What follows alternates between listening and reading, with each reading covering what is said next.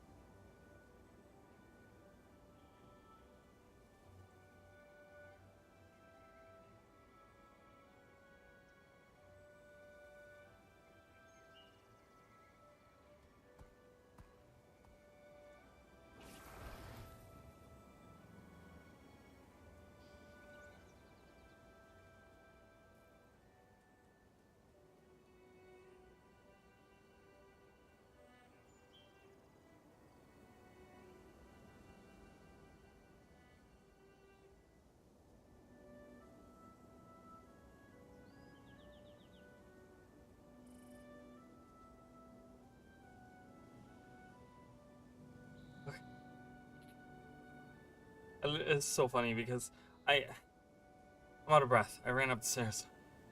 Um, I need to exercise more. I haven't been exercising enough, but that's okay. Who cares? Uh, yeah, but I was wearing shorts. Cause I went to the store earlier, and oh, was I gonna buy something? Let's buy these. And yeah, and again, I'm not sitting right. I feel like I'm sitting lower now. Even though I've just changed my pants. I mean, it's not like, I don't know, whatever. Whew. Yeah, it was. I had a weird encounter at the gas station. I posted about it on Twitter, but it was really weird. Like, I was just buying some water and a couple of snacks because I didn't really want to go shopping, and Walmart was closing early anyway. So I was just like, I don't want to go anywhere. Whenever the baby wakes me up, I take her for a walk around the block. And I was there, and there's these two ladies at the cash register, and I was like 3 people behind them or whatever, and they get done, whatever. They ordered like food for the whole family, like at the gas station. I'm like, no, don't do this.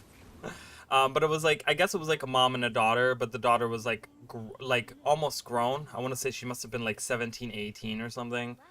But it was so weird because I'm like in line and I'm juggling like all these things that I'm like holding, you know how it goes. Like you know, you're just like, I have like 25 things in my hand, right? And I'm just like la la la standing there waiting, you know.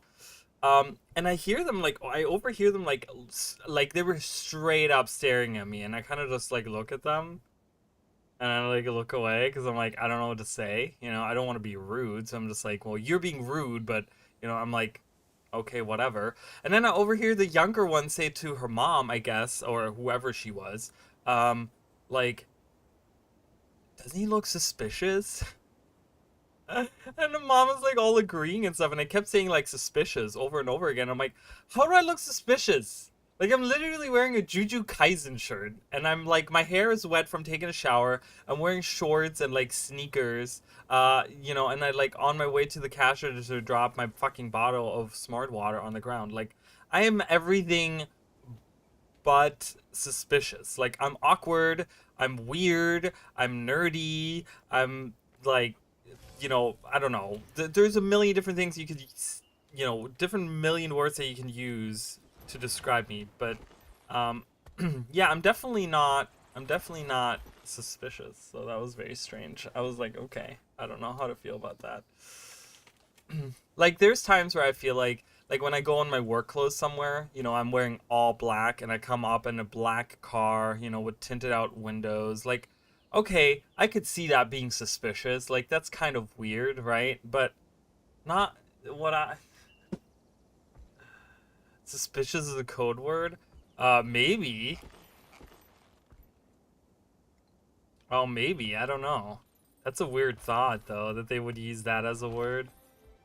Like, I don't know, because they kind of like. And the look they were giving me was just like a blank, like blank. There was like nothing there. Like, I couldn't even say that there was disgust on there, or that they were like, I don't know, that there was other things. Like, literally they just like looked at me with like a blank stare, and I was just like, I like looked at them and I was like, oh my god, really, Eden? I saw you guys, and I was like, are they gonna come after me? Get out of here. So I don't know. Anyways, wanted to tell that story. Whatever. I don't know who you are. I mean, it's trashy ass 7-Eleven that I was at. You know what I mean? And like, you know, right next to the ghetto. So I'm like, I don't know. It was weird. It was weird, but you know me. I always have the weird encounters and the weird things that happen. So I'm not, I'm like, okay, whatever. I just live my life, you know. So let's talk a little bit. It's weirdly because I'm gonna do map completion, and I kind of randomly, I didn't even mean to. I was just like, let's start in Keswick's Hills, and then I realized, you know what? This is actually where the Wizard's Tower is. It didn't even click until I was already in the map. So I was like, you know what? Let's start some discussion. I mean, I have a lot of stuff here to do. Let's kind of walk around the town first and start a little bit of discussion. So first of all, for those of you that are watching this stream after the fact, or while you're watching, or whatever, you know, like, I mean, the latest video that I released, all the stuff that we talked about, the trailer and all the stuff, like, oh my god, it's like blown up. I mean, I've gotten so many, like, not even just like subscriptions and watch time, you know, which is like very important for my channel, but it's also likes on my video. Like, I don't think I've ever had that many likes on any of my videos. People discussing my stuff, people sharing it. I looked up, people shared my video like 28 times. I was like, whoa, what? People shared this video? Like, there was a person, somewhat a little. I was a little disappointed, but again, you know, I can't fault people for maybe not knowing my channel or something. I feel like I've posted more than enough on Reddit for people to kind of know. Like, my thumbnails always look the same, so it's kind of like, you know, they have the same style to them. So it's like, you know, I kind of would expect people to kind of know when I post something on Reddit or whatever, but there was a post that was made the day after that I had the video, like, because the video released and I posted on Reddit, and I think like a day after there was a post on Reddit that said someone was looking for a replacement for wooden potatoes. And I was kind of disappointed a little bit, and I guess the Reddit community specifically, because you know, everyone else was suggested but me. There was a couple of people which I was very thankful for, and I did message, I did comment on there, and I did let them know that I appreciated them. But there was like really barely anyone like mentioning my name, and I was just like, because so the guy was specifically looking for like lore stuff, right? They were looking for someone that could replace, because Wooden Potatoes hasn't done that much content for Guild Wars 2, and I totally understand that, because trust me, I used to consume his content like it was water. Like, it was literally like my lifeline for anything. Like, I'm like, I would sit here for hours on my computer and just listen to his stuff. And he hasn't released that much stuff. And the stuff that he has released are very low effort, very just like kind of like nonchalant, like, oh yeah, let me talk about this for an hour, with no like, there's no structure to it, there's no whatever, you know. So someone was like, I need a replacement because, you know, going into the expansion, like, I want to watch someone, blah blah blah. So everyone else was suggested, and I don't quite understand that. Like, I get that Muckluck like is super popular and does like really good videos and stuff, but they don't do. He doesn't do lore videos, you know. Mighty Teapot doesn't really talk about lore. As far as I know, I don't think these people talk about lore. So it was kind of weird, because I was like, everyone, the Crichton Herald, that was definitely one where I was like, yes, she does really good like lore stuff or whatever. Like, that's a really good suggestion as well. But I was just like, wow, you're suggesting, like, even Preach was suggested, who is like not even like a Guild Wars 2 player. Like, he just recently, I don't know who he is, but I guess he's like some big time streamer or whatever, and he recently stumbled into the Guild Wars community. Like, he recently started streaming Guild Wars 2 or whatever, and now people are suggesting his content, and I'm like, but he's not even like a Guild Wars 2 YouTuber. Like, he's just like, he does all kinds of other games. He just kind of stumbled into Guild Wars 2, and now he does like Guild Wars 2 content a little bit, you know, like he streams it and stuff. I'm like, that's not what this person is looking for. I'm not saying that these people don't do a good job. God knows they probably do a better job than I do, but especially the Crichton Herald, she does like such a great job. But I'm like, but these people aren't like doing lore stuff. Like, they're not doing lore specific like theories and stuff like that. So I was just a little disappointed.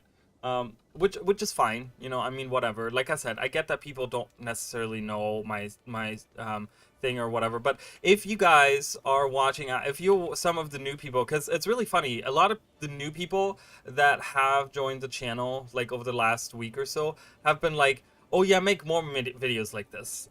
And I just want to say to those people that I have 500 videos on my channel. There is something else that you can watch too. Like, if you guys are interested in lore, there is a shit ton of stuff that I have on lore on my channel. And it's not just lore, there's a bunch of other stuff. I mean, we've talked about char tanks. We've talked about, I've talked about underwater stuff, right? I talked about like Quaggan stuff. I've talked about Crate, Naga. I've talked about like stuff in the Jade Sea. I've talked about Leviathans. I've talked about, Celestials, that I already mentioned Celestials. I've done comparison streams for Guild Wars 1 and Guild Wars 2. Like, there's a ton of stuff out there. So if you guys are interested in watching more stuff, if you guys are interested in seeing other theories, I know that some of my older videos probably aren't as high quality, as high production value, I want to say, not quality, but production value as the newer ones that I have, because they were unscripted and I just kind of read off of notes, which there was a certain point in my YouTubing where I think it was like a year in where I started writing scripts, right? It was just like or like a year or two or something. I went into it and I was just like, oh my god, I gotta start writing scripts.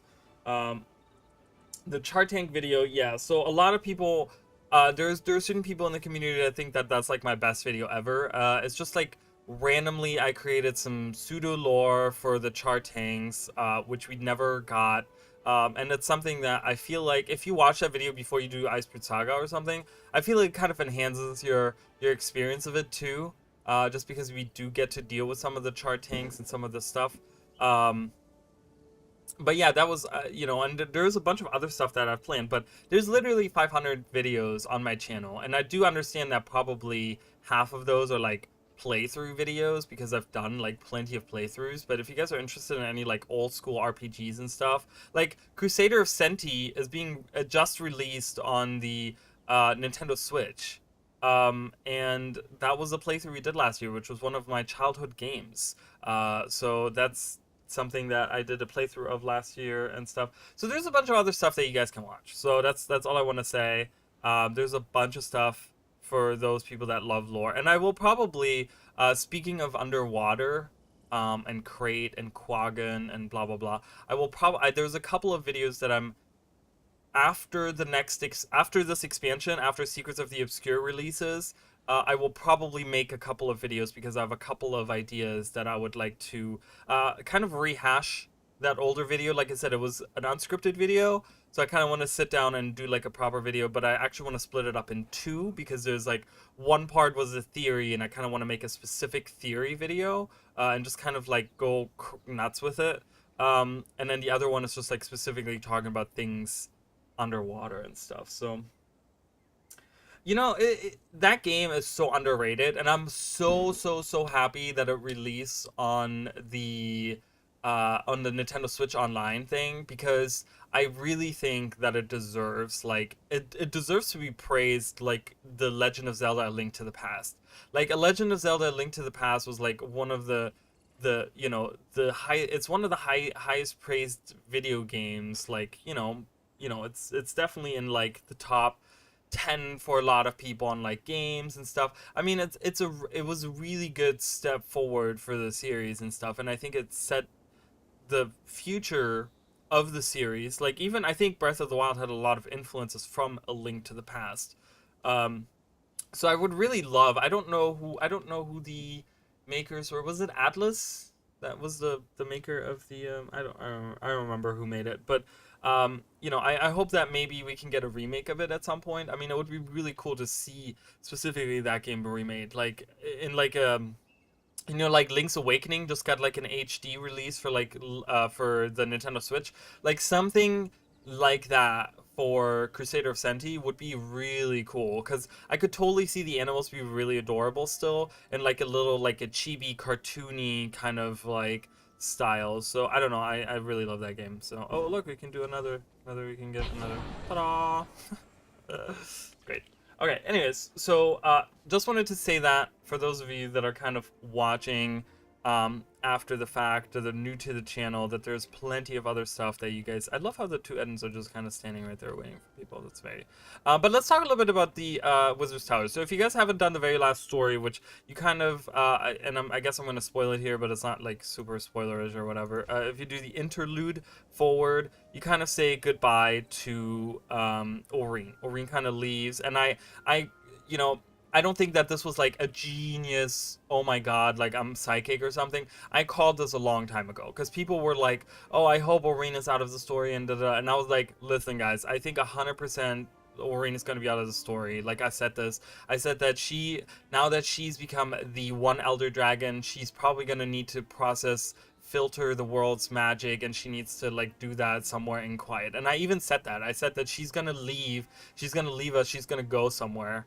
And that's exactly what she's doing. So, but after you do that instance, and you kind of talk a little bit to Keith, and Keith is kind of like, well, I'm gonna have to figure out what I'm gonna do with the Crystal Bloom now, and she's like, maybe I'll go back to the Grove, and yada yada yada, whatever. You come to Garenhof, and the tower is gone. We don't even get the cinematic of the tower disappearing. Like, it's just gone. And apparently it happened overnight. It wasn't something that these people were warned about. But we get a lot of really interesting dialogue from these people. So Lasha was one of the people.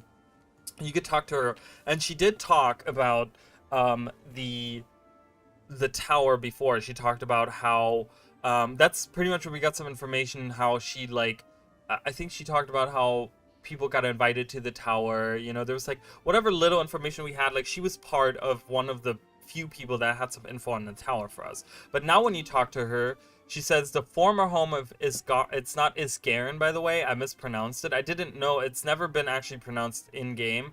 But they now say Isgaren is the name. It's not Isgaren, it's Isgaren. So, former home of Isgaren's castle. If you have questions, I'll do my best to answer them, but right now we're all a bit lost.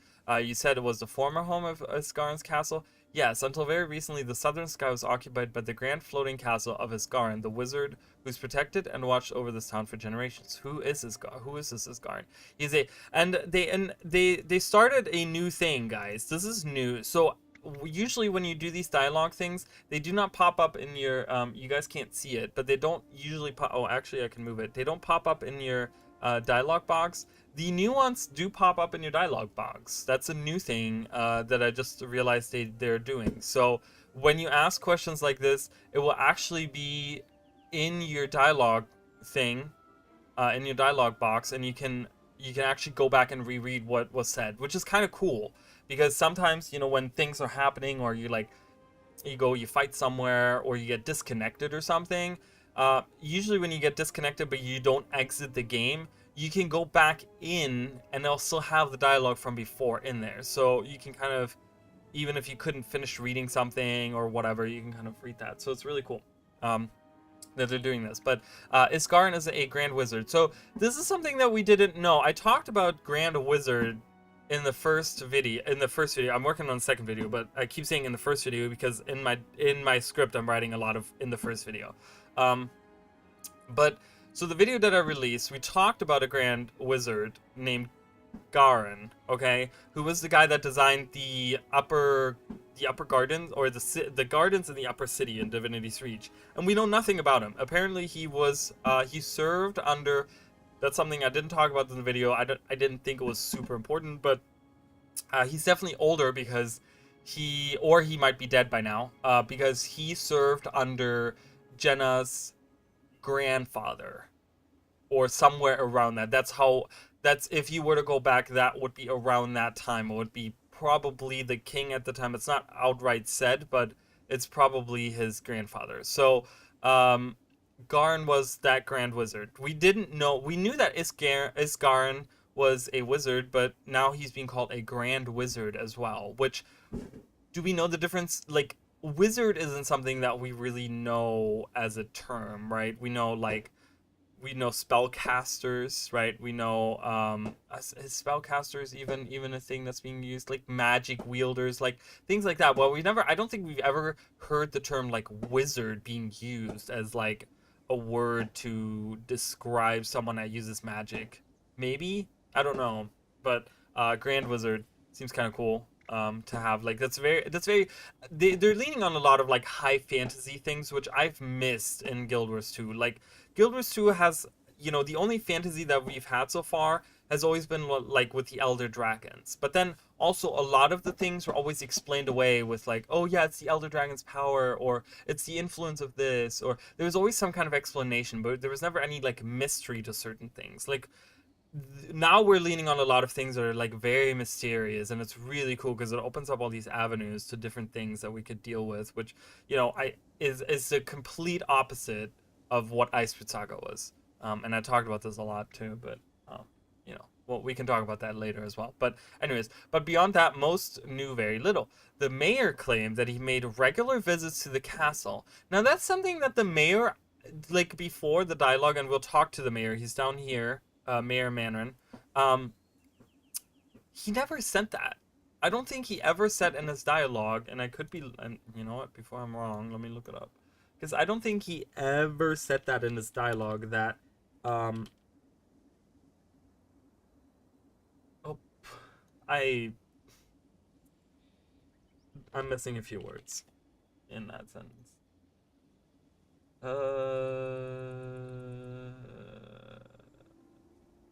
Yeah, so he never said this before. So they're bringing this where he said where they're saying, "Oh, Mayor Manran, his dialogue before the tower disappeared, literally all the mayor said, this is it, guys. It says, "Welcome to Garenhof." Is it Garenhof then? If it's Isgaren, shouldn't it be Garenhof then? I guess I'm gonna call it Garenhof. Beneath Isgaren's castle, you've got nothing to fear or want. Enjoy your stay and take in the sights. That's all he says. I don't think there's ever a suggestion that he actually does go. It doesn't say that anywhere, but I don't think it ever suggests that he does actually go to the tower. So it's very strange that they dropped this on us, but apparently the mayor claimed this at some point. But after the tower disappeared, we learned the truth, and now we feel lost. So we already did the four. What do you feel? Why do you feel lost? Everything we thought we knew turned out to be wrong. The castle was the anchor around which this town revolved, but it turns out we were not important to Iskarin. He abandoned us.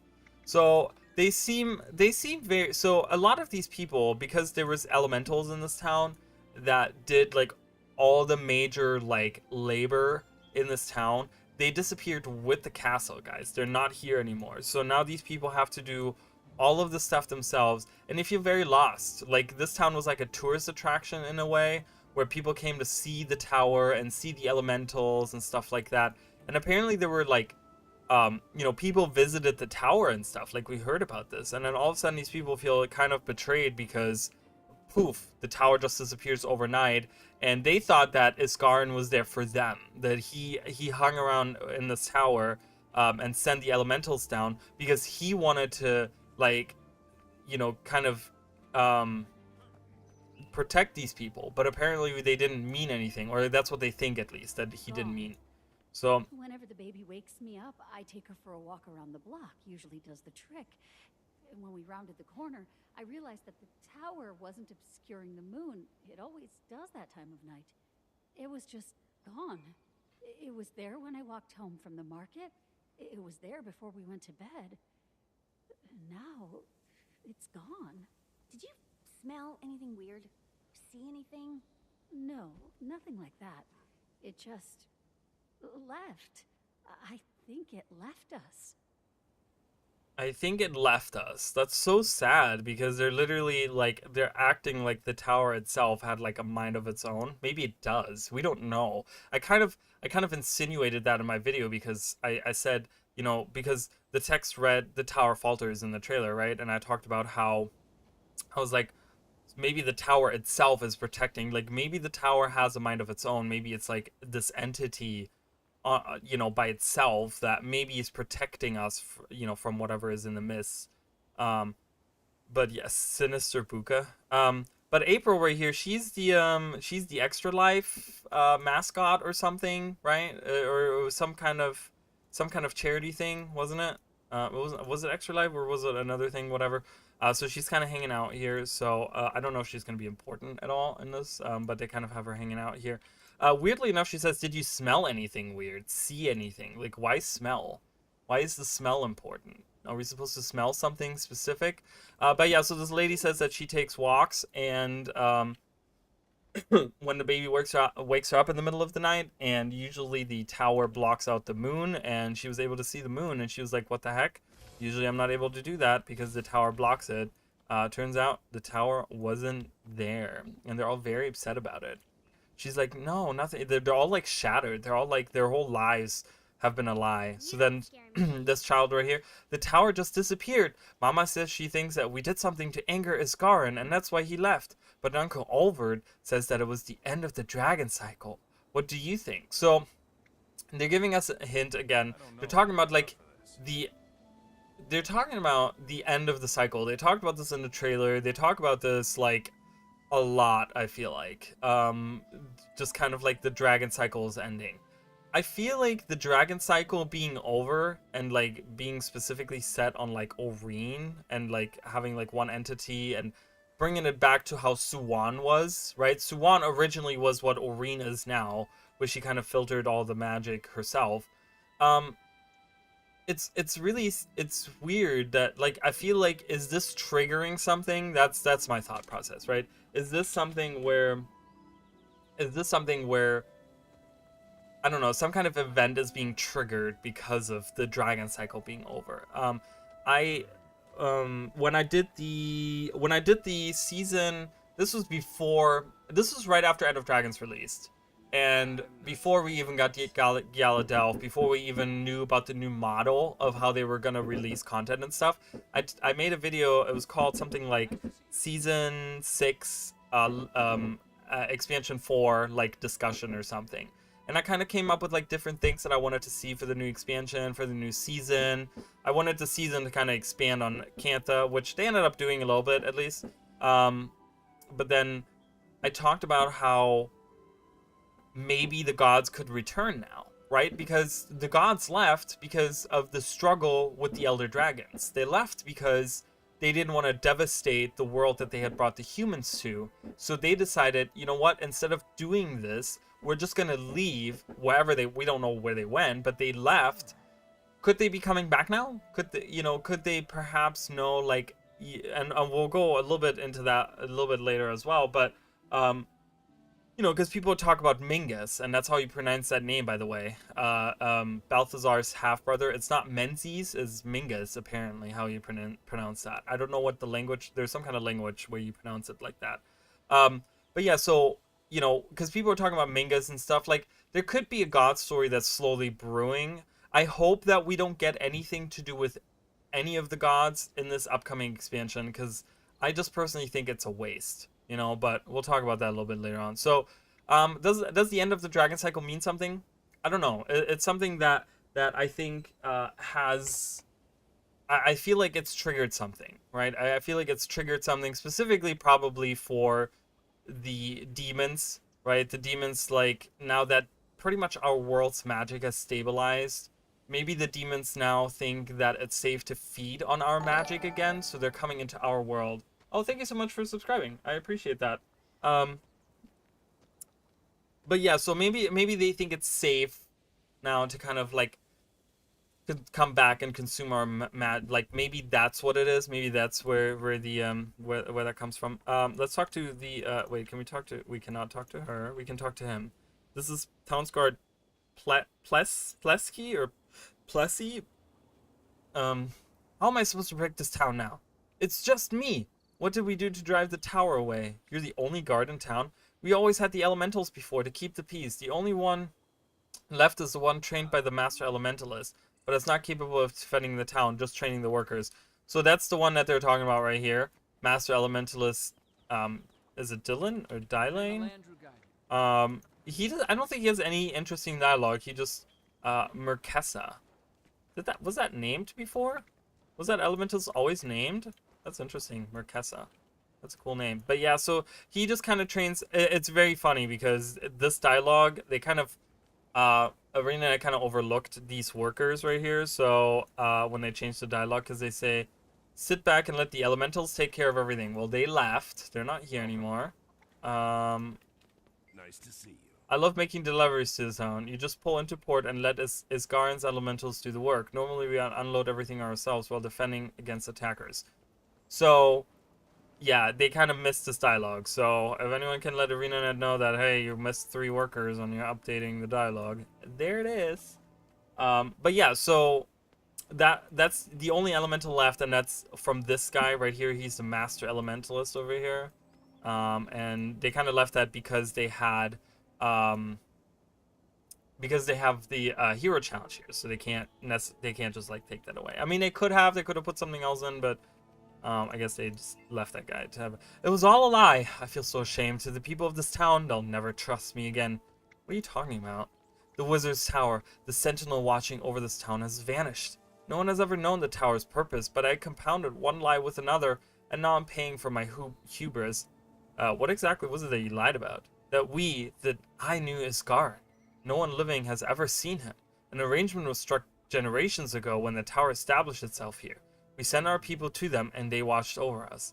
That sounds suspect. It had never been questioned before, not until the tower disappeared, and now, what fools we all were. Why have they done this to us? So this is strange, right? So there's a couple of we're getting a little bit. So again, he talks about how he knew, like, no one ever claimed before that they knew Isgarin. The only thing they ever said is that people went to the tower to get they go like he that Isgarin invited people to the tower, and those people never showed up again. Like, they disappeared. They were never heard from again.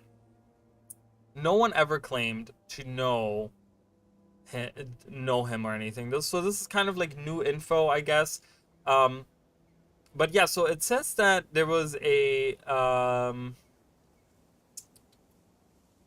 arrangement was struck generations ago when the tower established itself here. Meaning that, because remember guys, the tower wasn't always here, okay? The tower originally was actually like right here. And it like moved over. It was originally north of the domain of winds, which is right here. There used to be a beach along here. And this used to be open into the ocean. Like, this would actually lead into the ocean.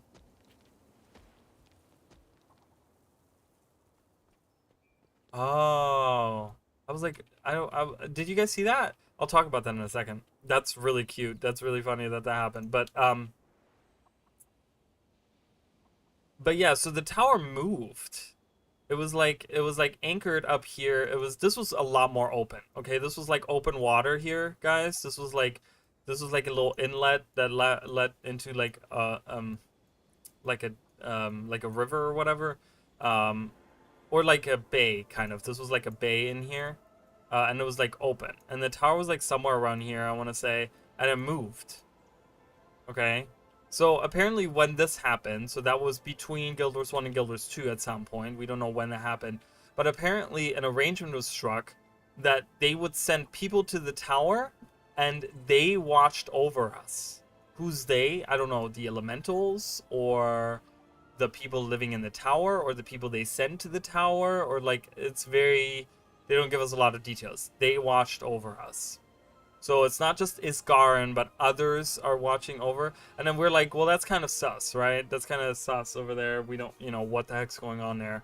And then he said it's never been questioned before, not until the tower disappeared. And then now they're just kind of like, well, damn, we sent all these people to the tower to, and then now they're gone and we have nothing left. And we kind of like, in a weird way, sacrificed all these people. And, the tower is just gone. Like, it's weird. So he's very upset about that.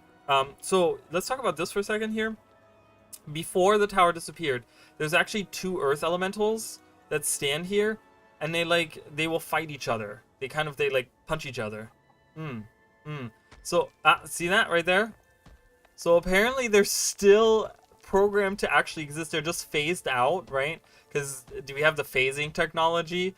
But the one elemental is still using his ability. So you can actually see it. They're actually still right here in the game, but they're just invisible to me. So I can't influence them or anything. But yeah, that's really funny. So that's why you see that happening. That's really cool. Really funny. Again, a little oversight by ArenaNet, but whatever. There were people up here before, I think. Everything kind of shifted around. All the people changed. But there are people up here that are talking. I think this lady. Oh, there we go. I'm tired of people pretending to know the wizard. There are no tours. We've never met Isgarin. He's. Oh, I apologize. I don't even know if he's a he. We know so little, and yet we speak as if we know these things. We act familiar. We know nothing.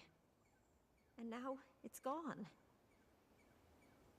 Yeah, so she says, I'm getting tired of people pretending to know the wizard.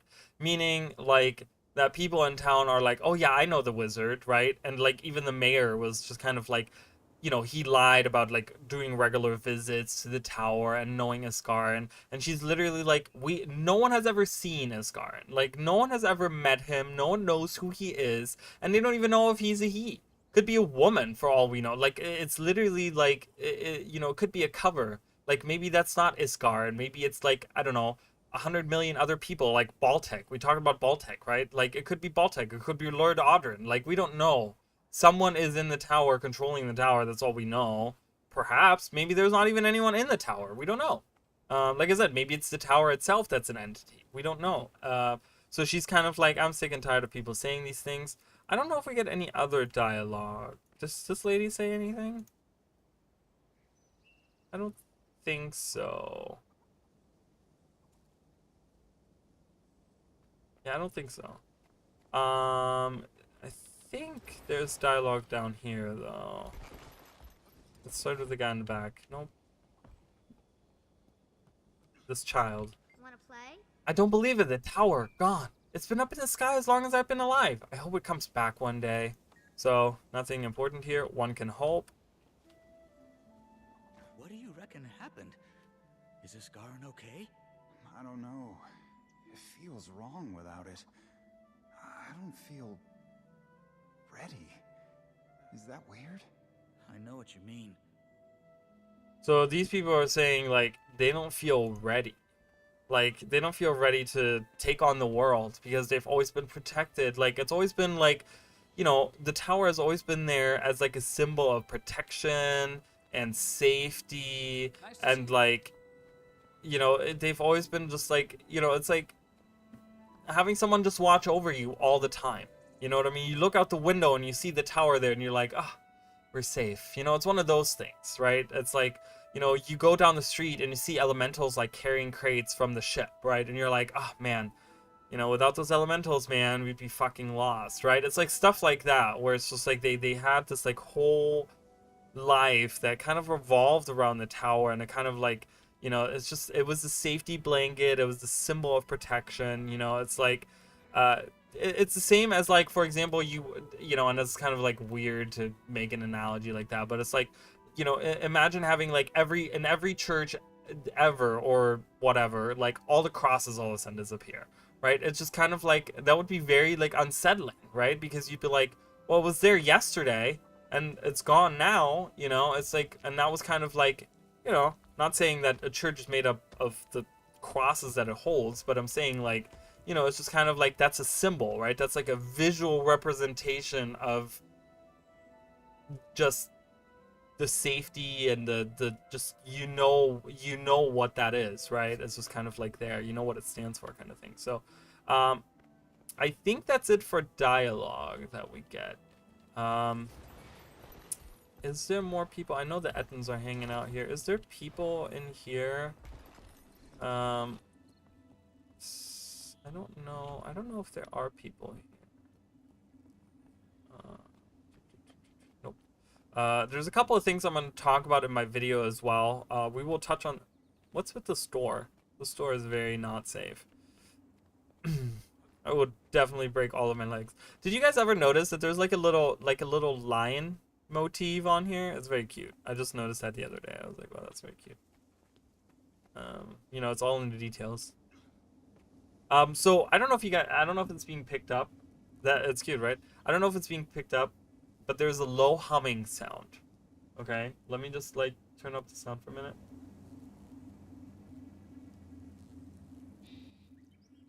Turn it back down. I don't know if you guys can hear that, but when you go inside this house, okay, looks like a regular house. You go upstairs.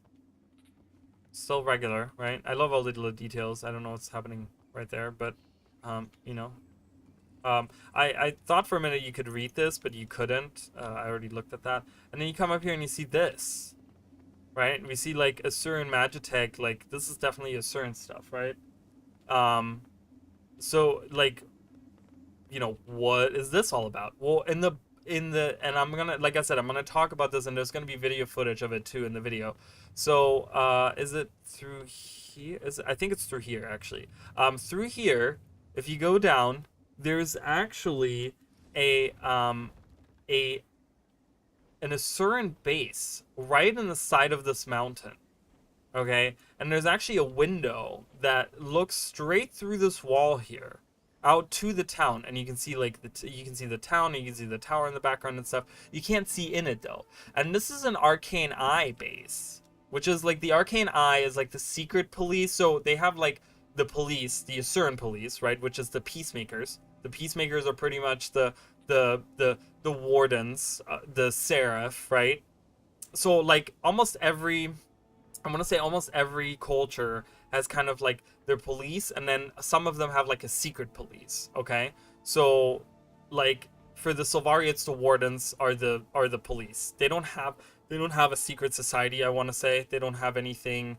Not that I can think of that is like considered like another secret police. But then you have like the humans, right? And you have the Seraph. The Seraph are like the policing unit that is like hanging out or whatever. But then who's the secret society that's behind the scenes? Well, it's the Shining Blade, right? The Shining Blade kind of acts in the interest of the queen, but they're very like secretive, right? There's like operatives and they kind of go around. They're not like a secret police. They're not like, spies or anything like that, but they're kind of like, they're not in the forefront. They're like more in the back. The Wolfborn are the police of the Norn, right? They police a little bit around. They're kind of like in charge of that. And then who are we leaving out? The Char, right? The Char, you have the Sentinels. The Sentinels are kind of the police. And then you have but you also have like the Ash Legion spies there a little bit. So they have like their own little secret police as well. But yeah, so the Asura have the peacekeepers, which is the police, and you'll see them around and they go around. And then they have a secret organization that works for the council, and it's the Arcane Eye is what they're called. And they're like the secret police. And they have a little outpost in here, which is super random, right? Because we're way far away from Radasum. Radasum is over here. Why can't I draw? Because I'm pressing the wrong buttons. Radasum is over here, and this is where the base is. Like, this is way far away. Like, we're not even, like, we go across a lot of different things to get here. It's never explained why they're here. Does it have any importance? We don't know. Oh, sorry, guys. Love the story instance of this place. Yeah, it's very cool, right? I just played it the other day to get some footage, because I'm just so you guys know, I am making a second video. So the first video that you guys watched, I appreciate everyone watching it, but I've kind of had some notes that I wrote down, and I'm currently working on a script for a second one. So it'd be cool if Soja took it over. Oh, that's an interesting thought, having her be head of the like Arcane Eye or something. Wonder if we will go into that. I think this far is its first one themselves that like authority over wardens. Hi Jacob, welcome. Welcome, Mish King. Welcome, everyone that's here. Yeah, so, I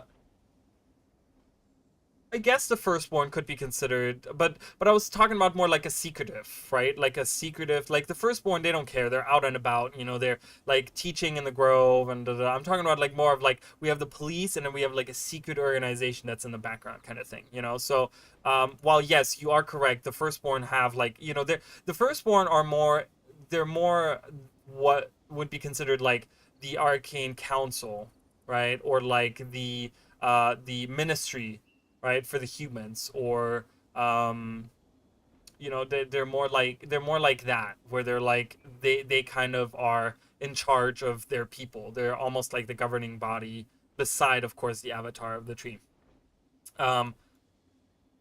But yeah, so we don't know if we're going to see this, right? It's just really random. It seems really strange. We get no information. We literally go here, we get arrested, we break out of jail, and then we bash everyone to death, and we take Professor Gore, because we're here to rescue Professor Gore, and everyone knows about Professor Gore. I don't think he's going to play an important role in the story going forward. He was a build-up to, like, the Zaitan story, and he kind of was part of the Zaitan story and stuff, but I don't think he's going to play a role. So it's kind of weird, right? It's like, we have this base of the Asura. Why are they here? I think, like, and they have a window out to the town. It's not like they're just thinking, like, oh, this is a good place to hide, but they have, like, a giant window that literally looks out to the town.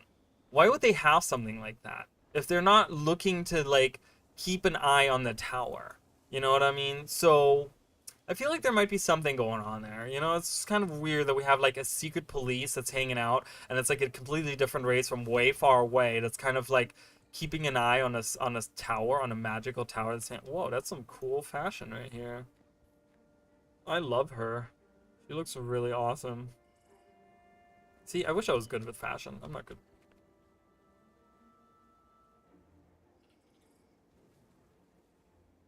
Oh, for sure. They might get like a secret police later on. So what do I think about Kanaxai? Lore-wise, design fight. Lore-wise, I mean, I like that he came back. I'm kind of sad that we didn't get to see, or at least kind of get a hint of him in Gyaladelph.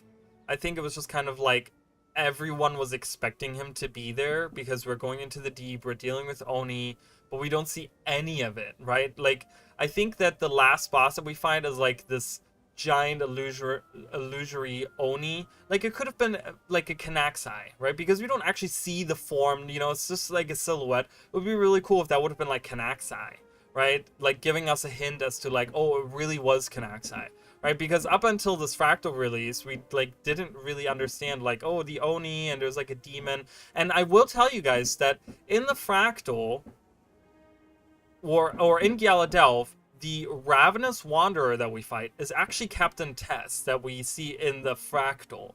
Because if you compare the two models, they're the same. So they actually, in Gyaladelph, they used the model of Captain Tess as like the Ravenous Wanderer model or whatever. And that's actually, you go back 450 years into the past, right? It's 200 years before Guild Wars 1 that we fight Kanaxai in the Fractal. And it's actually that captain that goes down in there. It's the same model, which is really cool. So, yeah, but the fight is kind of whatever, you know. I'm not a huge like big fight, like I'm more of a lore guy. I mean, I don't know the mechanics. Like I was struggling throughout the fight. You guys can watch it. I do have a stream out about it.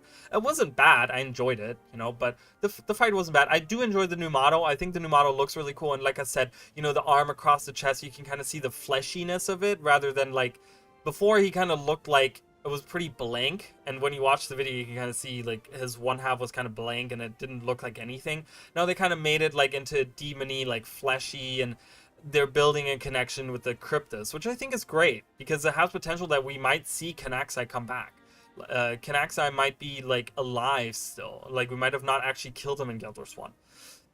So there's potential for that. I really love that they kind of put that together. I think that gives the whole idea of like the demons, like I said, having the demons be organized and having them have an actual culture is so incredible because it's so like it's so much more sinister and frightening and dangerous because they're not just like, oh, it's a bad guy that's hanging out in a cave. No, these are like organized. They have like structure, they have intelligence, they have means to like fight a war. You know what I mean? Like it's a lot more scary that way. I feel like it's a lot like those enemies are much more difficult than some random enemy that's hanging out in a cave where you can say, all right, well, we'll figure out how to defeat them. No, we're fighting a force that's united in some shape or form, and they're attacking our realm, right? And it's like, that's scary to me. To me, that's like, oh my god, that's gonna be a tough fight. Because getting to the bosses and getting to the higher ups and the leaders and stuff, that's gonna take some real fucking effort. Like a lot more than I think even an Elder Dragon would take. You know, this really takes like Tyria has to stand united against this foe. Up until now, it's just kind of like, oh, we're just taking help from whoever's just kind of around, you know, we fight Kralkatorg with like all the factions in the desert, like we don't really need all the other factions from before, and we're kind of, you know, but now it's really like coming from the mist, they could attack anywhere, and we have to be united. And it's just, I feel like it has a lot more of a sinister thing to it. So, if anything, now that the Nightmare Court is in the position there, and Pale Tree could incorporate them as a secret organization. Oh, perhaps that's an interesting. No, that's fine. Oh, Savari. Yeah, I mean, you know what? I mean, I'm kind of sad that we haven't gotten an update on the Pale Tree. Like, literally the last we heard, she was still hurt from Mordramoth. Like, it's been that long. Like, that we've actually had a conversation with her, that we've actually, like, you know, I'm not saying that we've had a conversation, but, like, actually sat down with her and kind of seen the things that are happening. You know, I would like to get a little bit of an update on what's happened with the Nightmare Court and stuff. Like, we never got introduced to Duchess Chrysanthia, and she seemed to be a little bit different than Fowlin, you know, so there could be potentially something story-wise.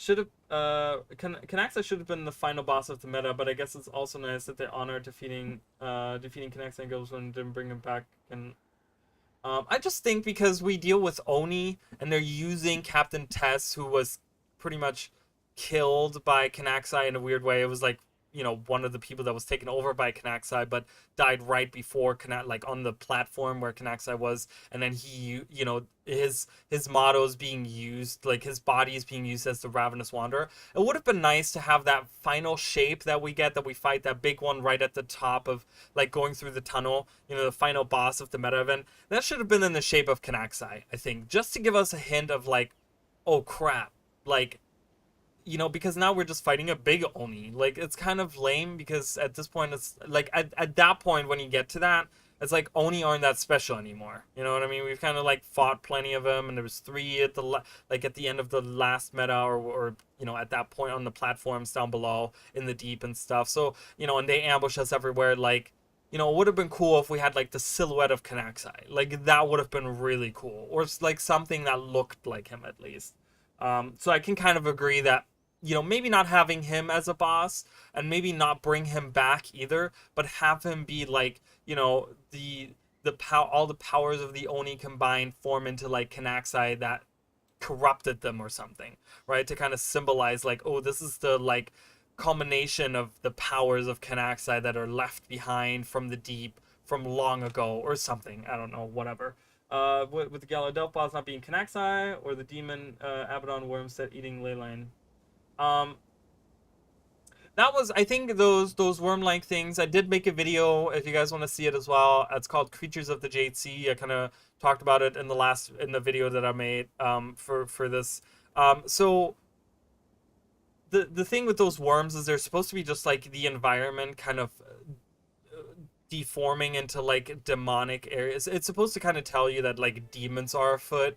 So they were more of like a, demons are here to feed on the magic of our world. Like, they were supposed to just be a storytelling thing. They're not like actual like demon worms, which would have been cool if one of them came to life or something. But yeah, I think they were just kind of like supposed to kind of tell the story of like demons, kind of going further into like, you know, Arena was hinting towards like, we're dealing with demons, guys. We're going into demon territory. We're going to deal with some kind of enemy from the mist that is demon-like. Raza, it's Raza, right? How you pronounce that? Raza, on the other hand, has potential on coming back now that we're dealing with demons. Yes. I think he has potential to come back. In what form? I would rather see him be perhaps part of the Astral Ward. I think the way that I would like to see his character development is that, you know, when we first meet him, he's just kind of like this person, you know, created from the mists, and he's kind of like, I have no purpose because I was created by Abaddon and Abaddon is gone, right?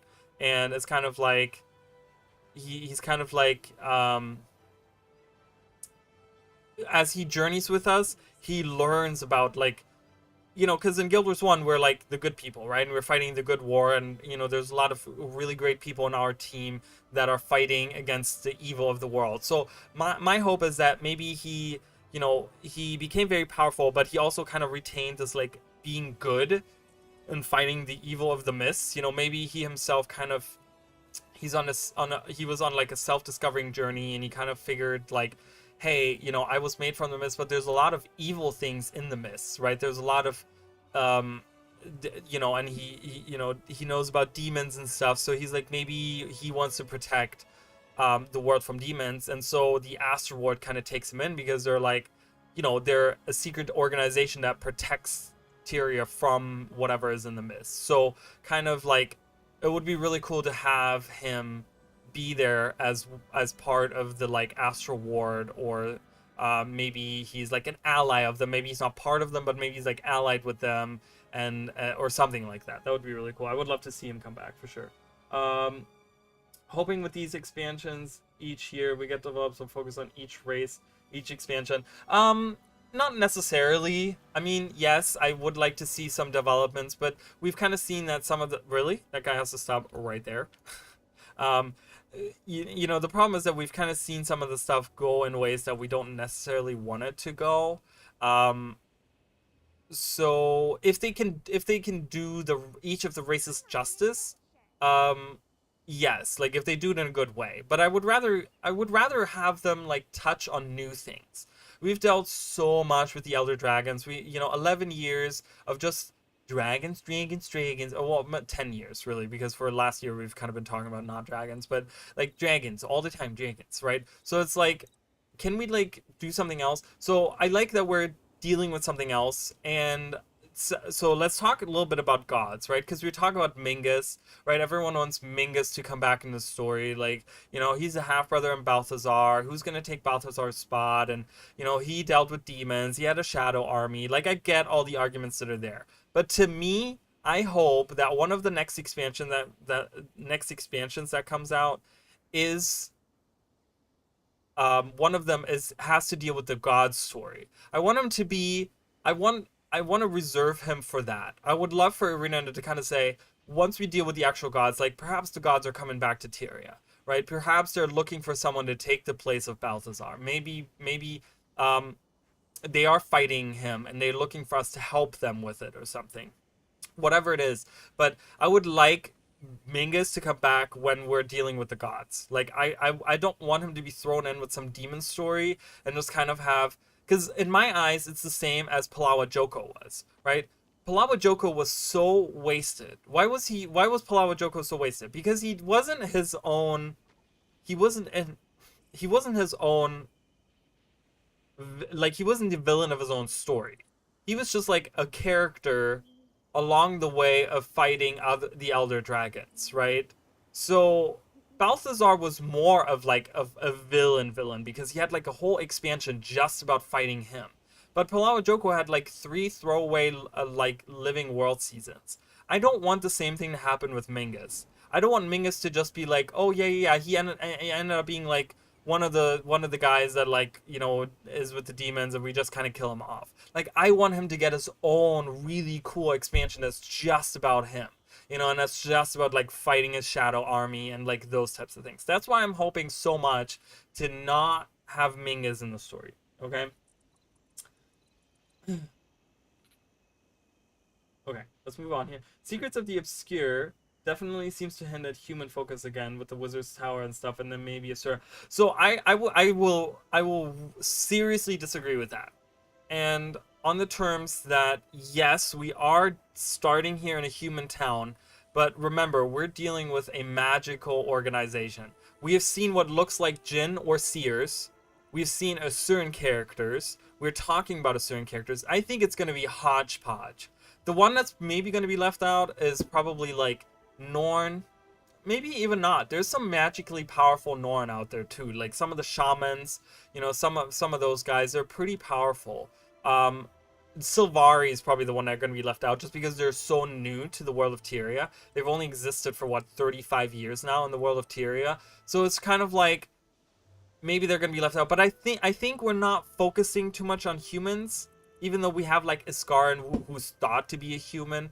But like I think we're gonna get a hodgepodge, or that's what I hope for at least. I hope we're gonna get some Seer stuff. I want to see some Asuran stuff. I want to see some human stuff. I want to see some demon stuff. I want to see maybe hints at gods here and there. Maybe not necessarily. You know, I get where we're coming from with the humans. I do get it because a lot of the things we're talking about lean on human things.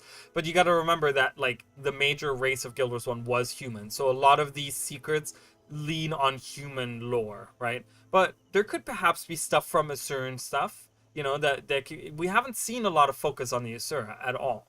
So it'd be really cool to kind of lean on the Magitech of the Asuran characters, like Zoja coming back, her being a major character in the story, like that could really lean into like the Magitech aspect of the Asuran, of the Asura. So I think, I hope at least, I hope. Imagine something like Minnie Mouth of Mordremoth fight with those worm instead of the 4-face. I The only thing I'm gonna say about that, I think that the entire meta for Yggdrasil was one of the most boring metas ever.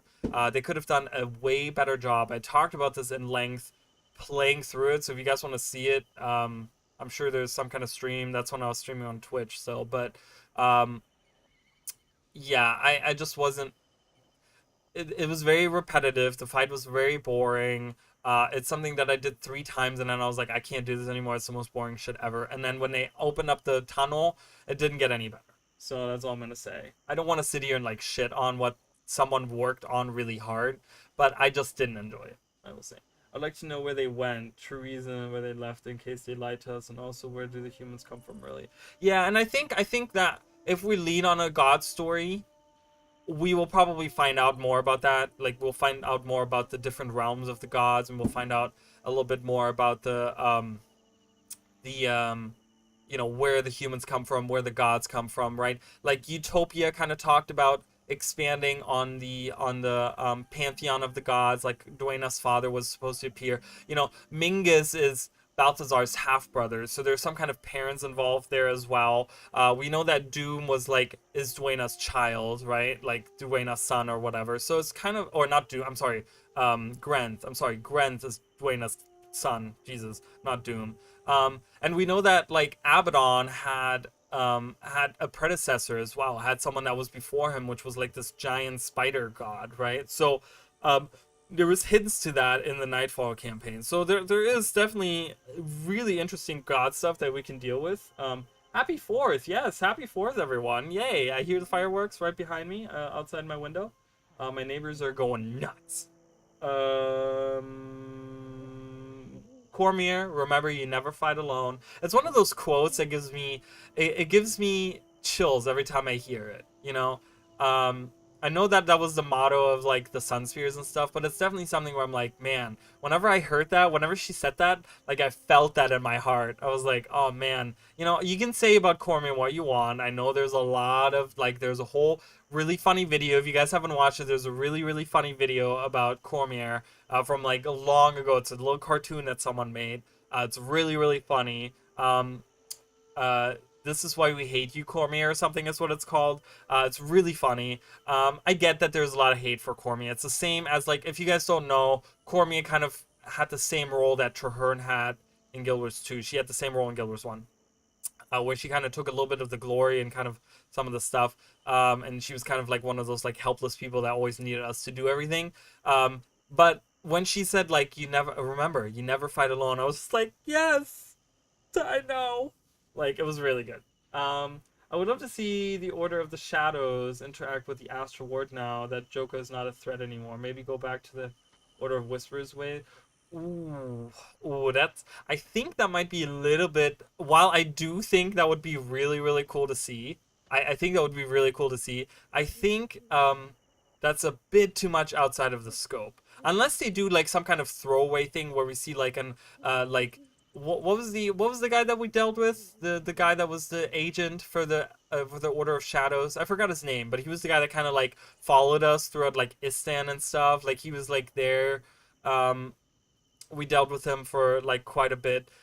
If he was there at like the Wizard's Tower or something, kind of like negotiating terms with them or something, and there was like another liaison from the like Whispers, from the Order of Whispers instead of the Shadows, and they're kind of like talking or something. Like maybe not see a whole story, but maybe see hints of like, hey, they're kind of like trying to get in with the Astral Ward and kind of like trying to make, I could see that. I can't see a whole story about it. I can't see like a whole thing where we get to see that, but it would be really cool to kind of get a little bit of that. Oh yeah, Keto. Yeah, Keto. Yeah, him. Yeah, so it would be kind of cool to kind of see him go up there and kind of talk to them or whatever, maybe be there. Kind of like, ooh, they've made themselves known. Now we got to spy on them or something. So yeah, I don't know.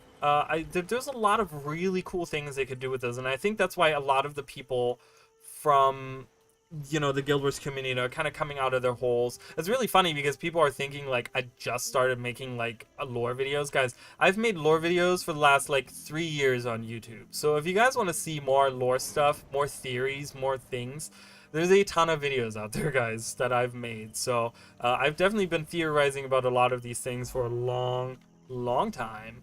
But yeah, it's just really cool to see a lot of people come out of the woodworks and kind of theorize on a lot of these things. It really shows that there's still a passion for the Guild Wars lore. There's still a passion for ArenaNet to make a really cool story, really compelling story kind of thing.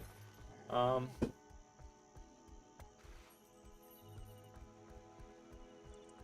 so, one thing that I talked about a lot, and I think that's why in the last couple. So, have you guys realized how over the last couple of years, and specifically, we talked about how Wooden Potatoes hasn't made videos and stuff. I talk about this a lot, and Emily will know exactly what I'm talking about because I've talked to her about it, and like I've literally like beat it to death, that subject. But um, Icebird Saga.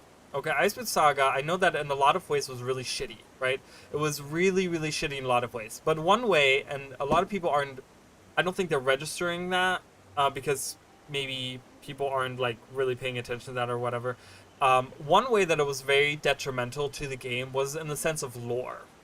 Um, During the release of Ice Saga lore-wise is such a self-contained story, like lore-wise, right? There's a lot of threads that ArenaNet takes or starts in Ice Saga, and then they kind of finish them off with like these like, oh, that's it, we're done here, and this is it, and it's just kind of like, oh, it felt very harsh. It felt very like abrupt. And in a lot of ways it was very like detrimental because there wasn't, it didn't leave a lot of room to like, ooh, where could this lead, or ooh, what could this have to do with anything. Like one big thing, for example, and of course, you know, some people call me the owl guy. I've been called that, let's put it that way. But you know, owls are my favorite animal. I love owls to death, and seeing the spirit of owl come back was something where I was like, oh my god, right? Only for ArenaNet to go the next story instance and literally kill it off again.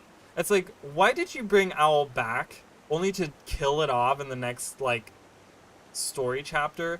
Like, that, you know, and there was a lot of that happened during Icewind Saga. There was a lot of things, like, you know, the thing with Ox and Eagle and stuff. They kind of bring up these things, they introduce them, and then they kind of finish them off, and then, like, everything is done. And there's no room to, like, speculate, because it's just, like, closed case, right? And it didn't leave a lot of room to speculate on things. It wasn't very, it was very bad in the way that it was presented, and that they had the story be in the in Ice Cream Saga, I think so. Yeah, I mean, hopefully he is coming out with some stuff. I mean, like I said, I really love this stuff. You know, people have been asking me, like, you know, the joke has been, some of the people on the Discord, like Chicken Nooble, my friend Chicken Nooble and stuff, like, you know, people have been joking that, like, I'm the second Wooden Potatoes, or I'm Wooden Potatoes #2. Not that that's a title that I would ever want. I don't want to be, like, my goal, just so you guys know, my goal with these videos is that I want to start discussions, like we're doing right now. I want people to theorize. I want people to come up with some really cool things, and I want people to just kind of enjoy a little bit of the other side of the game. I think over the last couple of years, a big thing that's happened is the game has shifted from, you know, being this like fantasy world that you can kind of dive into and like theorize in a lot of things, to like, okay, we're playing with Arc DPS and it's all about rushing the game. It's all about getting to the boss. It's all about getting the best loot. It's all about raiding, you know, like so many times I see people suggesting like, hey, you just started the game? Well, here's the best way for you to start raiding in 5 hours, right? So you can start raiding with us today. And it's like, but I don't want that. I want these people to enjoy themselves. That's why I hate the Raptor in core maps. I hate the Raptors in core maps.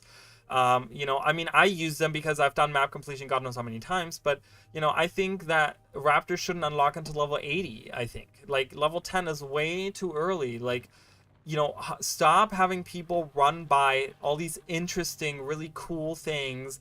You know, you're destroying the immersion by giving these people like a super fast car that can like go 100 miles an hour through all the maps and nothing, you know, and it's just done. Whoa. I've never seen that happen before. That was kind of cool. I'm gonna leave before I get attacked. So, you know what I mean? So it's just one of those things where I'm like, that's what I'm trying to do with the channel. You know, the idea is to bring the amazing lore that, because a lot of people are like, oh, Guild Wars has nothing on like World Wars, like the Warcraft lore. Like, yeah, I get Warcraft lore probably is a lot deeper because there's books written about it.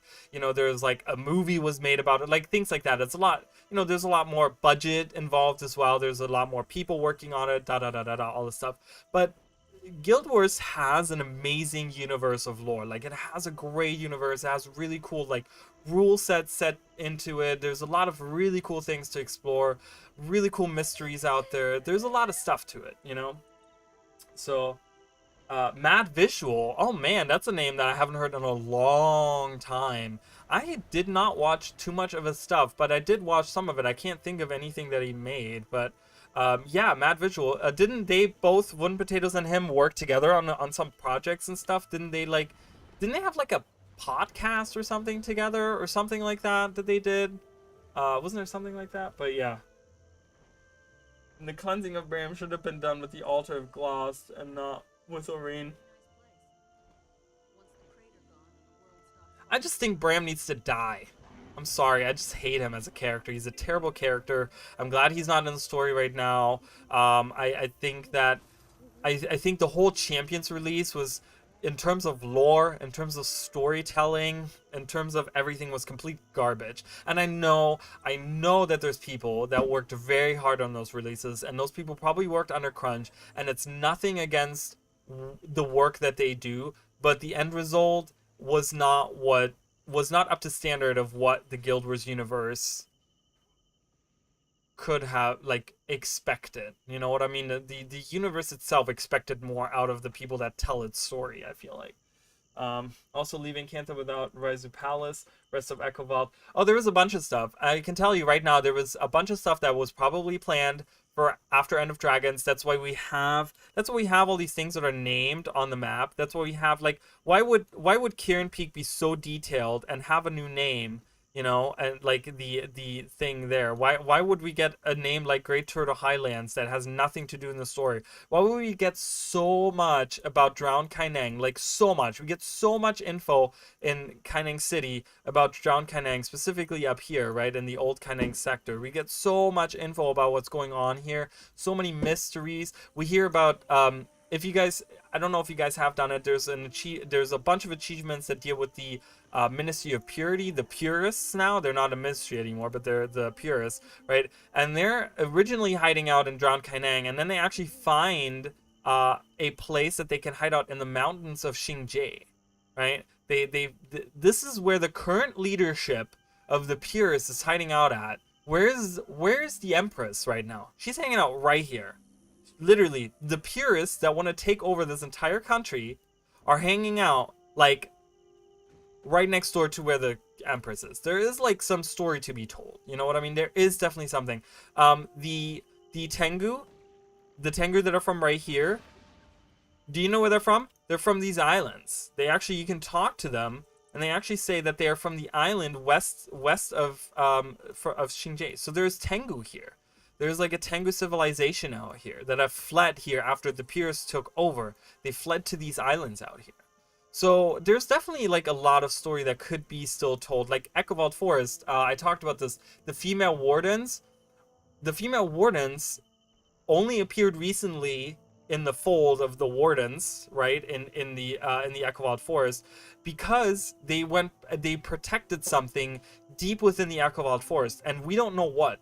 Tetra Earthcall, you know, the leader of the wardens, the leader of the speakers, she doesn't talk about it. She even to her own subordinates, like her second hand, like her like right hand man, like she won't tell them what she was protecting out in the Echovald Forest.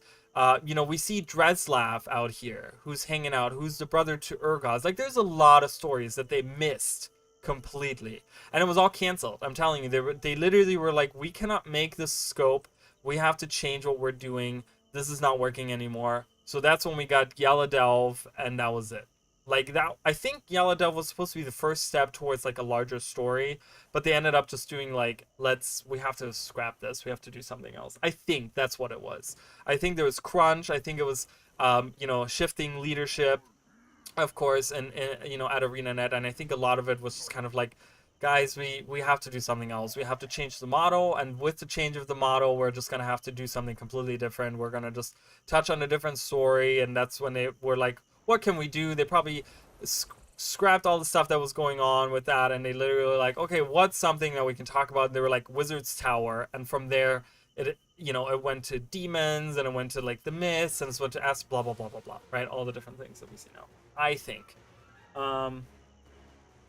Da, da, da, da, da, da. Wow, it's been around longer as well, like 20. Well, yeah, of course, and there was like mainline games before World of Warcraft, right? There was like Warcraft 1, 2, and 3, and 3 was like really deep in its lore. There was a lot of stuff that they had there.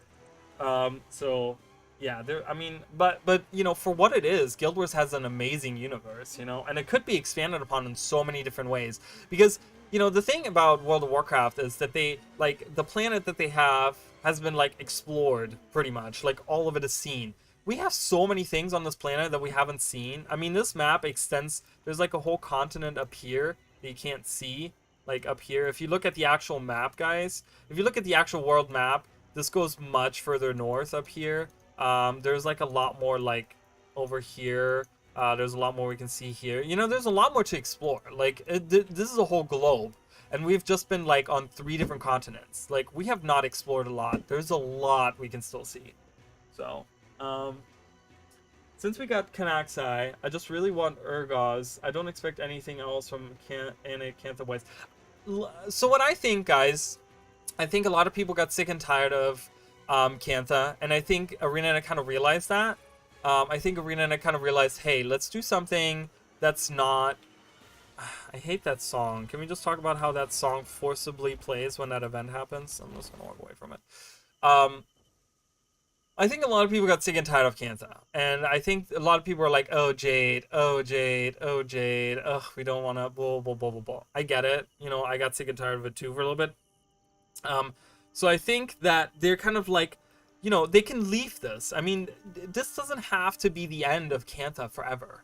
We can still come back to this at some point. We can really, at some point, the Purists can attack Xingji Monastery, and it could literally collapse into, like, a fight with, we have to join with the Tengu, and we have to go to Drown Kaineng, because, we fight the Purists here, and they flee back to their old base in Drown Kaineng, and then we fight here, and then people from, like, maybe something happens over here, and, like, there could be a little expansion, right, that deals with this, like a mini expansion that goes into other parts of Cantha. Like, we're not done with Cantha, guys. There's still ways that they could expand on this. There's still ways they could expand on Istan. Like, they could do a map down here.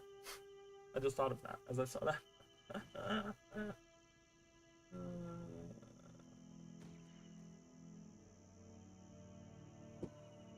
Okay, whoa. Okay, there was a lot of messages.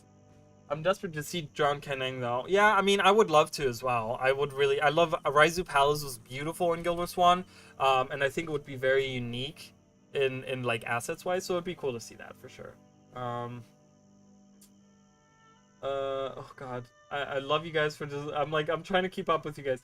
Where were we? Had camaraderie. Yeah, they were great together, definitely, the two of them. To be fair, mainland tier also has a few named areas that weren't touched upon, I think. Was there?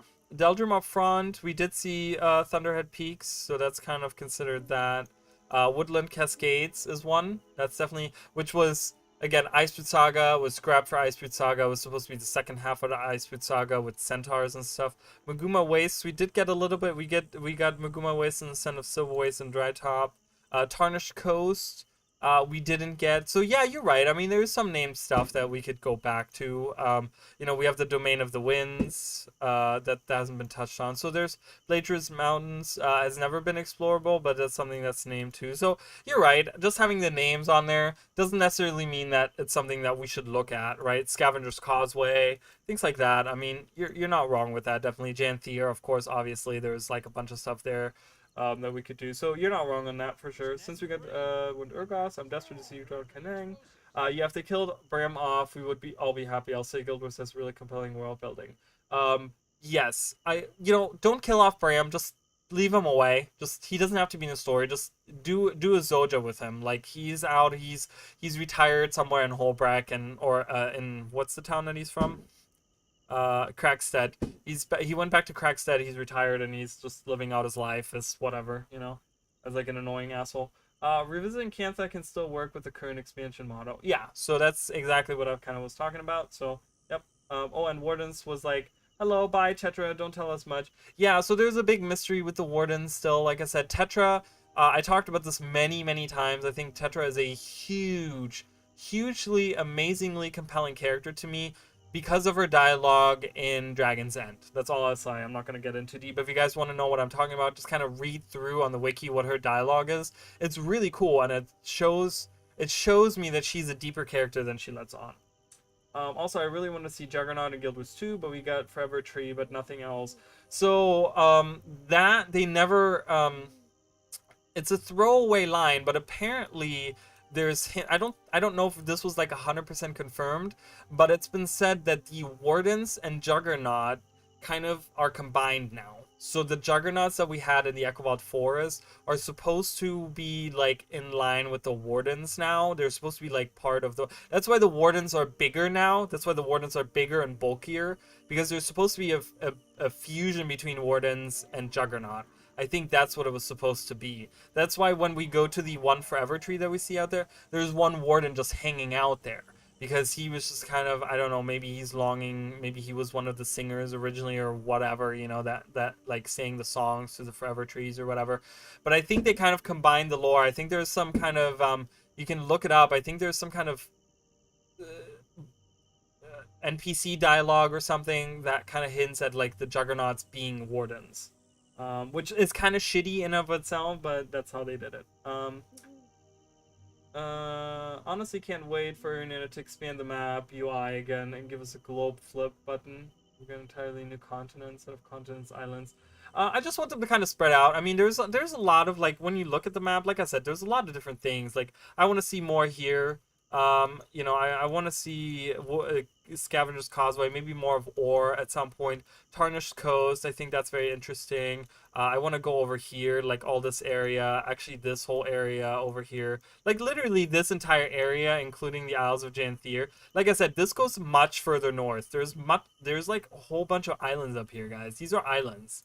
This is why it's called the Isles of Janthier, because there's many more isles up there, okay? There's a continent over here, or an island. There's a continent or island over here. We have like things like this. Like it looks like there's city here, right? This is like disconnected now. This used to be like connected. There used to be more land, and this was all like city, and it would connect into like Kaineng City. This is disconnected now. So like, who lives out here, right? Like things like that. This island, like. Things like that. Like over here, what's going on here? What's on this beach? Weird area over here. We know that the Zala, for example, this is where like the Harpies come from. The Harpies kind of come down the mountains in Guild Wars 1 from here. So this is kind of where the Harpies come from. Might be homelands of the Harpies or something, which have like a really strange connection to Dwayna. What's out here? Like what's out here, right? There's a lot of things they could do. The Underworld, Fissure of Woe, that doesn't exist yet in Guild Wars 2. The myth stories, I talked about that a little bit. I think going into the myths is a dangerous territory because the rules of the myths is such a malleable thing that, you will...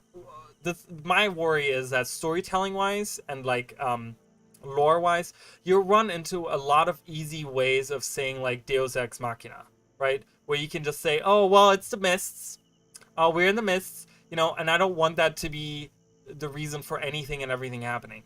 I don't want to come across a character and be like, well, why does he look blue? Oh, well, we're in the mists. Anything is possible. That is one of the things I kind of want to stay away from. I would like to stay in the world of Tyria because that has a set of rules that it has abide to, right? And that and having a story and lore, go along these like in this like format of what the lore is. I want that to be followed, right? So it's kind of like the mist is a little bit of a dangerous territory that I would like to not necessarily enter. Like look at the fractal of the mists, right? If you had that as like like story releases, I think it would be like a complete mess because you could just be like, oh, why does this character arc appear in all these random places? Well, it's a mist, so we can kind of journey around the mists. You know, why is the like? There's so many things where I'm like kind of dangerous that I feel like I love ArenaNet and I love their storytelling and I love their world, but I don't think ArenaNet as a company is capable of telling like a real like time travel like anything is possible in the mist kind of story. You know what I mean? I can see us like dipping our toes into like what the myths are a little bit here and there. Maybe see some of the god realms here and there. Maybe hear from the gods. Maybe go back to the other world where the humans are from through the myths and stuff. But like full on like going into it, I don't know. I don't know if I could.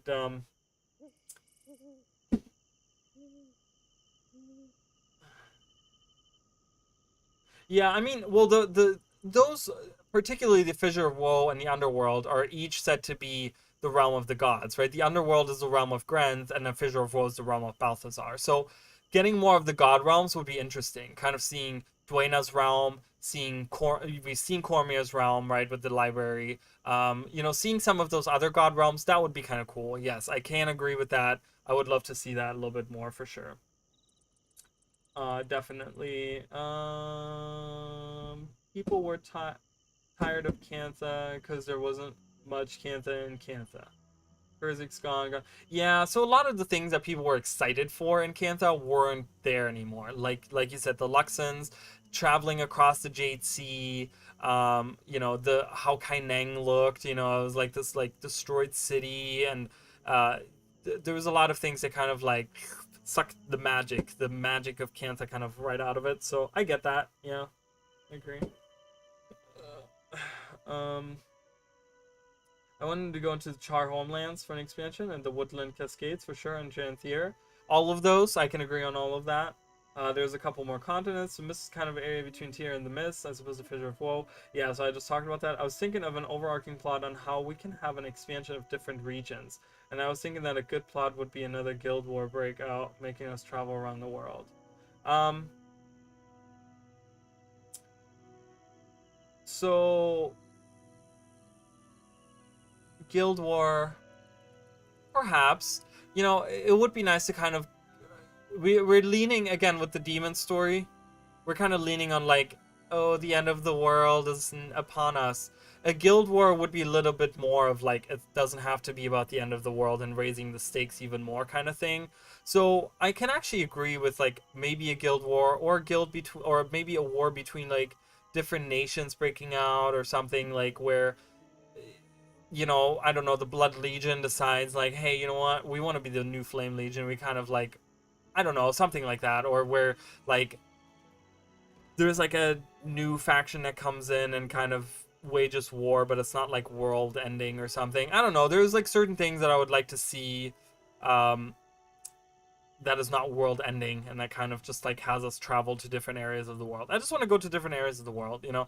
I want to know what's behind the Blaze Ridge Mountains. I want to know what's behind the Blood Legion Homelands. Like I want to see these areas as well, but I also want to see what's behind them. Right? Like I want to see what's in the Woodland Cascades. Like that's beautiful to me. One of my most favorite areas is this area right here. It's beautiful. I love the little orange tint that we get to it. You know, I want to see more of that here. So the Delta, the Isles of Janthier, like all that stuff. You know, why do these look like that? So what Tetra dialogue you mean during the escort on meta? So during the meta, she travels with Kunavane, right? And the whole time that we've known Tetra, she was like a total bitch, right? She's like a hard ass, like a total hard ass, badass leader of the speakers, right? She has to be because she's like, you know, she is this female warden that's been gone for a long time, and she's just now coming back and kind of taken over this organization. You know, I don't know how long she's been part of the, you know, the speakers or whatever, but you know, she's the leader of this huge organization, and she has to keep everyone in line. So she's a bitch to them. She's a dick, like to a lot of them, where she's like, you need to keep yourself in line. You need to keep, you know, what you're saying, like, right? So she's like very like, she's a total hard ass, right?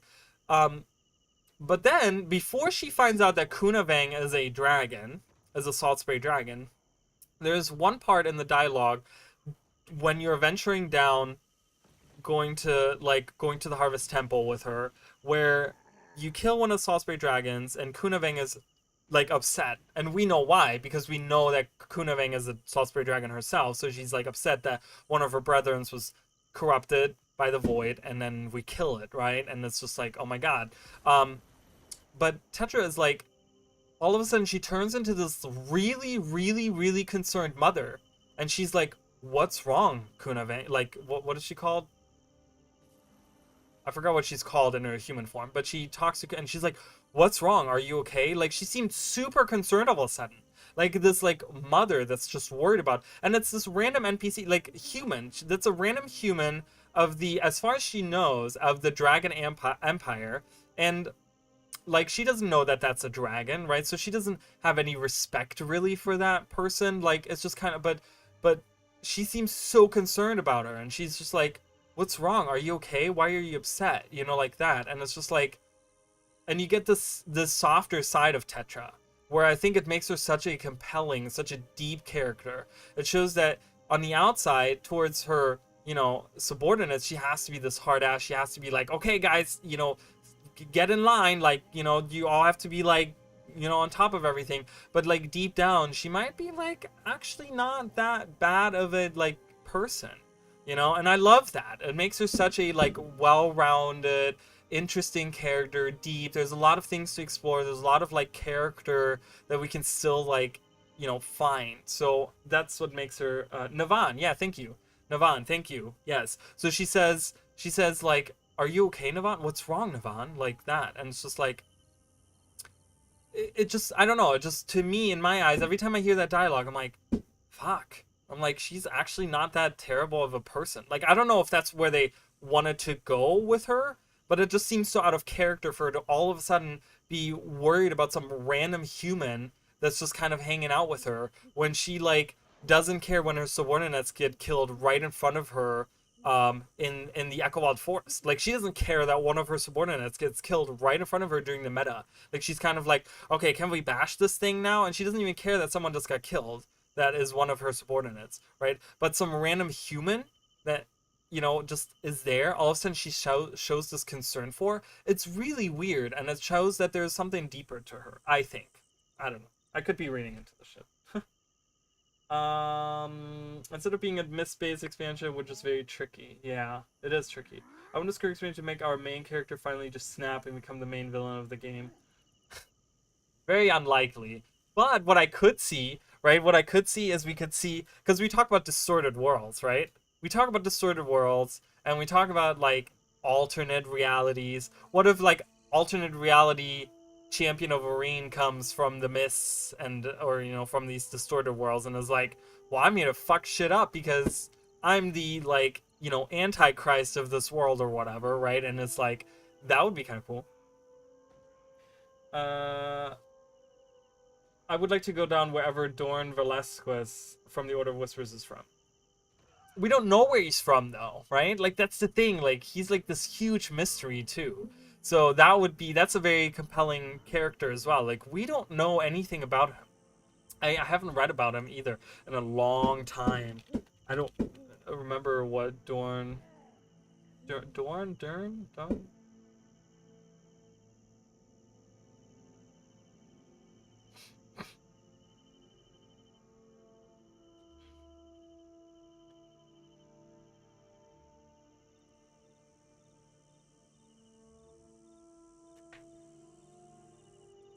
Yeah, we don't know anything about him. I'm just reading about him.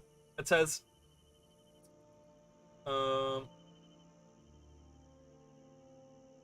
they all use fire magic. It's really fucking weird. I don't know why they do that. The writing has always been a bit messy. It has, you know, and like kind of involving a story element like the mists would just make it like a huge mess. By the way, also with the ones use ley line weapons and not Maguma.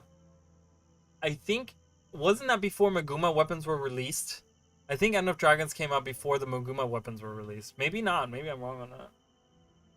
We should go to the bobblehead realm. bobblehead realm?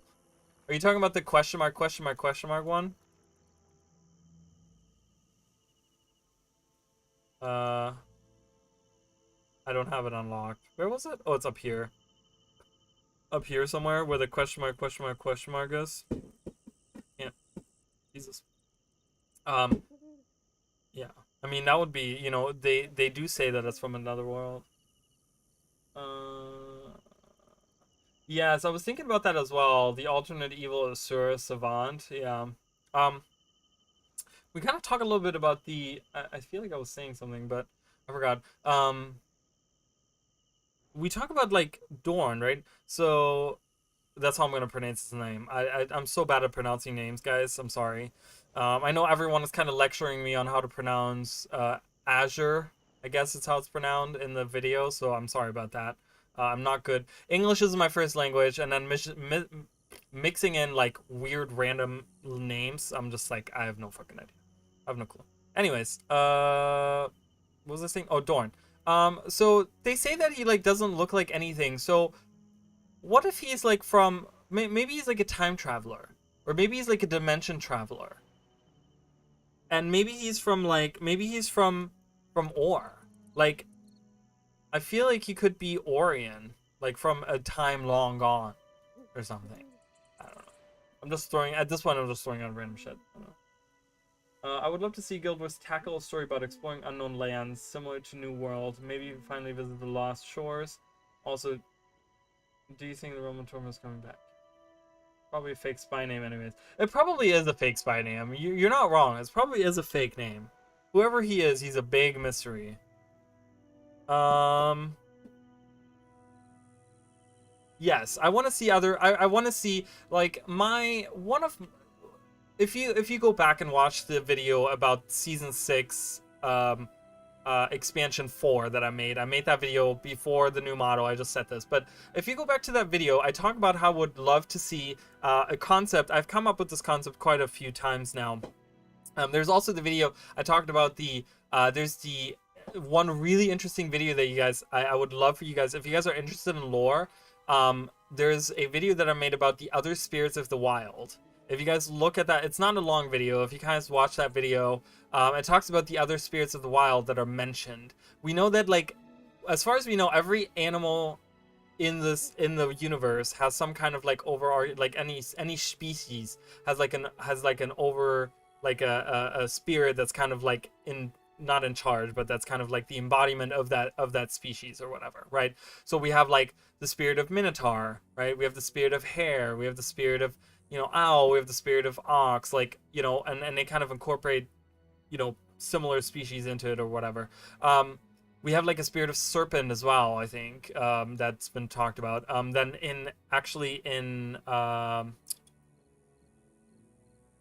and that is not the video talks about other spirits. I'm talking about the actual spirits of the wild, but that video talks about other spirits of the wild that are not actual animal spirits. But right here at the Braggy Stead, there's a little outpost right, I think it's like right here, that you can go to, where there's dialogue about a spirit of frog, which apparently is a thing, spirit of frog. So in this video, in this expansion 4 video / season 6 video that I made, I talked about how I would love to go, like, for example, to this this continent over here, right? We go to it and we meet these Norn that a long time ago, I don't know if I talked about it in detail, but that's kind of what I imagined when I talked about that.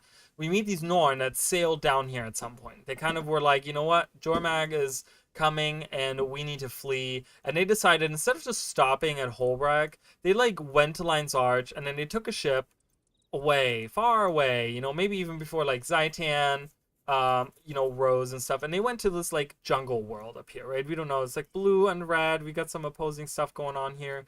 This looks like some kind of mountain or something, and there's like, maybe it's a volcano with a jungle around it, and there's like a lake down here or something with some beaches right here or something. I don't know, whatever.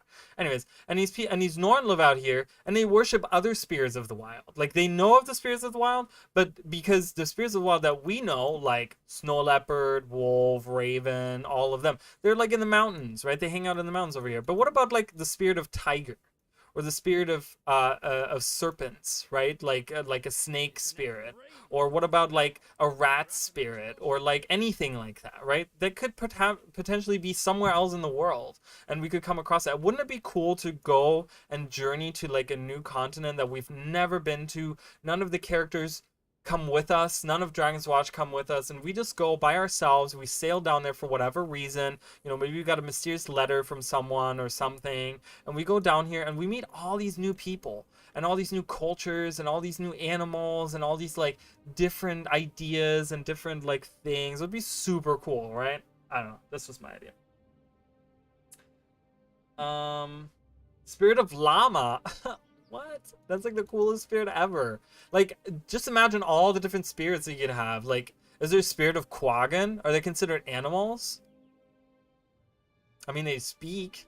Like, you know, like, where do we draw the line of, like, animals, right? Because, like, the animal spirits speak as well, but it's like, where does it become, like, away from an animal to, like, a civilization, I guess? I don't know. But,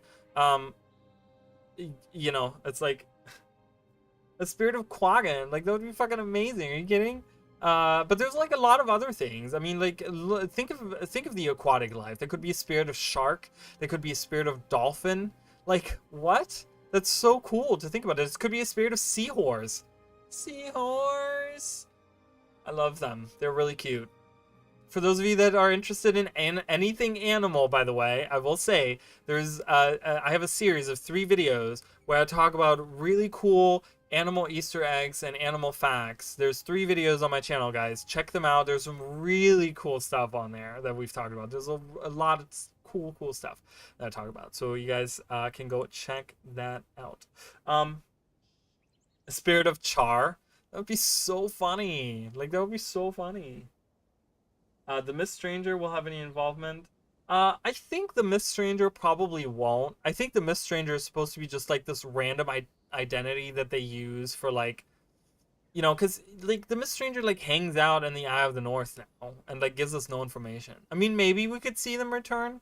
I mean, there's definitely like precedence for them to return if we're talking about mists and demons and yada yada yada. So it's a possibility for sure, but there's not much to go off of, right? We can't like theorize really on a lot of things there. The animal facts were super fun to make. Like, it was really cool because I made the 3rd video and I was like, oh man, the 3rd video is so much better than the first one.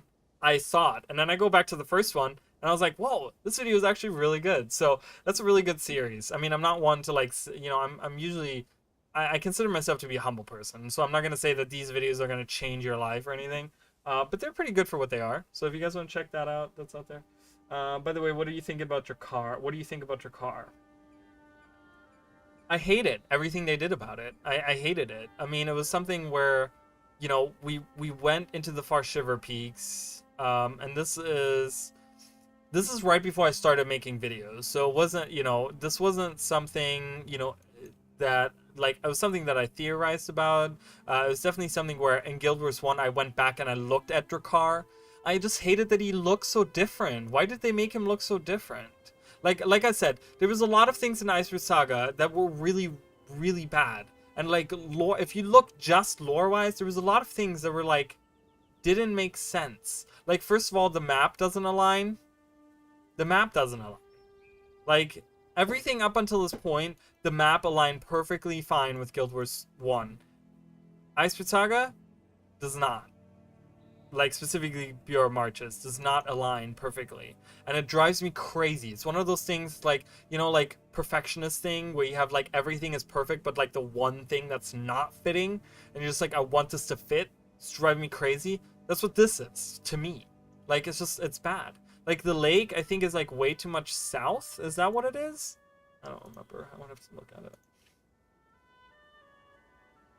I had to think, guys. Oh, my God. I can't type. I can't do anything anymore.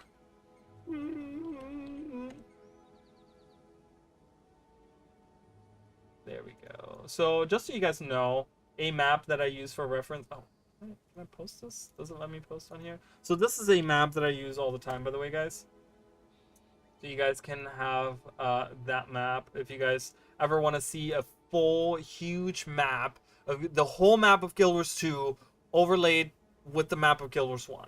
There you go. It's really cool. There's a lot of cool stuff to see. But one of the things that doesn't work out is the lake. Yeah, so the lake, oh god, it takes forever to load, though, just so you guys know.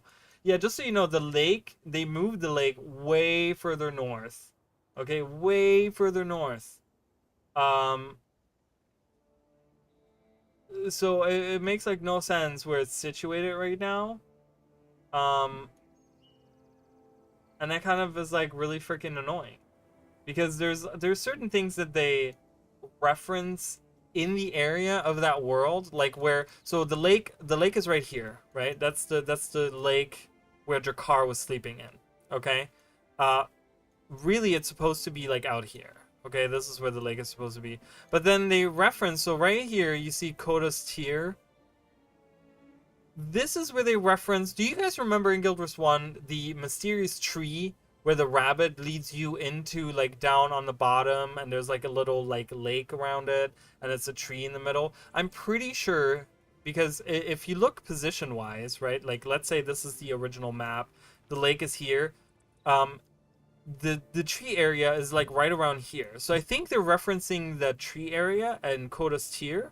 They're referencing that area in here where the Oakheart boss appears. But realistically, it's literally supposed to be like out here. Like it's like down here somewhere. So, you know, like I said, this is why Astro Saga is so annoying to me, because it's just like, it's not what ArenaNet has done up until that point. It's literally, they destroyed like a lot of the lore, like existing. Like I said, there's a rule set, right? There's a rule set that ArenaNet has established for themselves, where they make sure that all the different things that they reference, all the different things that are there, are perfectly aligned with the map in Guild Wars 1. Well, guess what? Ice Saga didn't do that. So it's just kind of like, oof, a little rough. I'll probably blame it. I would probably blame it on the leadership from back then, because the leadership from back then is not there anymore, as far as I understand it. So I'm just gonna blame them, because they don't work there anymore. But yeah, anyways, you know, not to shit on things that people work hard on this stuff, and I totally get it. I don't have what it takes to make a video game. I don't think I ever could. But you know, it's still, you know, like I said, I'm beating this subject to death right now. So. But yeah, it's a very interesting map to look at. There's a lot of cool things on this map. It takes a long time on my computer to load. I don't know if there's something wrong with it, but I do know that that shaman has recently said that he's looking to maybe update that map a little bit or something, or do something with it or something. So we might see this like get updated in the future. But yeah, let's actually work on some map completion here. Can I just kill an Etten and get credit for that? That'd be so much easier. There we go. Done.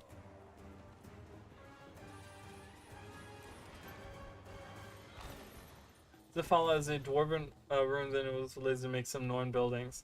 Yeah, see, that is another thing. And it's also like, why is it underground?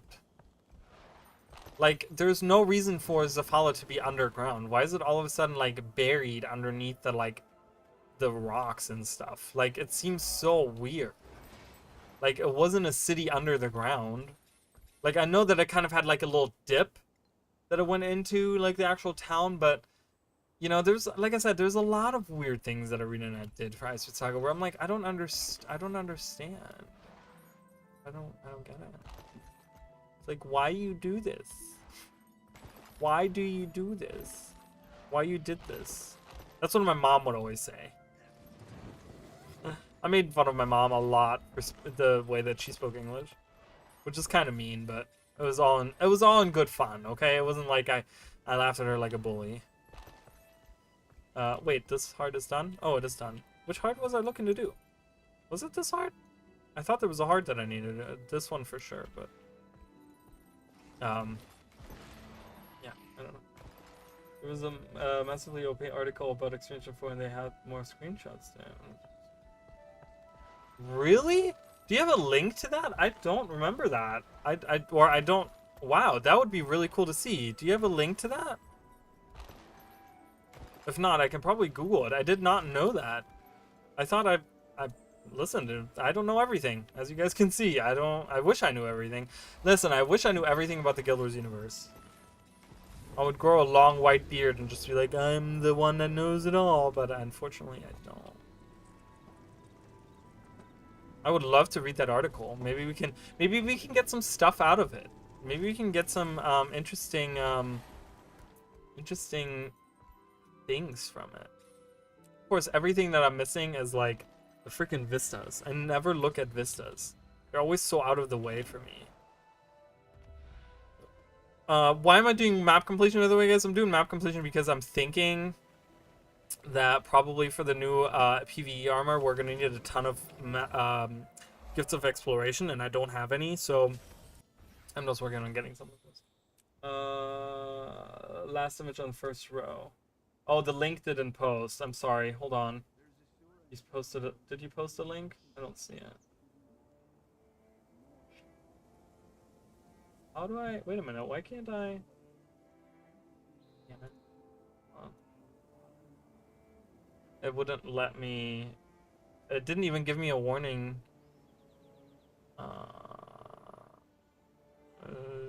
Do you think internet would ever just give another class pets, or do you think they'll always belong to rangers?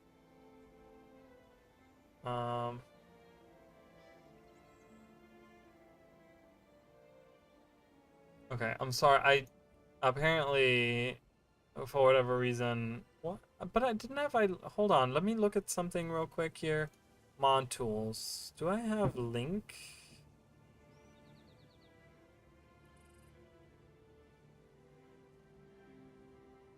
I don't have anything. I don't know why. I don't know why links aren't permitted. So I'm sorry. Let me just. Maybe I can just look it up myself. I'm sorry about that. I apologize.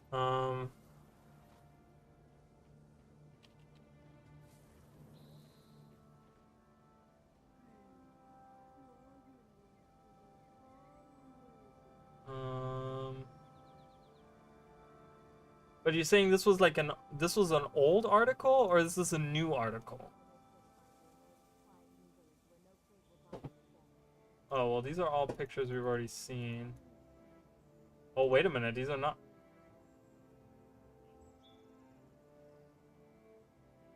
Wait a minute. Oh my god, these are new pictures.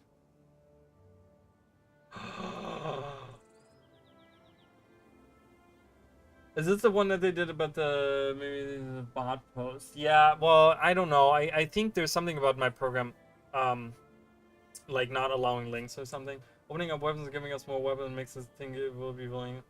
The core features, perhaps, who knows. I think that might be a possibility for when like if we ever go back to having elites. Like elite specializations aren't in the picture right now, guys, but they might come back at some point. Maybe ArenaNet is going to be super successful with this new expansion, and they sell like 7 million copies of it, and all of a sudden ArenaNet becomes this like mega force of development power, and they get a budget of like way too high, and NCSoft is like, do whatever you want, and they're like, we need to bring elite specializations back. I don't know, could possibly happen, at some point. You never know. I think I found the article that you're talking about. Let me is it the one that they just released? Because I'm like freaking out right now because there's a couple reasons for that. Wait, did I close the... No, I didn't. I was gonna say, kind of freaking out because let me know if that's the article, because I think I apparently I can post articles that you guys can't, or links or whatever. I don't know. Dwarf's comeback was like, hello, we were striking destroyers. It's not a single dwarf on Suwon fighter and Dragonstorm. Shame. Extras I'm hoping for is like a big summon. So yeah, so one idea that I had, how do you guys feel about this? So I've kind of speculated a little bit on like a new elite specialization for the so for a couple of them. But one idea that I had, how do you guys feel about the Necromancer becoming a pet class, and the life force becomes the life bar of your pet / pets?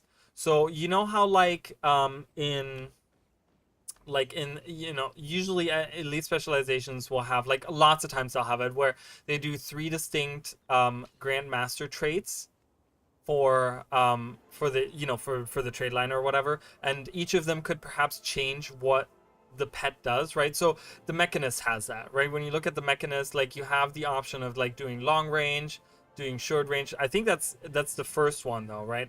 Anyways, there's like, you can change what your mech does on one of the different lines, right? They sometimes try to do like 3 distinct lines where one is like damage, one is healing, and one is like boon related or something.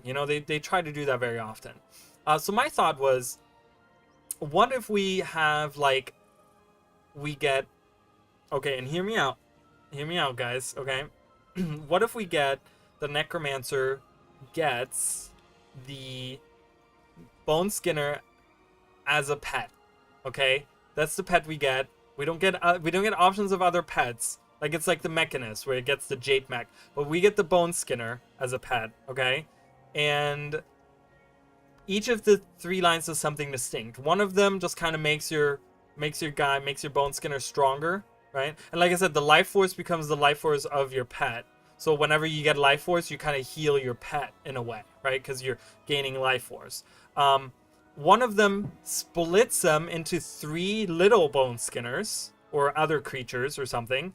So you can pick to have 1, or you can have 3 little ones. And then the third one maybe is like a different kind, like maybe a flying bone skinner or something that has like different abilities. Maybe it's a long range bone skinner instead of like a short range or something.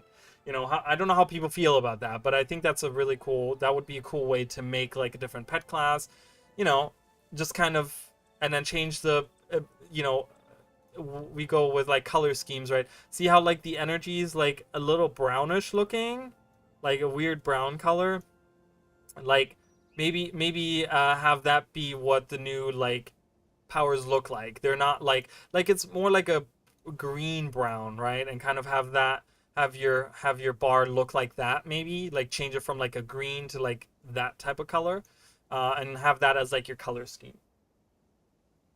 Baby bone skinners, yeah. Like maybe where like their horns are like really little and they just have like one like tiny little horns that poke out like that.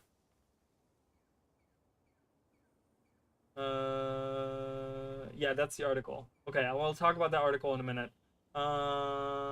Pictures we've seen before. Yes, there are new pictures, and you're correct on the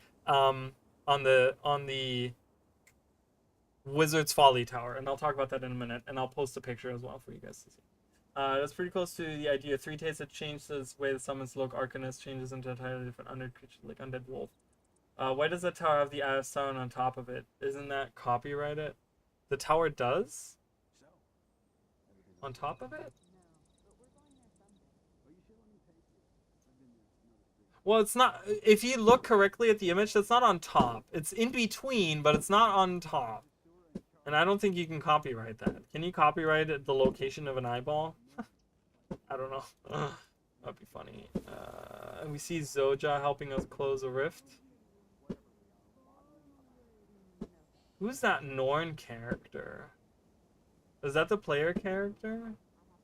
Then who's the J-Tech character? Oh.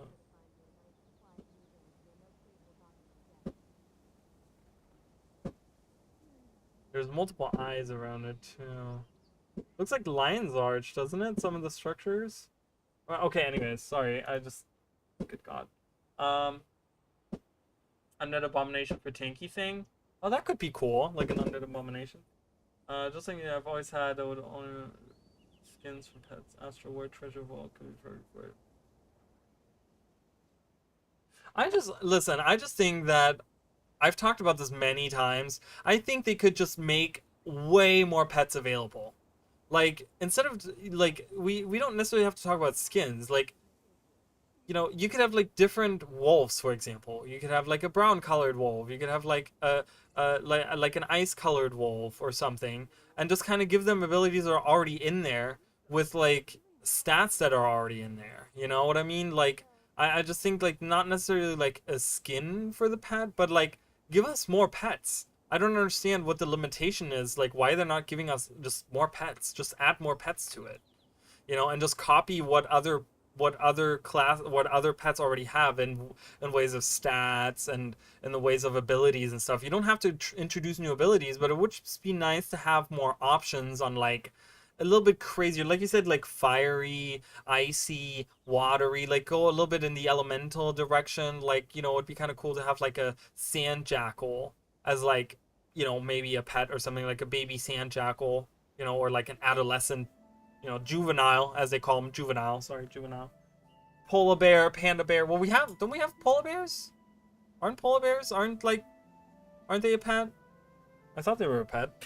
But panda bears for sure. Hell yeah.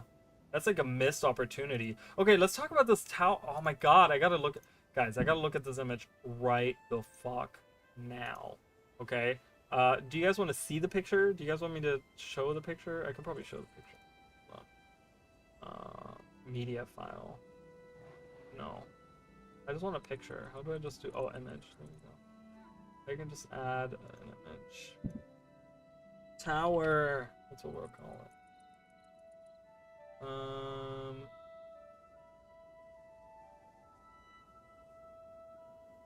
There it is. Hello. Hello. Bam. Whoa, that's a little bit too big. Jesus. Went a little crazy there. Alright, let me move it down so you guys can see my beautiful face for a little bit longer. Just a bit longer. Actually, we're still going. I'm not stopping. Oh, that's behind Guild Wars 2. That's not where it's supposed to go. Alright, there we go. It's a little bit smaller than the Guild Wars 2 window, but that's okay. Nope, just Arctidas. Oh, really? Really? Huh. That's weird, because we have, like, polar bears are existent in the world of Tyria. Okay, so you guys see the image? I can't see the image, so I'm gonna have to pull it up real quick. Oh, actually, I can show.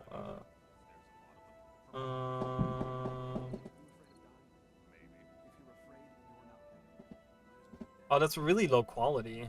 I'm sorry that that's like really shitty quality. I don't know why it's like that. I downloaded whatever quality it had, but I guess it didn't have great quality. Oh, it's just it's a really small image. Okay, well, it's fine.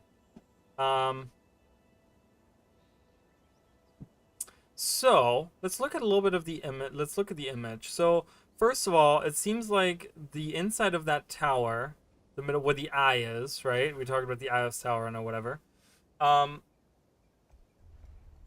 I also want to point out that floating rock on the top right. It keeps looking like a map or whatever. But yeah, so it's like hollow. There's like an empty. Do you see that empty? Like there's some kind of blue sphere on the bottom there, and it's kind of like hollow.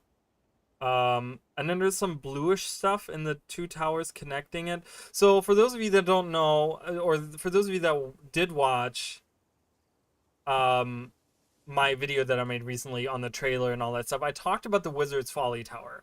We don't know anything about it, but this structure right here looks pretty similar to the Wizard's Folly Tower. Like, this would be like a new model. I mean, it's very, like, you can see they reused assets from the Ekvald Forest in here, like a lot of the cathedral thingies, like you can kind of see it. I think some of the arches and stuff looked like reused and stuff. But doesn't this look a lot like the Wizard's Folly Tower? Just like we said earlier, like this looks very similar to that. This, you know, and people could say, well, it looks completely different because it's like a new model. But I would like to point out that the Wizard's Tower in Keswick's Hills has seen 3 iterations so far. We saw the one from Guild Wars 1, which in Guild Wars 2 looked completely different, and the new model looks even different. So they could change what it looks like, right? I mean, it's not too crazy to think that, hey, they can change the way it looks. The spires, yeah, the spires in the back of the scene, like, could this perhaps be it? Like, I'm trying to think of, like, so when we see destroyed Garenhof, I talked about how that could be the distorted world, right? And then the spires in the back could be this tower. So could we be like standing, like, in my head, maybe we're looking right now, we're looking at Garenhof. So Garenhof would be behind this tower. So that when we're looking at Garenhof, we're actually looking at the other side of the towers, maybe. Because I don't see anything that would look like Garenhof around here.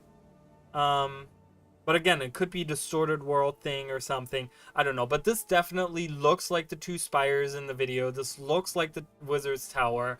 And the way that this is designed compared to the way that the Wizard's Tower, the Wizard's Folly Tower looks like. The Wizard's Folly Tower, actually, you know what? Why don't we add that as well? We'll add that to the fray. We'll do a new one. We'll do Tower 2. And we'll add another tower, guys. We can do this. We have the ability to do that. I just gotta find it, because guys, for the videos that I make, I have probably 10,000, I'm not even kidding, like 10,000 pictures of Guild Wars 2 on my PC. On both of my PCs, on my old one as well. Wizard's Folly Tower. Bam. Alright, now we gotta make them look. Oh, that's not what I'm... Kind of set them next to each other. We'll kind of hide that a little bit. We'll move that in. Put that right next to each other. Maybe move that down. Move that down a little bit. Boom. Look at that. Beautiful. Beautiful. Beautiful, beautiful. But compare it, right? Couldn't this potentially be what we're looking at? Right? How the two spires are connected in the middle there. How there's like an archway on the bottom. How it looks like there's like, you know, there's like windows, like you could be inside of this tower on the bottom, right? We don't see the top. We don't see where these two spires lead. In the other picture, I'm switching between the two pictures because I don't have them pulled up next to each other. There we go. Right, if you compare the new tower picture to the old tower picture, like, they look very similar. Like, if we look just at the bottom, if we like zoomed in and we just did the bottom part of this tower, we could crop this. Let's transform it. Let's edit the transform, and let's crop the top by like 500. No, that's the left. That's not even correct. 500. Let's do a little bit less. Let's do 400. That looks good. That looks great. That looks perfect. Look at this, guys. Compare these two. Compare those two to each other. Do you not think that that could be the same structure? That could be so the same structure. Like, just with the new model, of course. There's an arch underneath it. The two spires are connected, right? There's like windows that look, the windows, like when you look at the windows are almost the same thing. Like, they literally look the same, right? And then there's the smaller spires on top of it. You have two of those on each side. This is like 100% the Wizard's Folly Tower. I cannot believe that you found that. Who was the one that found it? I'm sorry, I need to find who that was. NM? I love you, NM. You're like my new favorite person right now. That's amazing. That is so cool. I get excited about stupid shit. I'm sorry. Yeah, the KG spars, the way that they're connected on the bottom, the way that there's like an arch underneath it. It's two spires with like smaller spires on the side. Like, there's a lot of similarities to the two. And like I said, if you compare the Wizard's Tower in Keswick's Hills from how it looked in Guild Wars 1 to how it looked in Guild Wars 2 to how it now looks, it changed a lot as well. So it wouldn't be too crazy to think that this tower changed as well. Right? Why would they show this picture otherwise? Oh my god, I'm so excited. If I'm right on this theory, if I'm right on this fucking theory, on my tinfoil hat theory, I'm gonna crap my pants. Like, oh my god, I can't believe that. Alright, anyways, let's do some... I haven't even completed one map, and we've been at it for 2 hours. Well, we've had some great discussions. I've been having a good time, guys. Thanks for everyone that's here. Thanks for everyone that's been subscribing. Thanks for everyone that's been liking and commenting. And like I said, if you guys are interested in more stuff like this, there's a ton of stuff that I have on my channel. Okay, there's a ton of really cool theories and videos and like just all kinds of stuff out there. Ah, let's kill some centaur. Panini monsters. Take this. Take that. That's it? Okay.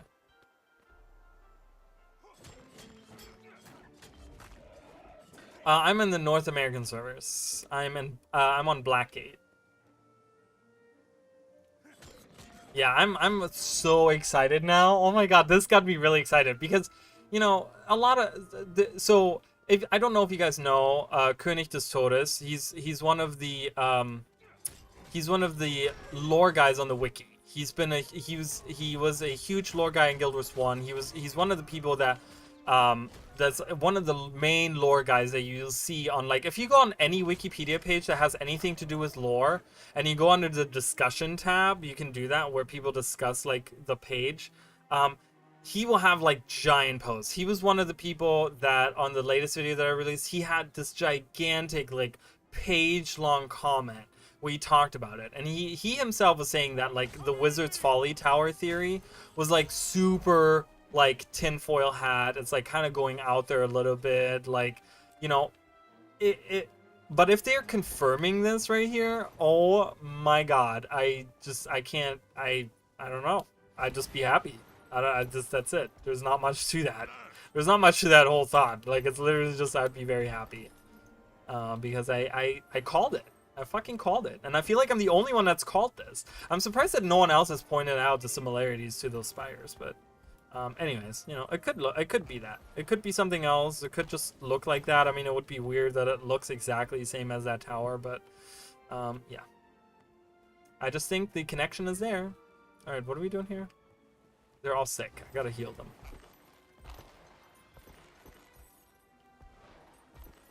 Mayor Trisk.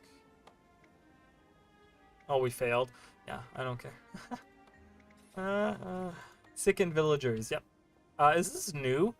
Has that been there before? I never realized there was a flag hanging here. Is there another one like it?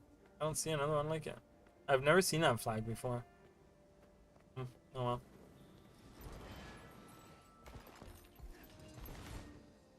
Hello. Hello? Oh. Apparently it took a minute to figure out your life there. Hello. Do we put water on this? Is that how we get rid of the, like, nastiness? Oh, that is exactly. Oh man, they still haven't fixed it. The bucket that shoots sideways water. At this point, they should just leave it in. At this point, this is like a staple of Guild Wars. It's been like that since, like, there was one release that changed that, right? And it was like, wasn't it something in Iceberg Saga that did it? That changed it? It hasn't been fixed since. We poured sideways. Like, gravity doesn't exist for our water buckets. Okay.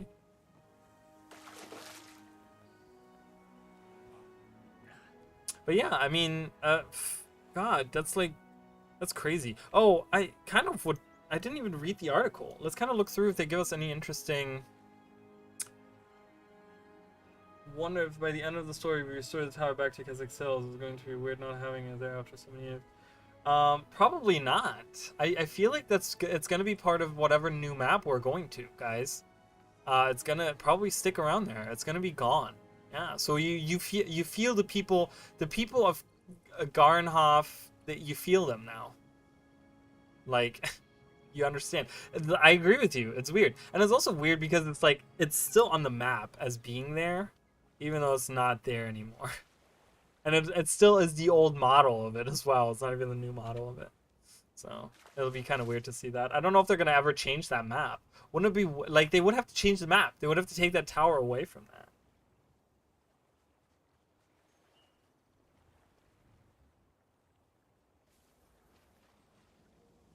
They changed a lot of environment objects. Well, improve the elementalist interactions with them. What are you talking about specifically? I don't. Yeah, probably as soon as you say it, it'll be it'll click in my. So let's read some of this article. It says so. We hope you like Guild Wars 2 expansion name leak because it accurately called the summer expansion. It is indeed Secrets of the Obscure. ArenaNet has officially announced today that the expansion drops. Blah blah blah. Floating Wizard's Tower. Okay, so this is what they say. Launch day will see new explorable areas, 2 strike missions, gameplay features, additional map. Fractal of the Mist, Strike Mission, all arrive in the following months and into 2024. On new story puts players in the shoes of both erstwhile defender and explorer of the unknown as they're raised to defend the world from a heretofore unseen threat. The adventure will begin with I hate that word, heretofore. It's such a weird word. The adventure will begin with a climb through the Skywatch Archipelago, the first of 2 new maps being added to the game on release day. Hanging high in the sky above Tyria, these floating islands are under attack from the Cryptus, a demonic race of malevolent beings streaming through instabilities in the mist and threatening the fragile peace of the world in the wake of the defeat of the Elder Dragons.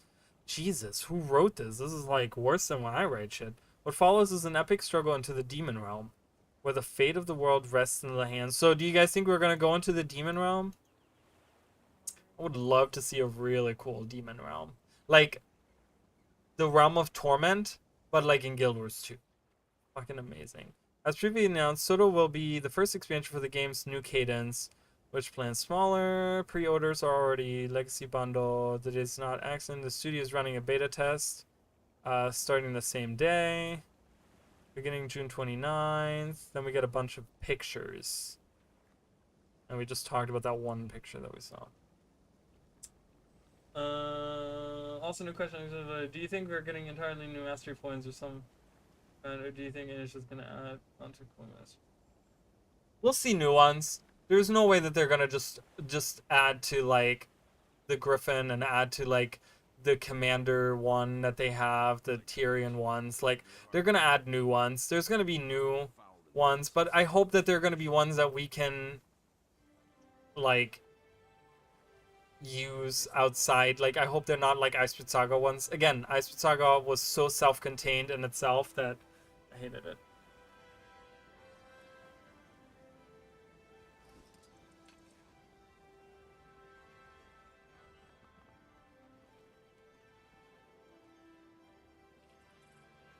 Oh really? Oh man, the Rumble Tournament is so cool. I've been there quite a few times since. I mean, if people want me to play some Guild Wars 1 at some point, I can definitely do that. But, you know, I don't know how people feel about that. Change a lot of objects. Also new question. Yeah, so we're definitely going to get new ones. The picture after the tower shows an environmental and what looks like. Yeah, so this is, I think I'm right on the money. This looks like distorted, doesn't it? That picture. When you look at that picture, it's like floaty rocks, and you can clearly tell that's the tree that's in Garenhof right there. So this is like a distorted Garenhof, and we're attacking the elementals there. That's a cool attack, though. That's a cool attack animation. So yeah, you're right. That looks cool. I think all of these pictures that look unfamiliar to us, look very much like Distortion World to me, you know? Looks like what looks like Drizzlewood Coast a little bit, maybe. There's a picture of it. There's like a bigger Cryptus that we fight, which looks badass.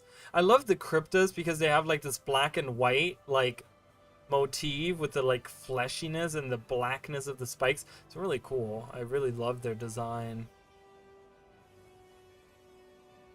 When I say co-tier, I mean the red toned ones. Yeah. I know which one you're talking about. That's what I'm talking about too. That's why I said the Commander ones, because I think one of them is like called Commander or something. Yeah, Pack Commander. You're talking about these right here. I don't know if they're gonna advance on these. I mean they could. I think there's ways to like expand on these, definitely. But I think that like we're definitely gonna see new ones. There's definitely gonna be a new tab right here that's gonna say Secrets of the Obscure. You know, or SotO. I don't think they're gonna use that. No, I do not want to open Opera GX right now. Okay. Alright. Why would we attack the elemental so if Iskarin is an ally? Well, because it's distorted. It's distorted space. So in this distorted space of Garenhof, they're evil. Right? Like we're talking about like the space is being distorted through the mists, and this is like a mirror image of Garenhof, but like it's evil Garenhof, right? Oh yeah, I have way too many points. Icebreath Saga was the only one that I kind of struggled with, But even now, I still have like too many on there. Look at this. Heart of Thorns, like I finished all of the Heart of Thorns one, even the raid ones. I barely even raid, guys, and I even finished those, and here we are with 34 extra points. Nothing to do with them. Here's the complete rundown of content in SotO. Players will want to pay special attention to the fact that sky scales will be easier to acquire, the new season-esque currency, and the weapon master training. So two new explorable maps will be available. The Skywatch Archipelago and Amnitis, with a third to follow in a future update. So the Skywatch Archipelago and Amnitis are two different places, guys. I kind of used them interchangeably because I didn't know how they were. The enigmatic Wizard's Tower will serve as the jumping off point for players to explore secrets of the obscure and be the central location that ties the player to the main characters and events of the expansion. Okay, as the Cryptus invades Tyria, players will be able to join a band of treasure hunters and adventurers known as the Astral Ward to help protect the world, undertaking monster hunts and bounty contracts throughout the game to rank up and earn new rewards and abilities. So we're gonna see core Tyria bounties, maybe, guys. Is that what's gonna happen? I would love that. I would be a huge fan of that. And also it says to rank up. So there's some kind of ranking system involved with the Astral Ward. Is that maybe part of the masteries? Like we get, based on which mastery rank we are, we get like more access to other things or something.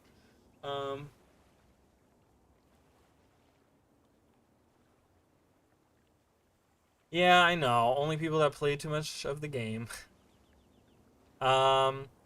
The Heart of the Obscure. This important tool will serve as the player's master key to explore the new expansion. As they make progress in upgrading this mystical stone, they'll earn the ability to open special doors and reward chests, create support items like leyline and create support items like leyline and updraft generators, and open and seal the rifts for the Astral Ward.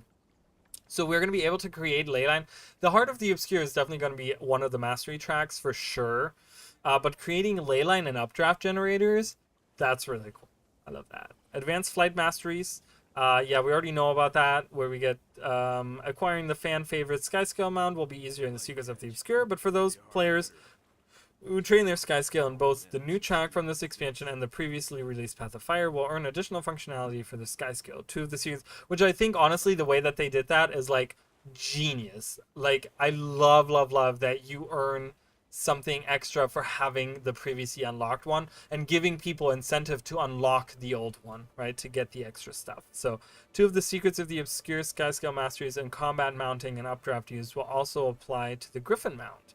I didn't know that, so that's kind of cool. So those of you that have the Griffin mount as well, there you go. Two new challenging 10-player instance encounters arrive with Secrets of the Obscure: the Cosmic Observatory and the Temple of Phoebe, or Phoebe. I mean, we talk about Deimos, but Phoebe is spelled differently. And I think it's been pronounced differently, too. The challenge modes are planned to become available in later releases. Cosmic Observatory and Temple of Phoebe. Phoebe? Phoebe? I don't know how to pronounce that.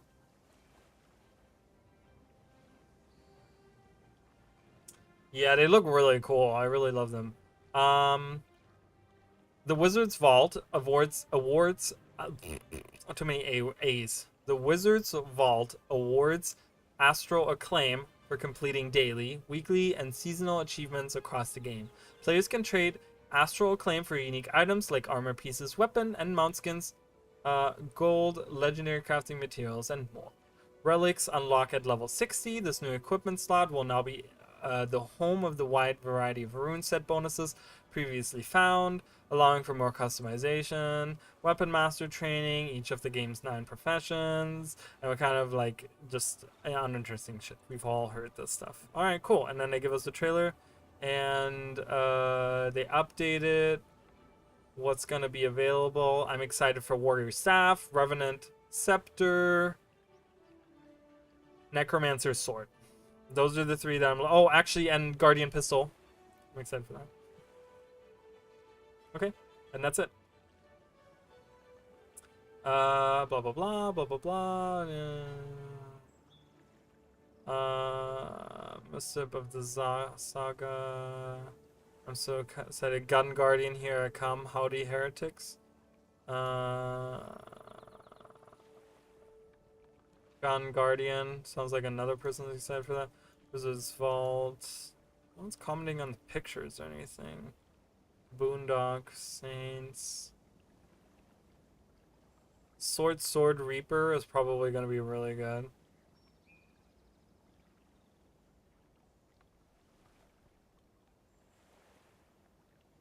Okay. And then it evolves into toxicity, and I'm not gonna.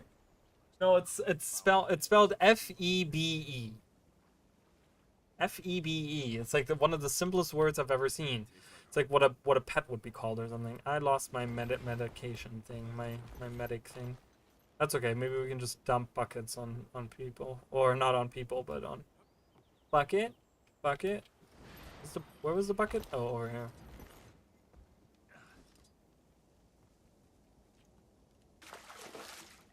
Will use special action key or be a bundle item to replace weapons when we use it?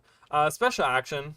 I think it's going to be special action. You could probably walk up to somewhere or something and use it. Or maybe they'll add like another special action key, like a second one where you can... I don't know. That's a good question because so I'm thinking like, can you create an updraft anywhere? Or is there like certain places where it's like, oh, this is like, you see like a magical little twister on the ground or something and you can walk up to it, and here you can use it to create like an updraft or a ley line or something. Like, is it going to be one of those things, and as you walk up to this like swirly thing, like it's like a swirly little thing on the ground, you walk up to it and it gives you special action key to activate the Heart of the Obscure, and then it gives you the option of doing different things, or like, I don't know. There's different ways they could do it. I hope they do it in a way that it doesn't, like, having to equip it, like, from my inventory every time I go in somewhere, like, that would be annoying as fuck. Like, I would not be happy with that. So, just, like, I would not be okay with that at all.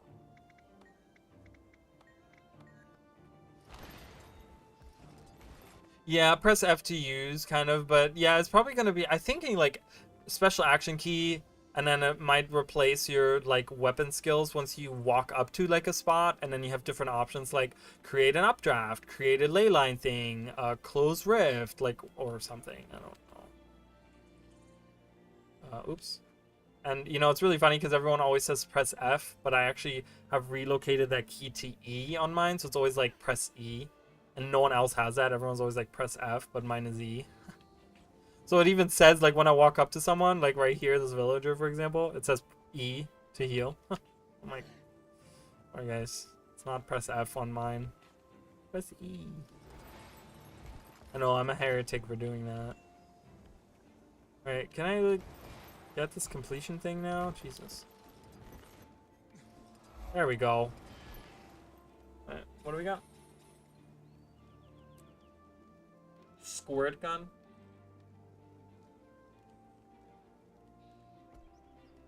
Phoebe? Phoebe?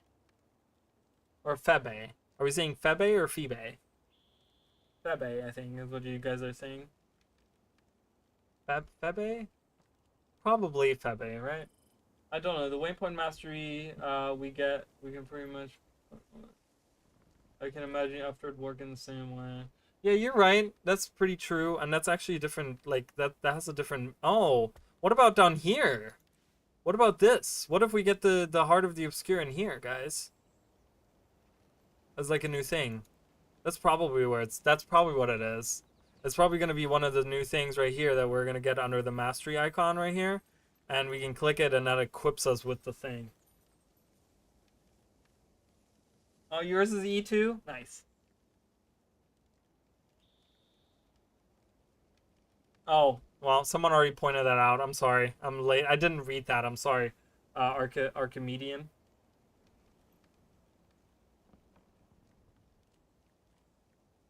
Yeah, Febe is just short for February.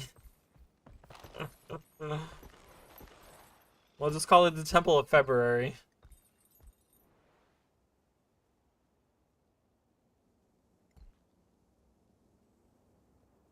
Febby?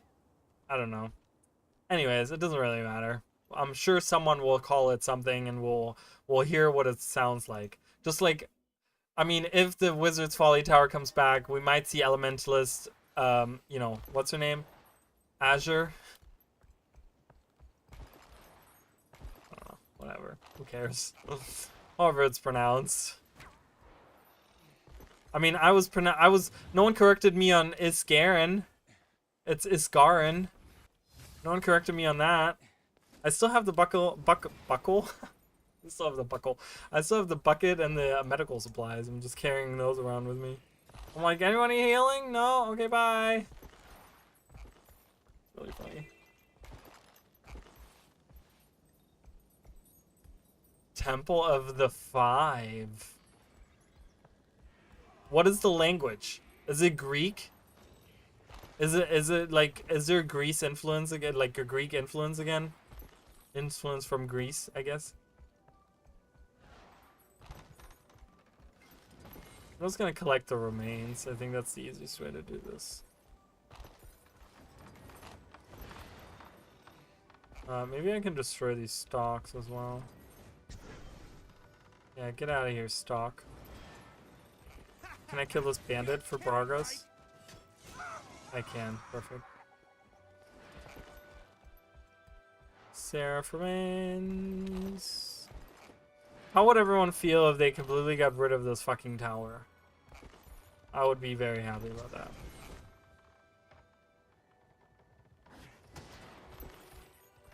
God damn it. Take this. No, you're not. I interrupted you, bitch. Get out of here, Scale. Good God. Go away. Look at that. Look at that sheep up there. He's hanging out. Alright.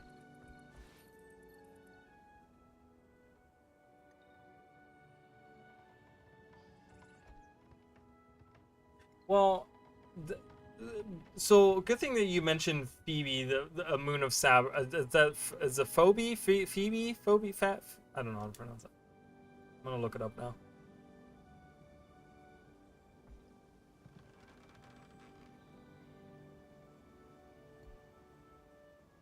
Phoebe. It's Phoebe. So Phoebe, right?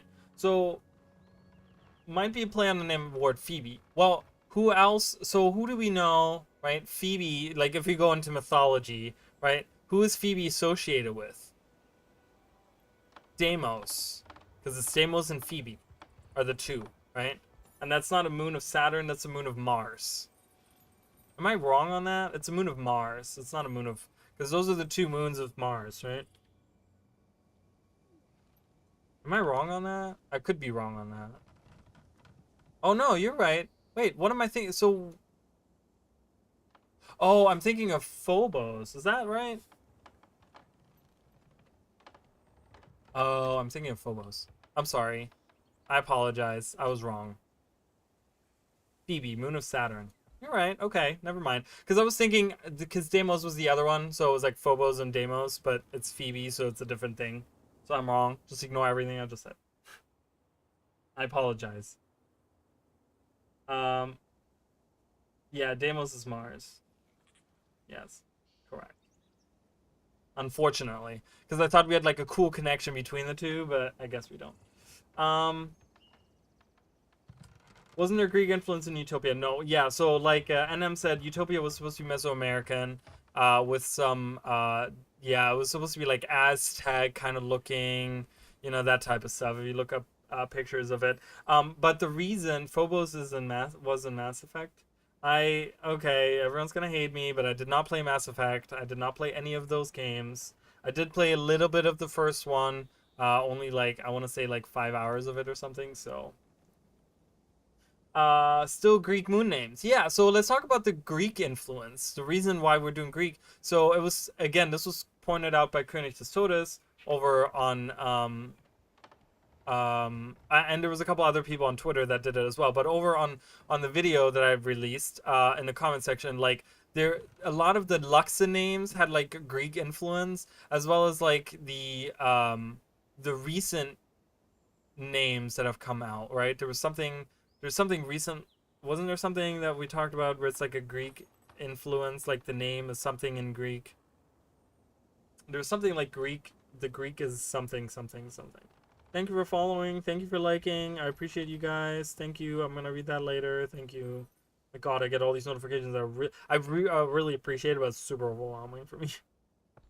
I was like trying not to like go away. Like I have to like go away in my own head and like. Let's look at that comment. Let's find that comment. It wasn't super far down. There it is. Oh, it's not. There it is. So he wrote. It's a T, not a D. Oh yeah. So so we're talking about the houses. Remember the houses of so we have the House Arcus that Canaxai is the scythe of House Arcus. Talked about that in the video. If you played the newest Fractal, you should know that he introduces himself as the scythe of House Arcus. And then the last words is an axe that you can unlock in the Fractal of the Mist as well. There's a weapon skin that you can get, and the dialogue talks about a House Mosin. Apparently, Canaxai killed the founder of House Mosin. And both names are pseudo-Greek. House Arcus means arch, and Mosin, which I'm told would be wooden tower. And there's a lot of Greece influences for the Luxons and the names and stuff like that. So there's a lot of like Greek influences in the naming convention already. So anything that's Greek, anything that's like that kind of, you know, again, we get another word that's from so I'm thinking the Temple of the Five might perhaps be in the demon realm, because it seems like the demon names are leaning on the Greek influence. So I'm guessing that the Cosmic Observatory is something that we find in the first map, and then the second strike is something we find in the second map, which is Amnitas. But it might have to do with something in the demon realm. So that's kind of cool.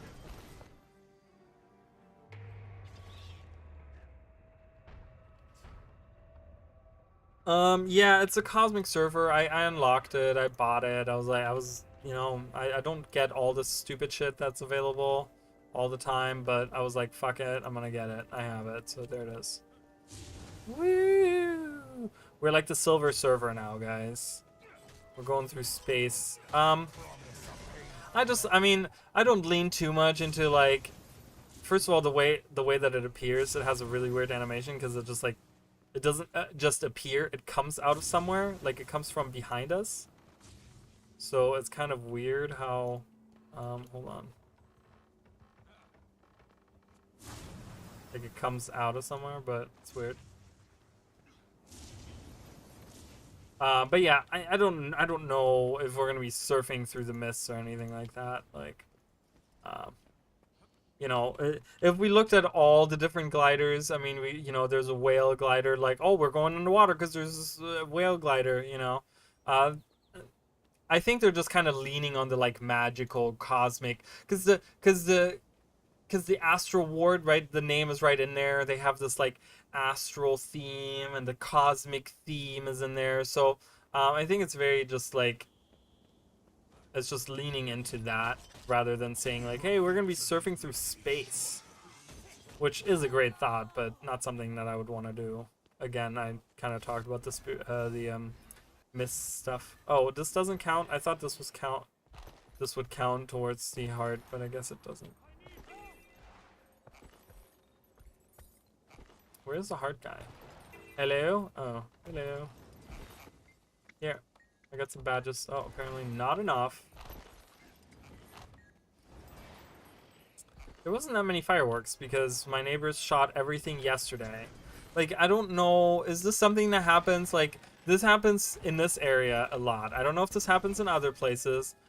Do your neighbors do this as well? Do you do this? Are you one of those people that goes out and, like, yesterday, they were shooting fireworks for about 3 hours, okay? Today, they did maybe 30 minutes of it. It's like, why are you shooting all of your fireworks the day before 4th of July? That makes no sense. That's literally the dumbest shit I've ever heard in my life. Anyways, don't do that.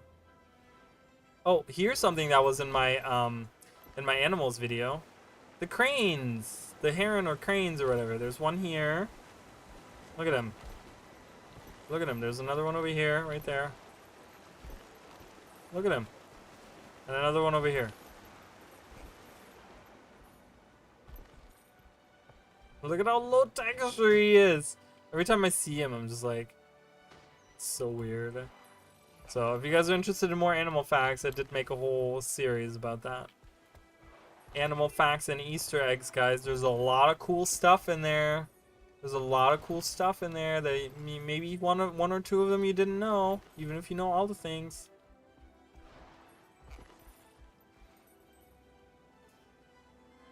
Silver Surfer is one of your favorite Marvel heroes. He's pretty cool. I do like him. I'm gonna clean up the lake and shore. Queen Jenna has enough gold to host a Jubilee Gauntlet every year, but can't spare. Yeah, well, you know what? Capitalism, right there. Just kidding. I have. I'm not gonna get political on this. But yeah, you're not wrong. She does have. I mean, why are they not cleaning it up? I don't know. I guess Arena is kind of scared of changing the map once again, but I think it would be changing it for the better. But mostly people of other cultures that shoot fireworks a few days before that actually.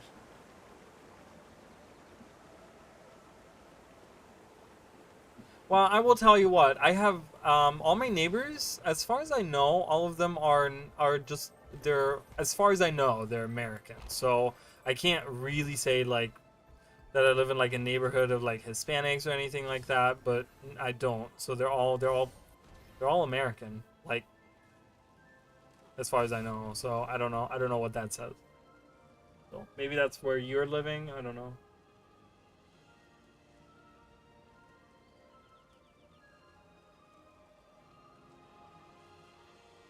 Yeah, I mean fireworks are super dangerous, so I mean it doesn't really bother me anyways. It's just kind of like I find it a waste.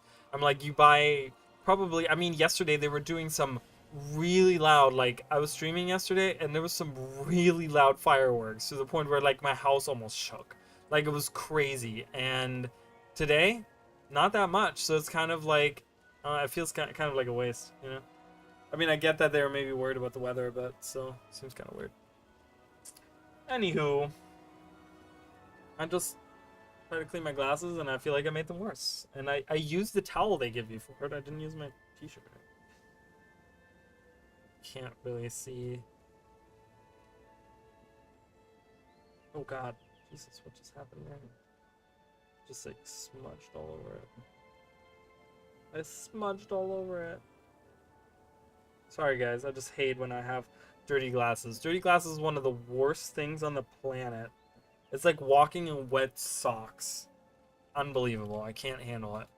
Alright, anyways. Sometimes I wake up and I'm like, you know, I like went to bed and it was like late night and I didn't really pay attention to what my glasses looked like late at night. Because you're just kind of like sitting there and you're like playing something or watching something. And I wake up the next morning and I go to do whatever and I'm just kind of sitting there and I'm looking. I'm like, I can't see anything. What's happening? And I'm like, oh, ew. That's disgusting. The glasses are so nasty. Yeah, I just wash mine, you know?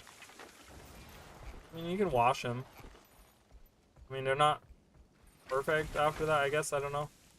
You can probably get them really cheap, too. But... Oh, are we doing... Oh, we're doing the champion over here. I can help. Yeah, I can help.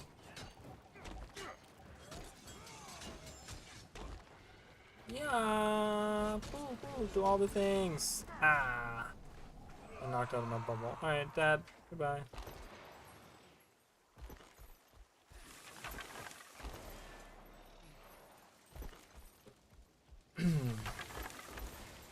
I'm really excited for this expansion. I'm just, you know, how do we feel about Zoja coming back into the story? Like, are we like okay with it, or are we like, what the fuck? They haven't done anything for 10 years with her. Like, I mean, I'm excited for it. Definitely, like, I'm okay with her coming back. There's a lot of dialogue that she had over the years that I still quote to this day, just because it's so like, it's just really cool. I will always say there's in the Arad story dungeon, she will we're on when we go into the new ship, she'll be like, they show up with a new ship, and the guy explains what the ship is with the new cannon and stuff, and she literally says impressive. And I always say that, and like no one knows where it's from, but I'm always like, that's actually a quote. I don't say it like that on purpose. I just say it because it's a quote.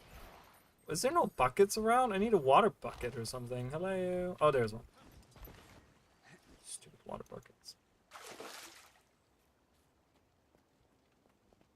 Oh, I love her too. She's one of my huge inspirations. She's one of the reasons why I started streaming. She's one of the reasons why I started making videos. Why I wanted to get more involved in the community. She was like a huge, I'm telling you, a huge part of that. She was one of those people that whenever she streamed, I would watch her. You know, like I remember. I mean, I haven't watched her stuff in years now because I've just been so busy with like my own channel and my own videos and my own like my life. I mean, it's just my life has just become so much busier over the last couple of years that I just haven't had time to catch up on her stuff. But I remember when she was like streaming the like Tomb Raider games, the newer ones and stuff, right? And I remember that's when I was like religiously watching all her streams and all the stuff, and she's just a huge inspiration for me. I think that, you know, I don't know how people feel about her, but I really like her a lot. So she has a great personality, and I love her sense of humor, you know. So what else can I do here? Disarm the traps. Well, we can collect these, right? Oh my god. But yeah, I'm you know, just I like her. I think consider myself a voice actress. Oh, that's awesome. That's really cool. You do voice acting stuff. I wish I was still part of. So a couple of years ago, I want to say it was a couple of years ago, maybe a year ago or something. There was a person that came. So for those of you that don't know, up until recently, I was streaming on Twitch. I kind of have left Twitch now, and I'm just doing YouTube now because Twitch, after 4.5 years, I saw no growth on my Twitch channel. So I kind of decided, you know what, fuck it. I'm just going to concentrate on YouTube and do YouTube stuff. But there was someone that came into my stream a long time ago on my Twitch, and they were like super nice, and we were talking about wanting to create like a community of people. And they wanted me to join, and I was like, yeah, sure. And they invited me to this Discord, and I joined the Discord, and it was literally just a bunch of like voice actors that had like gone together and created like this community of where they wanted to let people know of like, you know, kind of help each other out and finding like jobs as voice actors and stuff like that. I haven't been part of that community in a long time because I felt kind of out of place because I'm not a voice actor. I've never pursued that ever, so it's not something that's ever been on my mind to do. So it felt kind of strange being there because I couldn't really connect with any of the people. So I ended up leaving at some point. I was like, I don't know why I'm really here. So, I mean, I appreciated the invite and stuff, but it was just like not for me. But I do remember that being a thing. So.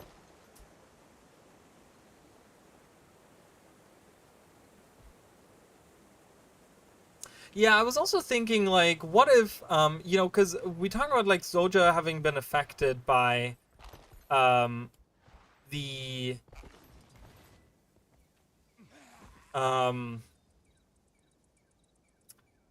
by the pod that she was in, right? She was like, you know, she was like incapacitated from that for a long time. What if like the Astral Ward helped her heal or something? Maybe that's why maybe that's why she's there, and she ended up just like hanging around because, you know, of everything they've done, and she owed them her life, and she pretty much was just like, okay, well, I'm gonna stick around here, or something. I mean, there's like many different ways that could go, but it's kind of like, that would be an interesting twist, I think. Oh, unexploded shot over there. I see it. I see it. Ugh, still not enough. This is so annoying. It's a cute little town. I really love this town. Like, I would love to live here. I mean, it's really close to like Centaur territory, but like, does this look cool with the little creek here and stuff? I don't know. I feel like there's worse places to live, right? So, alright, give me something, please. Oh, there we go. There is a something. Alright, let's go. Was there stuff in here that I could have done? There's probably stuff in here I could have done. That's okay.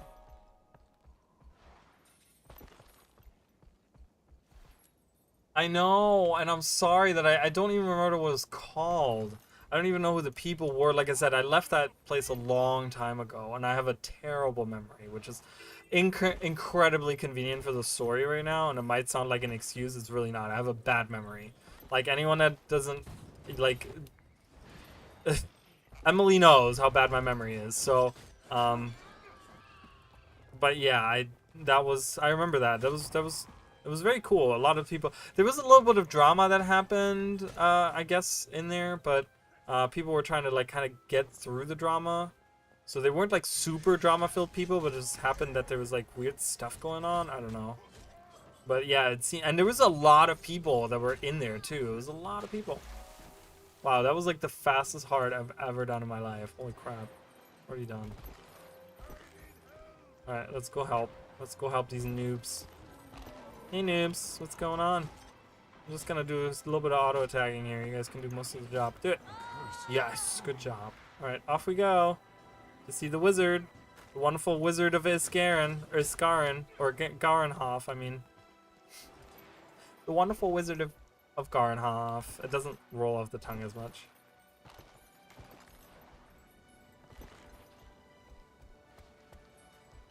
Isn't that the town right next to a massive mortar crater? Oh, the town, it's, yeah, this entire town is like, Fort Selma is like gone, the inside of it.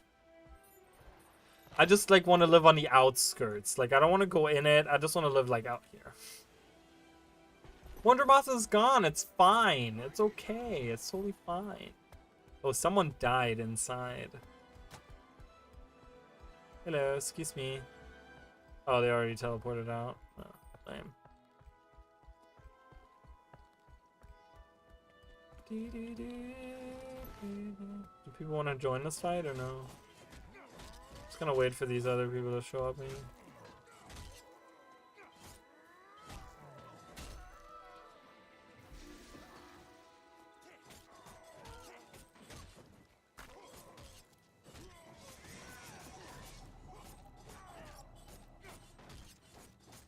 Oh yeah, that's why I said in the video, like, I don't know how I remember all of this lore from Guild Wars 2.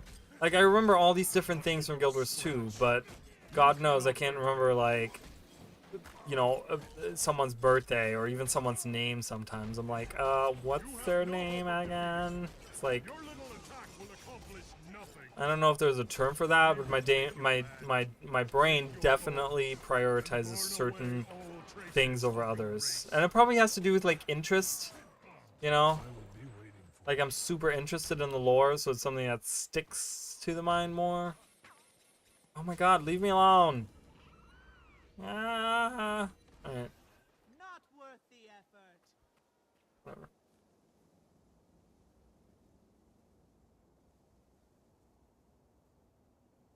It could be like alternate reality Soja. Could be.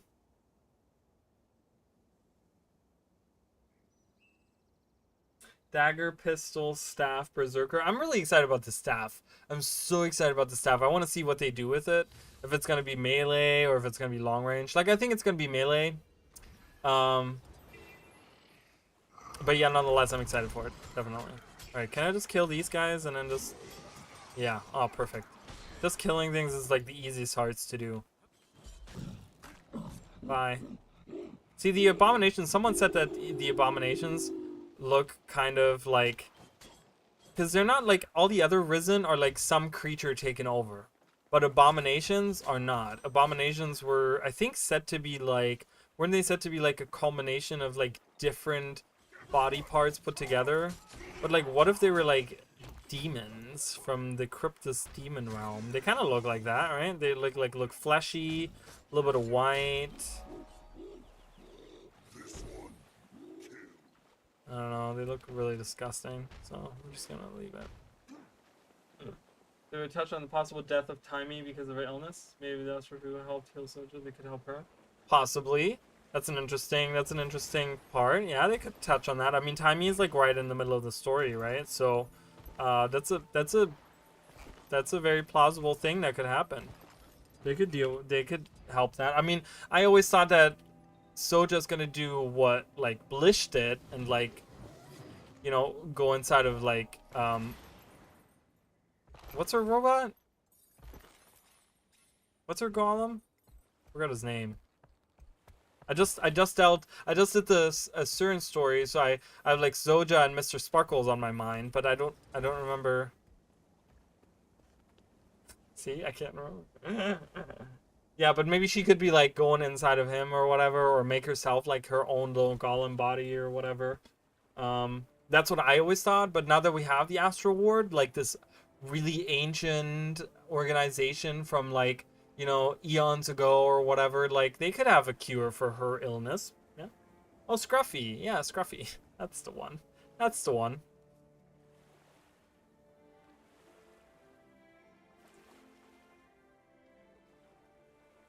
What's the toughest creature to track? Oh. My psychologist says it's selective memory based on passion and love and interest. Yeah, that's exactly what I have. I have really bad memory, and the only thing I have a very selective memory. That's interesting. I didn't know that. Well, now that it came from a psychologist, you heard it on the internet, guys. So it must be true. Scruffy, yeah. So we could be like, maybe, you know, she could be potentially inside of Scruffy. That's what I always thought. But if they find some other cure for her illness, could be it. So the idea of ranged staff on Warrior, I never even thought about the idea of throwing spears. That is genius. Like, the actual Paragon thing. I didn't even think about that. In my mind, I was thinking of, like, using... Like, in my mind, the way that Warrior long-range staff would be like, you slash your weapon, like, you slap your staff, and it creates these, like, arcing attacks that are like they fly through the air and they have like a long range or whatever. That's what I always thought, like that would happen. You know, there's it's part of the I guess it's in my head because of my elite specialization speculation that I did a long time ago, where I think I talked about the warrior staff in one of those videos. That was, by the way, those were my very first videos. I made 2 sets of elite specialization speculations on the channel. Those were my first videos. And yeah, and it was weird because that's ever since then that's kind of been the way that but that's interesting to think about. Like, what if we actually use the staffs to throw them? That would be what a warrior would do, right? That would be really cool. I would really love that. We could actually make paragons, guys. Bring out your golden wings. Paragons, here we come. Alright, I guess I gotta kill these guys. Yes, Easy way around it for Init instead of creating a land spear from underwater spears. True. Oh yeah, there's a ton of them. There's a ton of them that are pointy. That could act as that. I mean, would it be conventional? No, but I feel like ArenaNet is at the stage in their development where they're like, just who gives this shit, right? They're just kind of like that. Which kind of gives freedom to a lot of interesting concepts, I think. Ooh, this guy is like, this lady is, she's not a guy, she's a lady, clearly. If only I could. If only you could what? Not die? Well, that's because you're facing, blow out this torch. I don't know why. I don't know why a bandit torch hinders people. Like blowing that out. What does that do?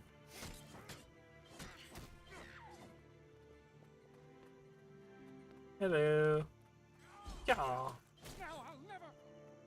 Now you'll never be awesome because you're dead.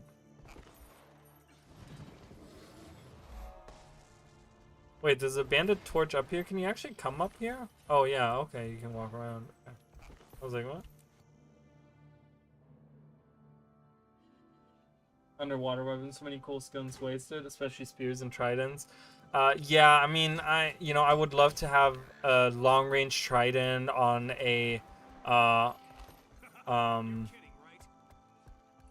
my god, I can't even think of it. Elementalist or necromancer, because I think necromancer's staff is. I'm sorry if anyone uses it, but I think they're complete garbage. They need to update those skills really, really badly. Turtle mound. I gotta get to the vista down there. Things like the ritualist staff look really weird being thrown. Yeah, there's a lot of skins that would look really strange. Like, think of the scythe skins that we have. Like, you could do, I mean, there's a lot of those that, like, you throw a scythe. That looks really stupid. I'm eating flips, guys. They're so good.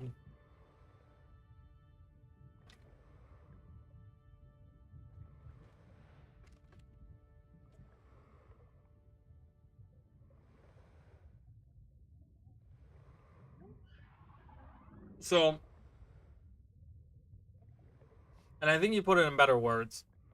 Like they've been set free. There's like this aura in the air. It really feels like that, right? Doesn't it? Where they like, I think everyone at ArenaNet kind of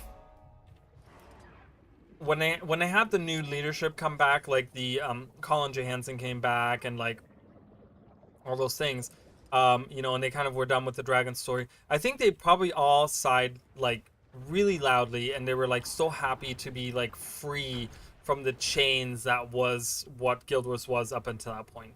They really set the Guild Wars universe on these rails to be a certain thing, right? Because they did, okay, the expansions have to be like this, and the story has to be about the dragons, and uh, the lead specializations have to have like a new weapon, and they just, but now they're just kind of like they're just freeing their minds, and they're just coming up with all these crazy things, which is amazing. I think it's really, really cool.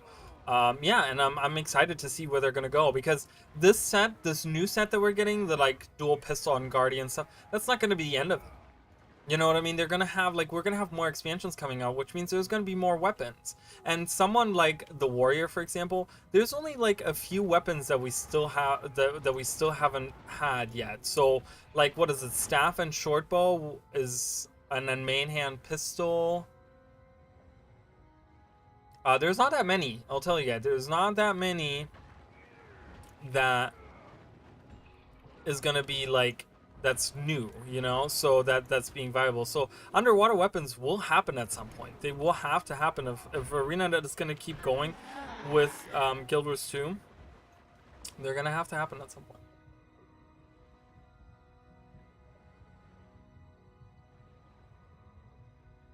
Yeah, and overall it was tied into the dragon story, right? Like Balthazar was trying to strengthen himself because he wanted to fight the dragons, and he was back in Tiri because he wanted to fight the dragons, and then after we defeat him, the magic that he had was absorbed by the dragons. So it's just kind of like, it was like Palawa Joko. It was its own little story, but it was like inside still of the developers knew that somehow they had to tie this into the dragon story, right? It's all about like, oh, somehow we have to get back to the dragon story now, and we can't just like do whatever we want and go wherever we want. It has to be about the dragons. It has to be about the balance of the magic. It has to be all about all these different things, right? And it's like, now they've set themselves free. Now they like can do whatever they want, and it just, I think it feels really good. I think it's something that really it shows. I think it really, really shows that they kind of were like, you know what, fuck Cantha. Let's just, now that we have, and I love that for them. I love that they literally were like, we're done with the dragons. Let's try something completely new, completely different, and you can just feel it, right? The release cadence is different. The model of how they're doing the expansions is different, right? We have no elite specializations. Even the naming convention is different, right? It's not something of something, it's secrets of the obscure. Like, it even defies the naming convention. Like, it's really supposed to showcase that, hey, this is all different. This is different than anything we have done before, which is great. I think it's fantastic. I think it really, like, it's bringing a lot of people that love Guild Wars 1 back into the fold, a lot of people that, you know, love the lore back into the fold. It's a lot of those things. There's a lot of things happening that are different and new and interesting, and just opens up this world of possibilities. So kudos to ArenaNet to kind of just say, you know, kind of like have this fuck it mentality and just go with whatever comes to mind. And they were like, yeah, no elite specializations, but hey, you know what? Everyone can use whatever weapon and it's fine. You know, it's cool. It's literally taking me 3 hours to get one map done. It's really sad. I'm sorry, guys. They need to get crazy with it. Start swapping hands, give main hand warhorns. Yeah. The name was odd, right? It seemed very strange, but I think ArenaNet, like I said, I think they did that on purpose. I think it was really supposed to be like, even the name is different. Right in the title, you can see that this expansion. What is happening? Why did my turtle sing? Did you see that? Like, even in the name, you can see that it's different, right? Even in the name, you can tell that, like, this is a new expansion. This is something different. This is something we have never seen before. You know, we're trying to revitalize the Guild Wars 2 world, because it's become very stale and very static and very stagnant in the way that it's been like coming out, and it's like, oh, it's another dragon story, and it's another dragon, and it's another and like, they want to refresh it. They want to just make something new, and I totally get it. I totally understand it, and I think it's fantastic. I love it. That's great. I mean, I don't have 9,000 hours for nothing in this game. So, you know, I haven't made like close to probably 200 videos about this game because I don't want it to be good, or I don't want it to get better, you know. So I'm very excited. Oh, I forgot we have to be a pig. I hate the pig part. Can I just kill the enemies here? I can do that. Screw you. Just gonna kill the shrubs. What make happiest beyond my wildest dreams is that needs to be with the new playable ways. Don't get your hopes up. I don't know. I mean, I don't know what they're planning. Again, like we just said, they're free. They can do whatever they want to. But I think making a new race is just beyond the capabilities of what ArenaNet is capable of. It's just because you gotta imagine they have to like match every, like, they have to make every skin work for this new race, right? They have to make every skin that's available.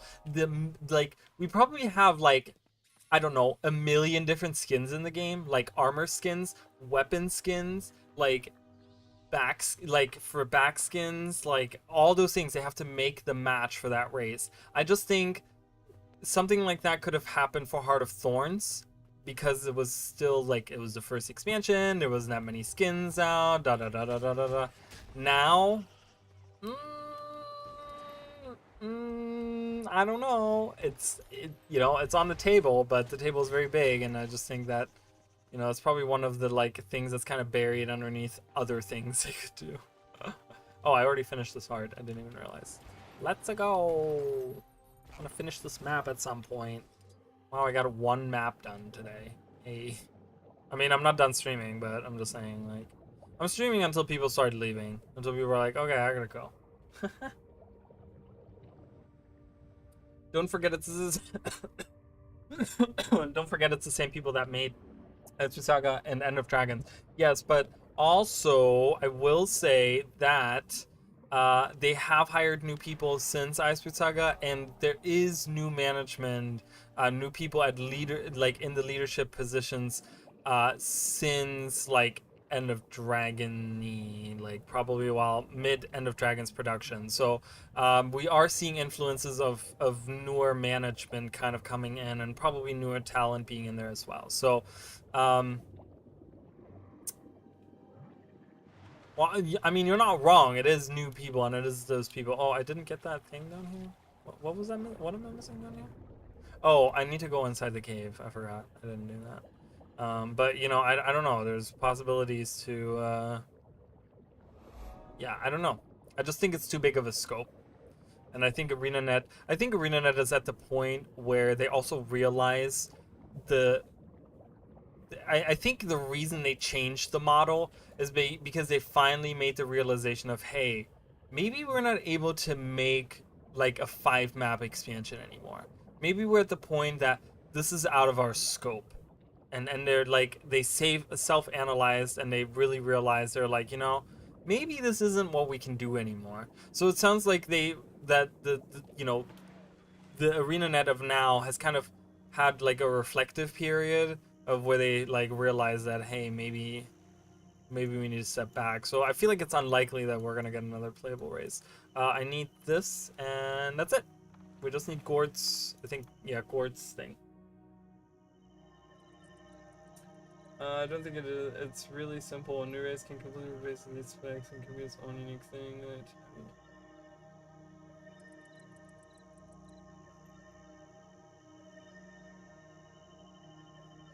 I mean, I don't know. I just, like I said, I think of like the models and the doing the different things, and again, you know, is that something that ArenaNet is looking at? I don't know. I don't know. There's Gord. Hey Gord, how's it going? Look at him. He doesn't have anything down there. It's very scary. I'm just kidding. Alright, we're just gonna steal your treasure and leave. Goodbye. We finished! Ooh, I got a key. Ooh, maybe I'm gonna get some good, guys. Let's see. Ta-da! Nope. That's okay. Ta-da! Ooh, I got a dusky die. Already have it. Ooh, 1 silver, guys. Let's sell it. Who's gonna be the lucky winner for that 1 silver die? Silver and 35 copper die. Whee! Oh, there's a juvenile river drake. I was like, what's down there? Hello. I learn something new every day. Yeah, they just talk about the like culture. Thanks, Emily. I didn't get anything good, but that's okay. 5 Mavericks were never really in scope. They always have reached them.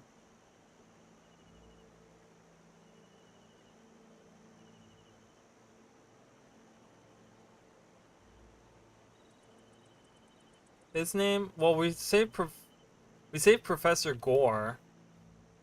That's not very close to the Eastern's name, because this is Galdolf, and this is Badrin.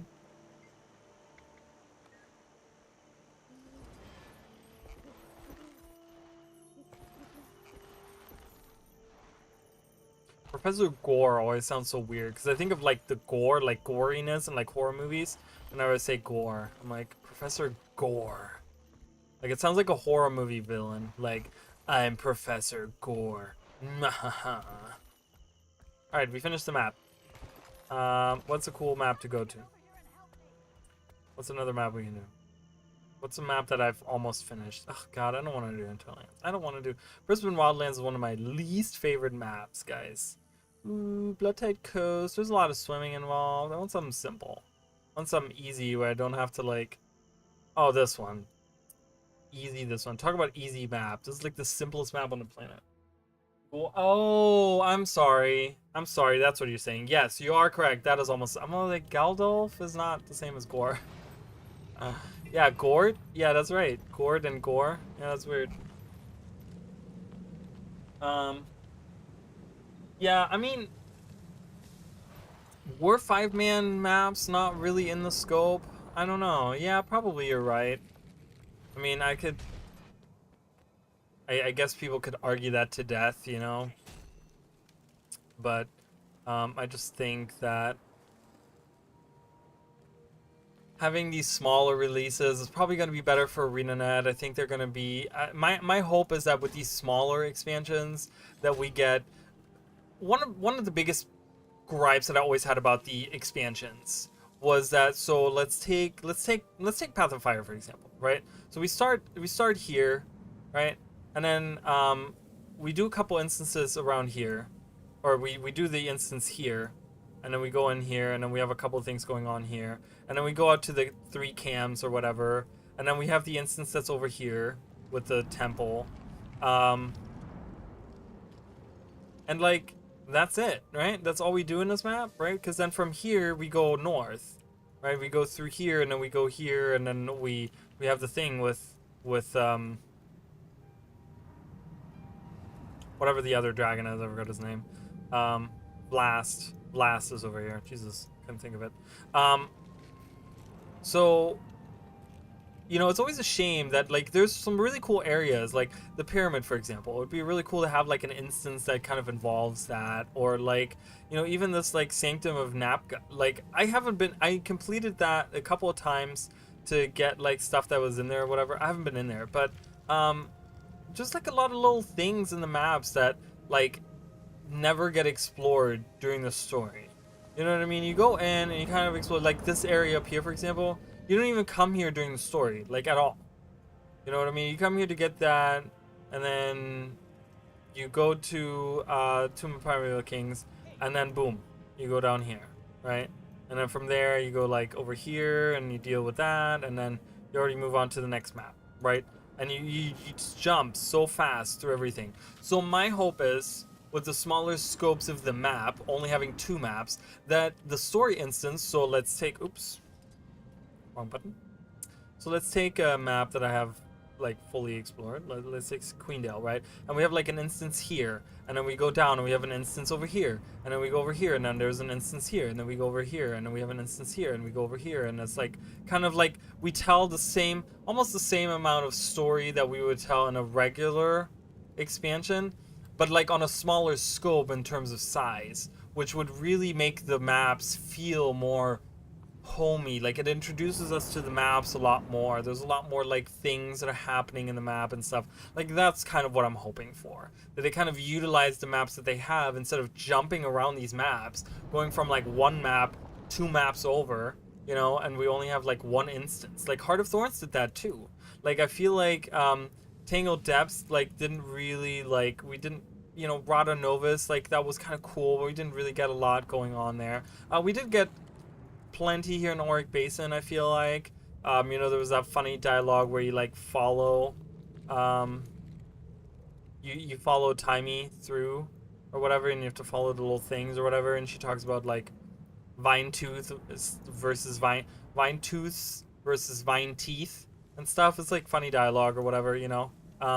But yeah, and you kind of just jump into, then Dragon's Stand has 1 instance where you go like down here along the thing, and then you have a couple in here. You know, there's like more that could be utilized here. I mean, I get this is supposed to be simultaneously happening as the story is happening. Like I get that, you know.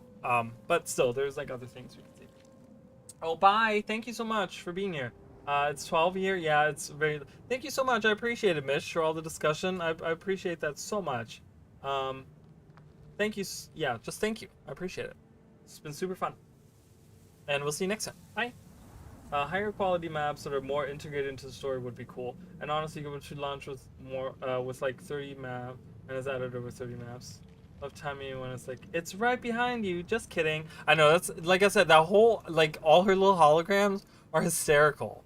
Like, you see the little savage out there and stuff, and the savage is like, his friend got eaten, and he's like, oh yeah, like, that whole part of the story is like really funny to me. I don't know, it cracks me up every time I do it. But yeah, there's only so much more you can add. Yeah, I think there is like plenty that they can add, but the problem is, again, we talk about scope. Like, does ArenaNet have the scope to add like all of this? You know what I mean? Like in little bits and pieces, you know, we could see it, but like high quality maps, like I want Grothmar Valley types of maps. Like here's a question to the community, and this is something that I don't know if people realize this or something. Why is Grothmar Valley such a cool map? Why is it such an interesting? Why is it something that people really, really like? Okay, like I want to hear the reasons as to why people really enjoy this map. I want to see if my headcanon confirms this. Or do you maybe not like it? There's some people that don't like Grothmar Valley. I'm sure. I'm sure there's people that are like, you know what? Fuck Grothmar Valley. I hope it burns alive. Even though it's not a creature that's alive.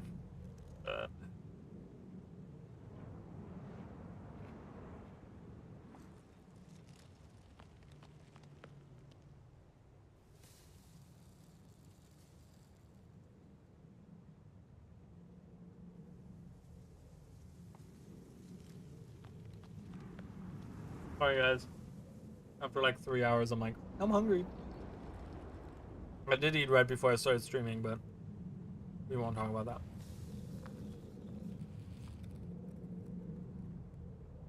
So, right there, the first point is exactly what I'm talking about. It's not just the amount of meta events that are happening. What makes this map so interesting in my own headcanon, what makes this something that I think people, why did I say that? I like Rothmar because of the diversity of activities, multiple different environments to explore, and a lot of different. So, okay, there it is exactly. High event density. So, and that's exactly it, guys. It's because the amount of different events that you have, right? When you look at all the different events that you have, like you have the one where you have to defend a little town out here, right? You have the one where you have to pass the torches to the effigy, which then you have to defeat the effigy, right? You have the cooking event over here where you have to do the stuff. You have the little kid that plays hide and seek that you have to find all around. You have the shooting gallery. You have the ooze pit.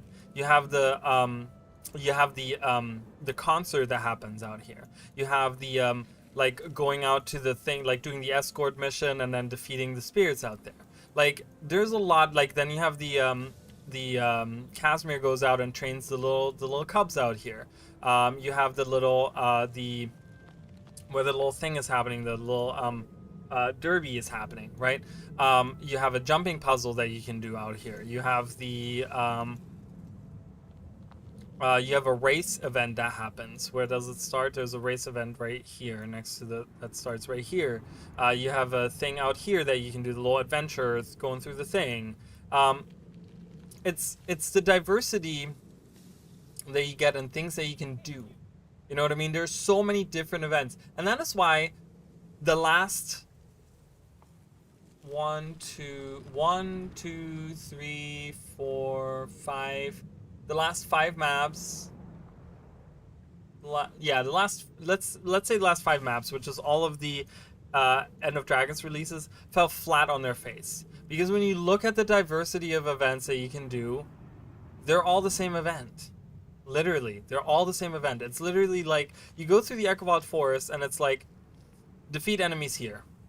Defeat enemies here, defeat enemies here, defeat enemies here, defeat enemies here, defeat enemies here. Like, it's just defeat enemies. It's always defeat enemies. There's some fishing going on here. But then even, like, when Teo runs away, you have to defeat enemies. It's not like, collect this, bring this here, go here, do this. It's not cool interactions with different environmental things. It's all about, like, defend this or attack this. Defend this or attack this. Defend this or attack this. This is full. Like, Kining City is full of just doing exactly that. It's like, oh, a Jade mech is going wild. Destroy it. Well, another one happens over here. There's a thief here. You gotta just kill him. There's another thief here. You gotta kill him. I'm just randomly placing these. I don't know if this is correct, but you get the idea. This is why these maps fail, because there's not a lot to do on top of having the same events over and over and over and over and over again.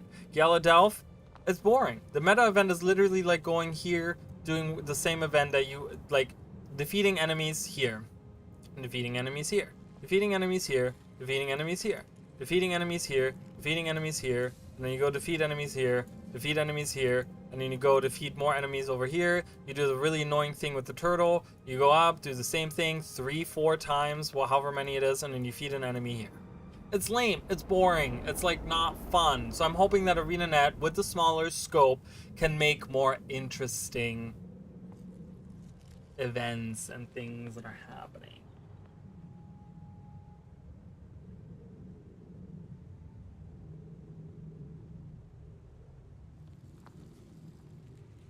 Yeah. I mean, it's all those things, right? The little puzzle with the Ash Legion puzzle, like that adds so much depth, so much like interesting things to the whole, like, it's cool, right? I want to point out while we're here, guys. Do you guys see all these, like, do you guys see all these things? If you guys, for those of you that haven't watched, I made a video on all of these things, on all of these char war machines, tanks, these little wagons here, the bigger wagons, these little things, these couplings. I made about these. I made pseudo lore. I came up with lore behind all of these things. I gave them names. I gave them like different, not different specs, but like different things that they could do. Even these right here. So if you guys want to check that out, super fun video. Best city in the whole game is Amnoon. Fight me. Amnoon is fun. I like the Blitz. The Blitz is fun there. I wish there was more to do in Amnoon. Amnoon was. I feel like Arena kind of hyped Amnoon to be something like super special, and it ended up just being like, oh, it's just a little hub with not much to do.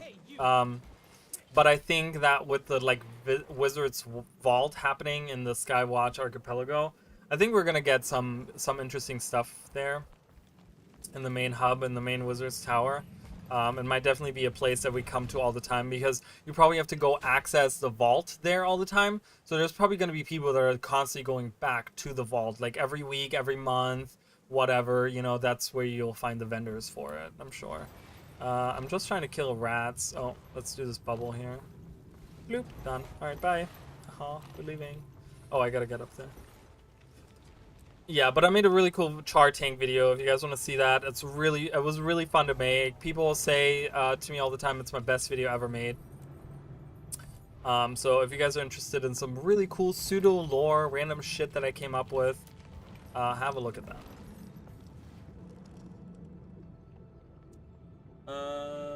It can be cool if the enemies have different mechanics or attacks, and if Dragonsmith just use the same enemies most of the time and feels repetitive. It is incredibly repetitive. It's the same enemies, it's the same things. There's no interesting mechanics. There's nothing. None of the masteries interact with anything like that. You know, it's just one thing that I said, one thing that I came up with, like just one little concept of how you could make the city feel more alive. Right? There's like little canals that run through, right? We have all this water available, right? And we're talking about gangs that are kind of like taking over the like city or whatever. Wouldn't it be really cool if you had like a speeder gang on like the synergetics mount that go around, and you have to kind of like, remember how like in season 4 you had to use like your lasso, or like even in Path of Fire you had to use your lasso on your mount in order to get like to catch like mounts and stuff. Like they could be riding on these things, you know, they could be riding on those, you know, of course in the color of jade, right? You can color that jade color and talk about how this is like a jade machine or whatever. I didn't select the green apparently. Like you could literally make this look like a normal jade whatever, right? Like this, I mean, this doesn't look super jadey, but I'm just trying to make a point here. So this looks like something, you know, this looks jade body, right? They could have used the skin, and they could have like a speeder bike gang go around. Like that would be a cool event. And then you have to go behind it on your mount, you can do it on your skiff, or you could do it on your skimmer, and you go behind them and you have to use your lasso skill to chase them down. And then, you know, once you do that, they become like an event on land that you have to defeat them or something. Like, just make it more interesting. You know what I mean?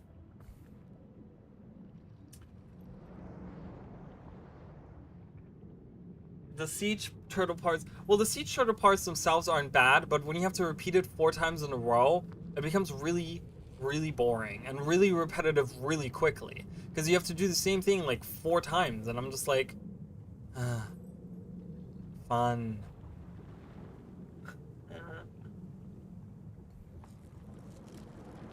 I like the char vehicle. Oh, I'm glad you enjoyed that video. I'm glad you watched it. Thank you. I appreciate that. When the Athies return, I done jumping polo and for. Oh, you got the infusion. Congrats. Nice. Awesome. Getting late for me, heading to bed. Well, thank you so much, Carl. I appreciate it. Thank you so much for coming by. I try to do Guild Wars streams, by the way, guys, every Tuesday. So every Tuesday, because that's usually release day. And for the expansion, I'm probably going to do like a 3-day streaming event. So get ready for that.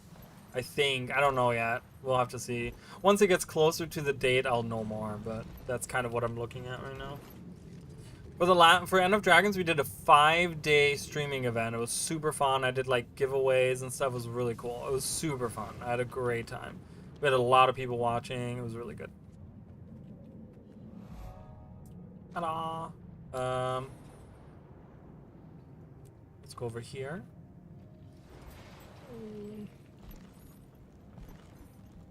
But yeah, that was kind of like one concept that I came up with, right? It was just kind of, it was one random concept that I came up with. It wasn't, you know, it took me, what, 5 minutes to come up with that. Like, obviously I've talked about this before, so it's something that's been on my mind. But I'm saying, like, that, you know, it doesn't take a genius to come up with some interesting ways to make these. Oh, great, now I'm on that machine. I didn't. My turtle is gone now. That's okay. Oh, I went the wrong way. We'll just use this guy for a little bit. Whee!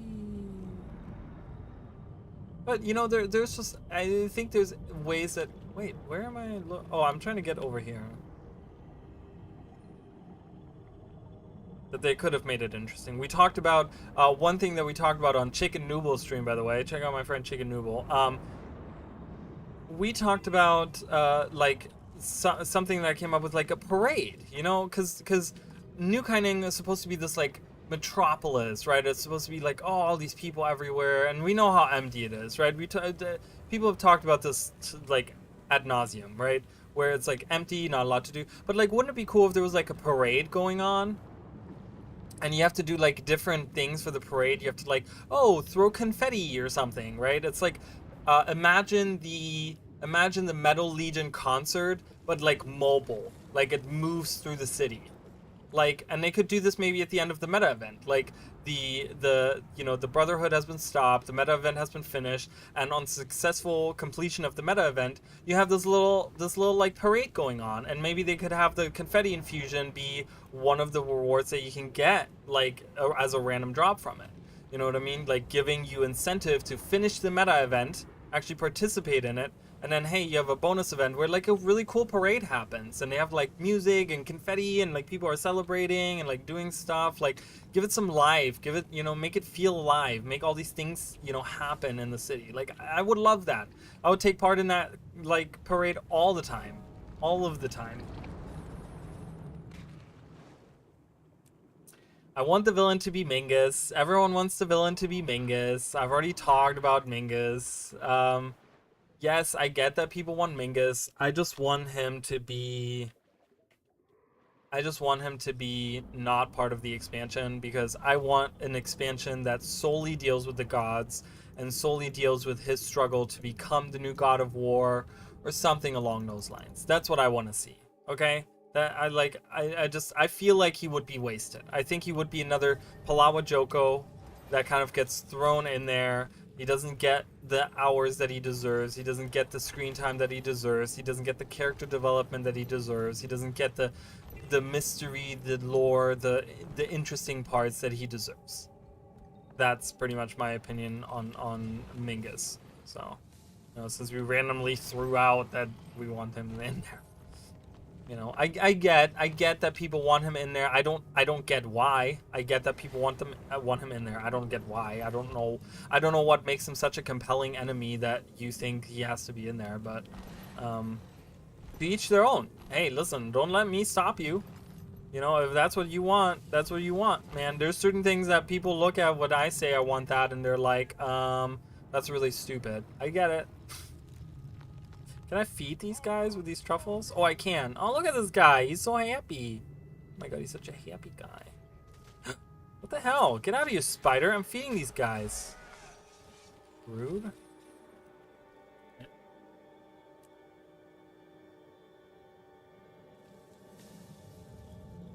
Oh, that's a cool idea. Or just like, I mean, they use like the depth charges, but like, yeah, I mean, just maybe having, like, what about, you know, because we talk about like meta events where you have to like split up, right? And it's like, oh, different paths. Like, what about having like Tequado, where certain people have to man certain things, right? Because you have people man the turrets so that it can cleanse the like the bad stuff off of you during Taquato or whatever. I don't really know how all the mechanics work, but I know that people have to be on the towers, right? Because they have to cleanse all the stuff off or whatever. What if we had, imagine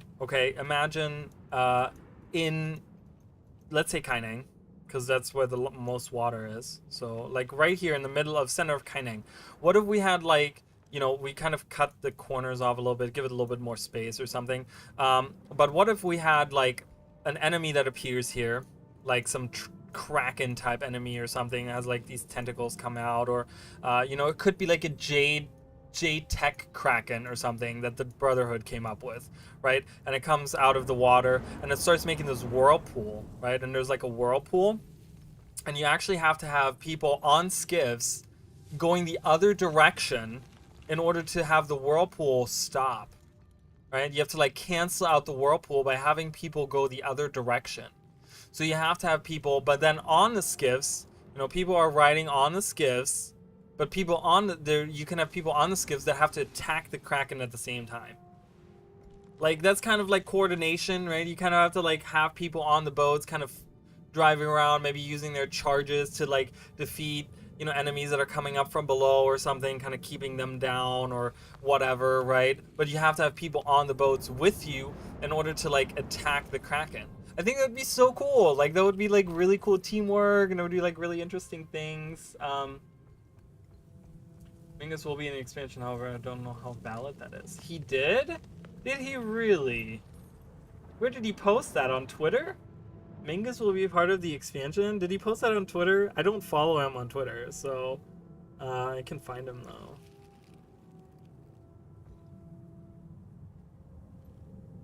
Oh, I think he just popped up there. Yeah, there. He posted on that?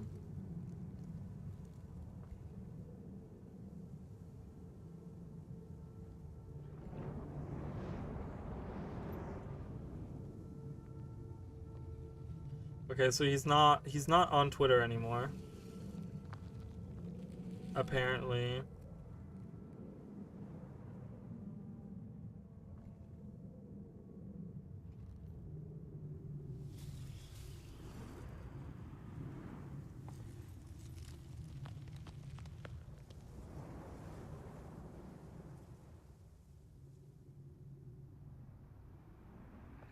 Big news.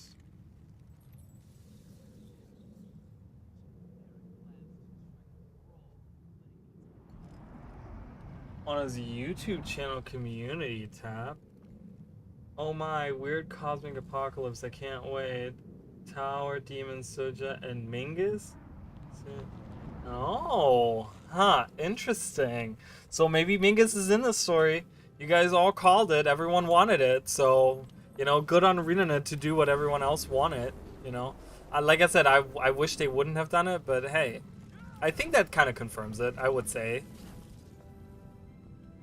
Like, because ArenaNet is, when they don't want something to be known, they make sure it's not known. Like, they make sure that no one reveals information that they shouldn't reveal. So, yeah, I don't know. Like why keep it a secret that Zoja is back, right? They were so coy about that, but then, you know, it's like they didn't deny it either. So they could have outright said like, I don't know. I think that kind of confirms it. Is all I'm saying. Hope not. You hope. What are you not hoping for, or what are you hope? What do you hope is not happening? Is that the right way to put that? I don't know. Let's kill these guys. This is the most boring map in the history of maps. What's the worst? Or not worst map? What's the most boring map in Guild Wars? I vote that this is the most boring map in Guild Wars. Stop making fire. Go away.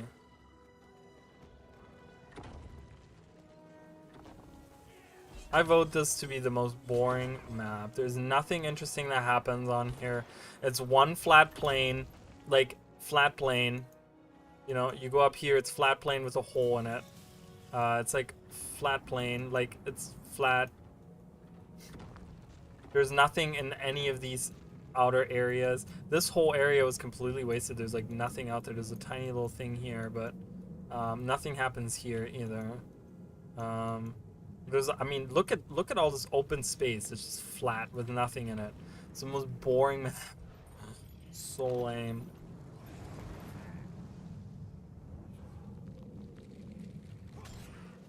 Interrupted you.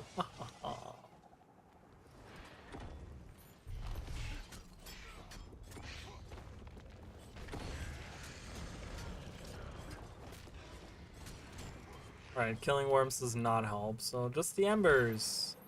Easy peasy. Lemon squeezy. Almond is not in it. I do too. I mean, that's pretty much what I've been saying for the last like 4 days. I've been fighting everyone on social media and I kind of gave up. I gave up.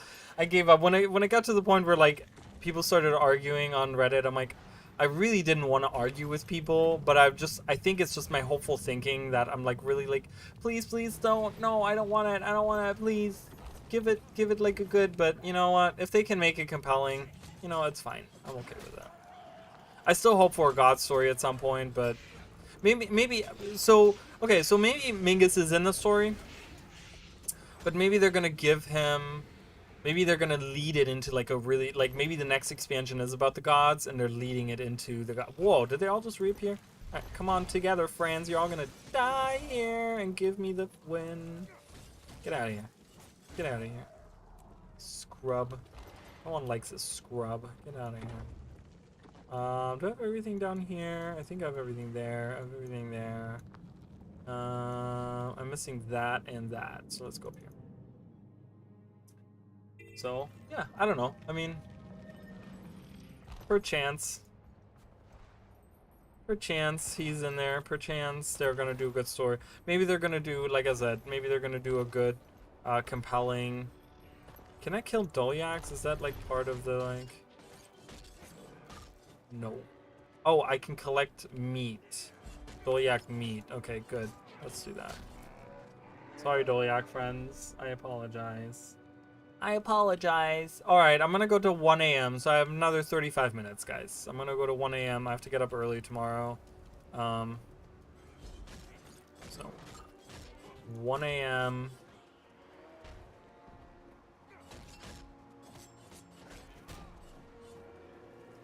No, 35 minutes. But I had a really good time today. It was really awesome. It was really great to have all this discussion going on. And like I said, I am working on a part 2. So some of the stuff we talked about, you're going to see in the video that I'm going to make. And I'm also working on 2 other videos. One of them will be another pseudo lore, like a made-up lore thing. That's going to be about the Eternal Battlegrounds. We're talking a little bit about the mists. And the other one is about the dual classing, which that's like taking me forever. It's such a long video. It's making me so long. So much editing in that video. Go away. I don't want whatever you're selling. See that guy following me? I'm like, go away. I know he wants to tell me about an event, but I don't want to hear it.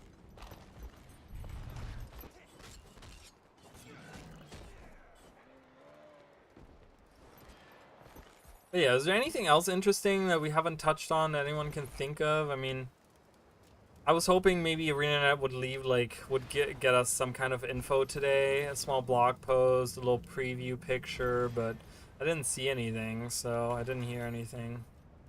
But I'm trying to stay away from all the social media because people are like theorizing so much, and I'm just like, it just gets me hyped every time. But then I'm like, I still have to wait though. Ooh, there's a broodmother here. And like, I have to wait until the end of August. I can't do it anymore. Like, I want this expansion to be tomorrow. What? Where are you going? No! Don't go in the water. Oh my god, you dumb bitch. Alright, bye. You can be down there. I'm gonna be up here. How about that? See ya. Wouldn't wanna be ya. Anything I can do here? No. Can I talk to these guys? No.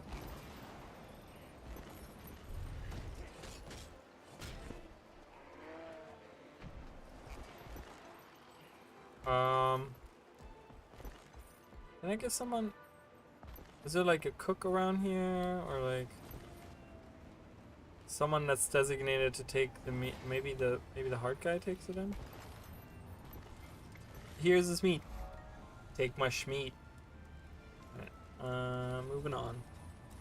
Moving on up. Maybe hoping we get an instance in the Fissure of Woe. I mean, now that Mingus has been semi-confirmed, that's probably very likely that we're gonna see something there.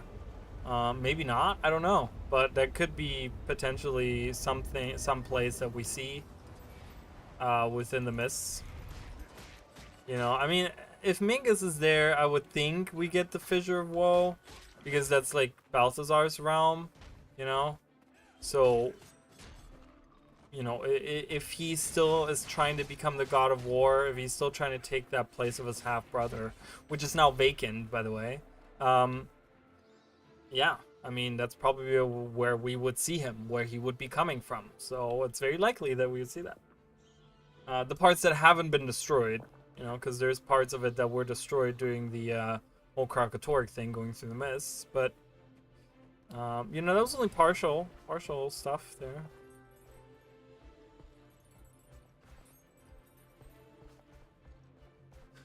So, yeah, I think so the last time that people really did this, I think, you go back to season 4.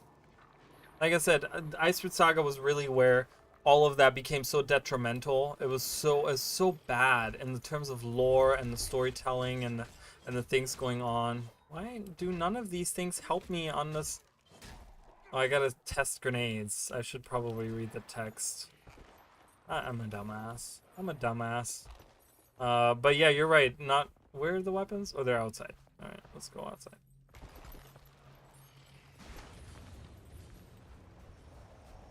Hello, can I have grenades, please? Thank you. Awesome.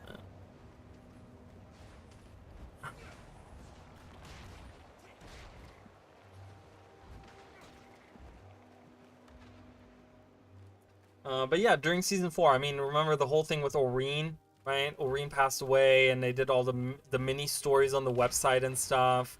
You know, people. I remember that was the last time that I remember people really sitting there and theorizing on this stuff, right? People were sitting there and they were like trying to figure out what was gonna happen. You know, that was during season 4, and then after that, it was just like Iceward Saga left like nothing for people to theorize on. It was so cut and dry. It was so like to the point. It was so just like, ugh. Explode. Oh yeah, completely wasted. I mean, being the first dragon. I also, you know, the whole idea. One other thing, the changing of the models. You know, we talked about Drakkar. Drakkar having a completely new model, looking completely different.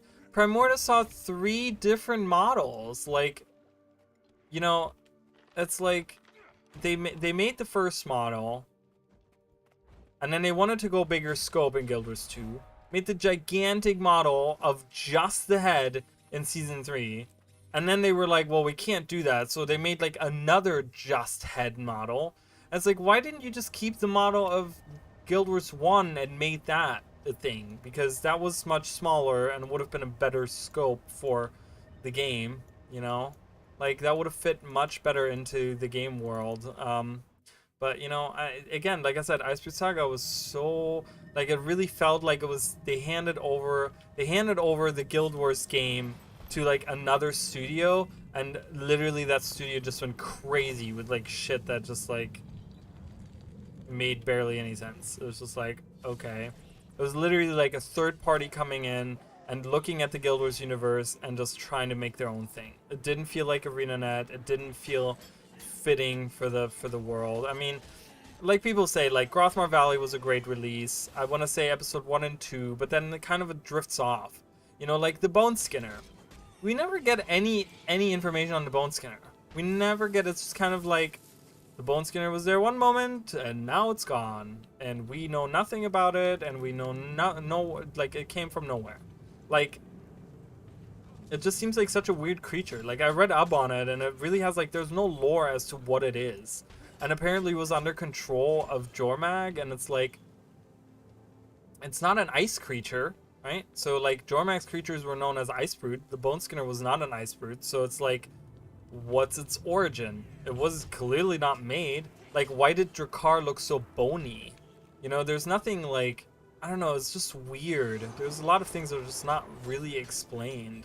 It's like, I get that maybe they could have used like, you know, Zaitan's powers of the undead or something, but it just, I don't know, it just feels very strange to me, the whole of that release. Oh yeah, Icebird Saga was so detrimental. That's you know, and that was right around the time where like Wooden Potatoes stopped making these really in-depth lore videos. You know, as far as I understand it, he had like some private stuff going on as well. But he, you know, I think it was just because of how bad Icebird Saga just was. I think it just didn't leave room for a lot of speculation.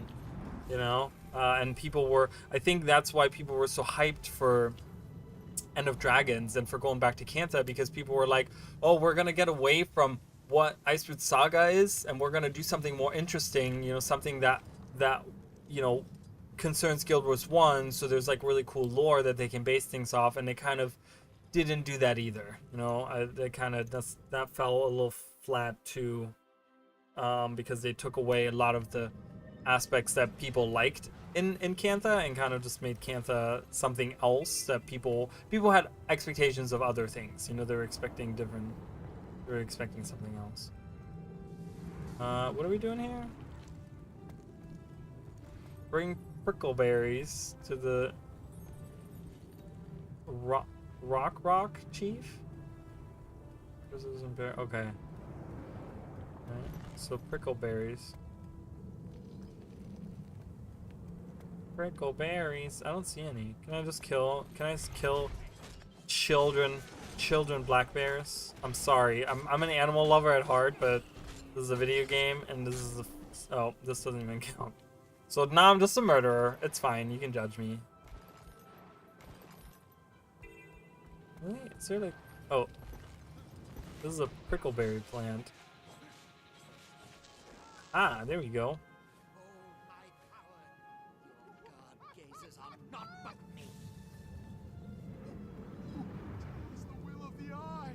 It's rudimentary.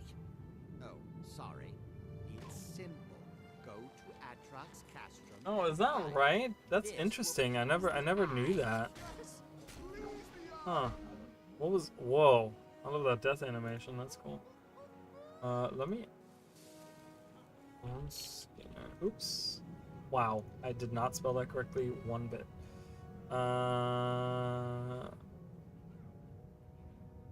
So originally they were called Wendigo.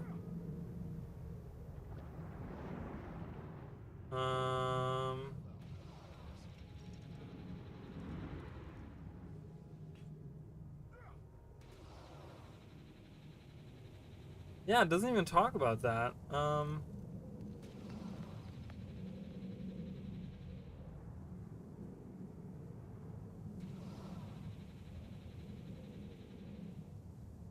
Huh, interesting. Yeah, I didn't know that because I was just reading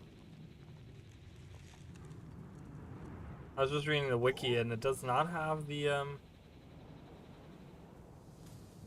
oh, maybe there's more info. Oh, there's more info here. Okay, so I guess I gotta go under the champion. I gotta go under the champion's bone skinner thing. It's at the hides dark and powerful magic. So it is said that the Aberrant Forest hides dark and powerful magic related to the corrupted Wolverine, which can drive people to madness, induced hunger. Mostly comes to his own, eventually fall prey to cannibalism, becoming insatiable and hungering for more and more food as they slowly become a bone skinner. Interesting.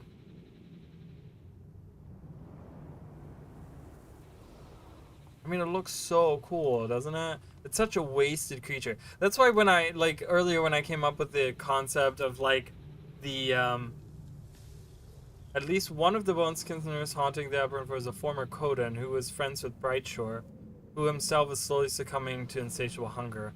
Within the Aberrant Forest, there's a male Norn vigil soldier muttering to himself with the bodies of the other Possibly on his way to becoming a new bone skinner. Oh, okay. That's interesting. So they're kind of going mad um, through that power. Okay.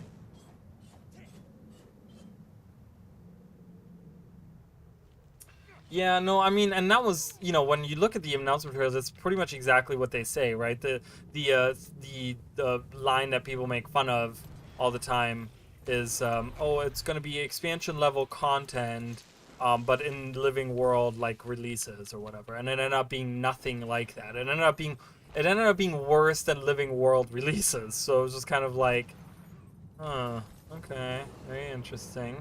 Um, can I give you the berries? There you go. Cool. But yeah, so bone skinners are just people having succumbed to the powers of the aberrant like forest or whatever, and just like transforming. But yeah, that's why I kind of said like, wouldn't it be cool? Did I not finish? Oh, look at that! It's like right there at the. Wouldn't it be cool if that's where the concept came from, was like, wouldn't it be cool if the necromancer, like a new elite specialization necromancer, could have that as a pet? Like, I think that would be really cool. Can I just kill one guy and just get this over with? Perfect. Love everything about it. Like, just to kind of give it, because it's such a cool model, such a, like, an interesting character design, and has like a lot of potential to be like a really cool. So it'd be really nice to have that as like a pet for like character. You know, you can send him out and it's like a fucking bone skinner. Ah, that'd be so badass. Be so badass.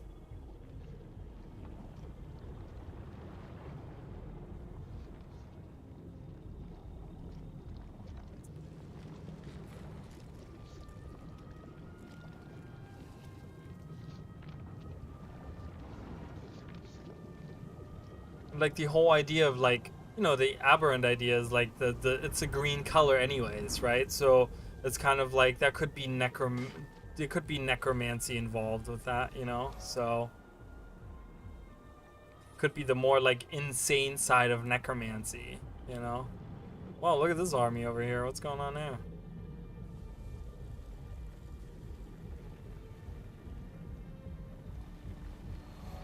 Alright, we've done all the hearts. I do need 2 vistas, though. What do we have for vistas that I need, so...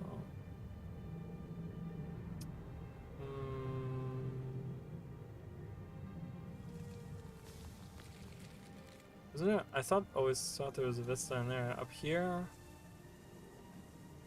Wait, what am I missing? I'm missing 2 vistas?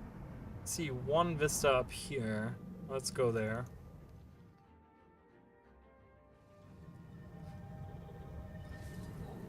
But yeah, I mean, I don't know. I don't know how people would feel about that. I've come up with 2 different late specialization concepts. One was the judge, I called it, I want to say, for the necromancer, which was like a hammer necromancer, and it was supposed to be more of like a defensive type, where it was just kind of like, you know, some defensive abilities. I forgot what I even had. And then the other one was like a vampire one, where it was like almost like a blood magic plus, where it deals with a lot of like sucking out the enemy, like the magic from the enemy and stuff like that. So I liked both of those concepts. I guess we could hover over. Oh, it's up here. Got it. See it. I see it.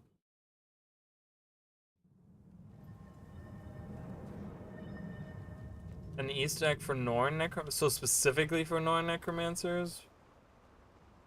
So how would you implement that for just one race? Like an Easter egg for that.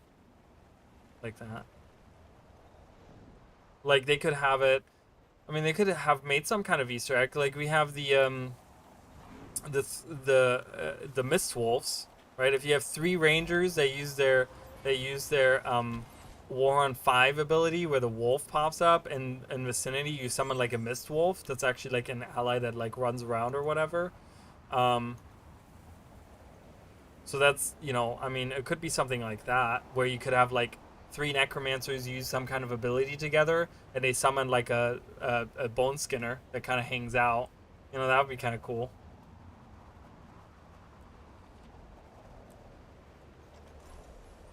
I did not. Oh, well, I did not get anything interesting, but These probably don't even sell for anything, do they? Oh, it sells for 1.5 gold. Goodbye. 1.6 gold. Goodbye. Give me some money, because I'm poor. I'm a poor, unfortunate soul. So sad, but true. What's a map that's like almost done? We have a map that's like at like 99%. That's too much. 49, that's 60. 75, 72, 55, 82, 100, 100. 82 is the highest, but I hate Straits of Devastation. There's too much water stuff going on. And like, I hate because they sink you. The fucking Risen sink you, and it's like, ugh. So obnoxious. 65 for Plains of Ashford. Let's do that. That's a starter map, really easy. We can fly through that in the next 20 minutes, the next 15 minutes, 16 minutes. I'm just gonna do it really fast. I'm gonna do a really fast map here, guys. And then I'm gonna head out, and I hope you guys enjoyed that. But yeah, so, yeah, if you guys are on Twitter, you guys can follow me on Twitter as well. If you guys haven't subscribed to the channel, I would really appreciate that as well. But yeah, discussions like that is like, I don't know, I love stuff like this. I could literally sit here for hours and discuss this stuff. I mean, I have. Literally, the last one. So, when the first part of Galadelph came out, I did a stream, and that was, remember how they did the Twitch drops came back? So, like, you know, people were, like, actually watching Guild Wars 2 on Twitch because there was Twitch drops. So, Chicken Nooble, my friend, he's one of the ArenaNet partners. He's a good friend of mine. He raided me, and he raided me with like 200 people. So I ended up sitting there from like, I think he raided me at like 1 or 2 in the morning or something. I sat there until 7 in the morning talking to everyone about like the theories that, you know, everything. Like we just had like huge discussions going on. It was super fun. But yeah, I sat there for like 5 hours. I was dead tired. I remember that. I was so tired. I was like, I have to go to bed, guys. It's 7 in the morning. I'm like, I gotta go. I'm sorry. It really got to the point where I was just like, the sun is up. People are going to work.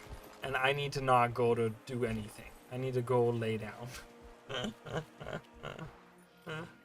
Ooh, Rock, Drake, Brood, Mother. Kill it. You can do it. Kill it, guys. God. There you go. Good job.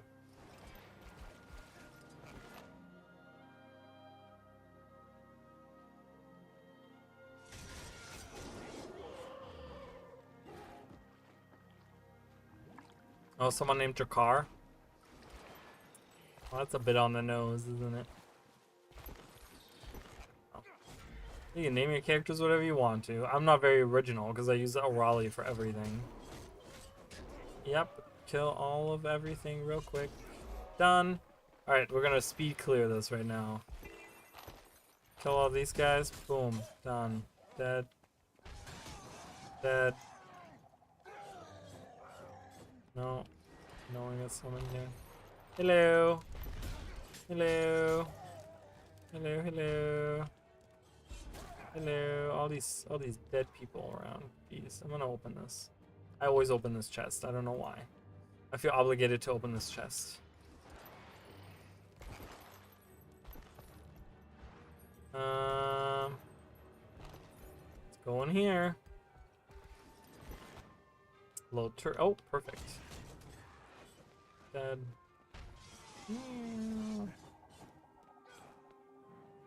Oh. Nice. Dead. Come on, some. Yeah, perfect. Give me another one. Oh, that doesn't help? That doesn't do anything for my bar. Lame. Alright, coolio. Done. Okay, we gotta go up here. That's a really easy one to do. That little, let's go faster, faster! This one is super easy. Just kill, like, everything inside. Kill the rats. Collect the junk.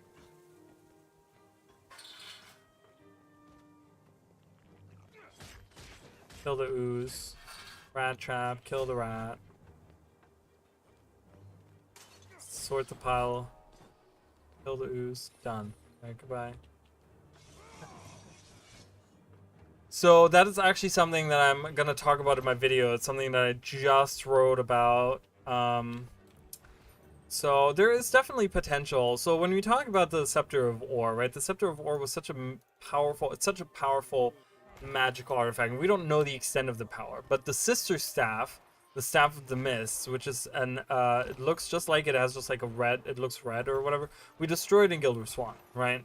But in that same store, in that same quest, where we destroy that staff, we were told that it actually can bend the fabric of reality or something to the will of its user. So it's like incredibly powerful.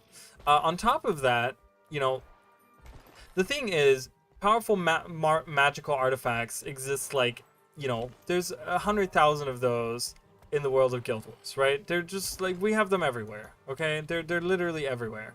But what makes this one so interesting? Well, it's because it can be used to control like demons, like demonic creatures. You know, it was used to control the Titans and kind of send them, you know, Vizier Kilbron used it to send them across all of Tyria and stuff. And it can also create portals into the mists.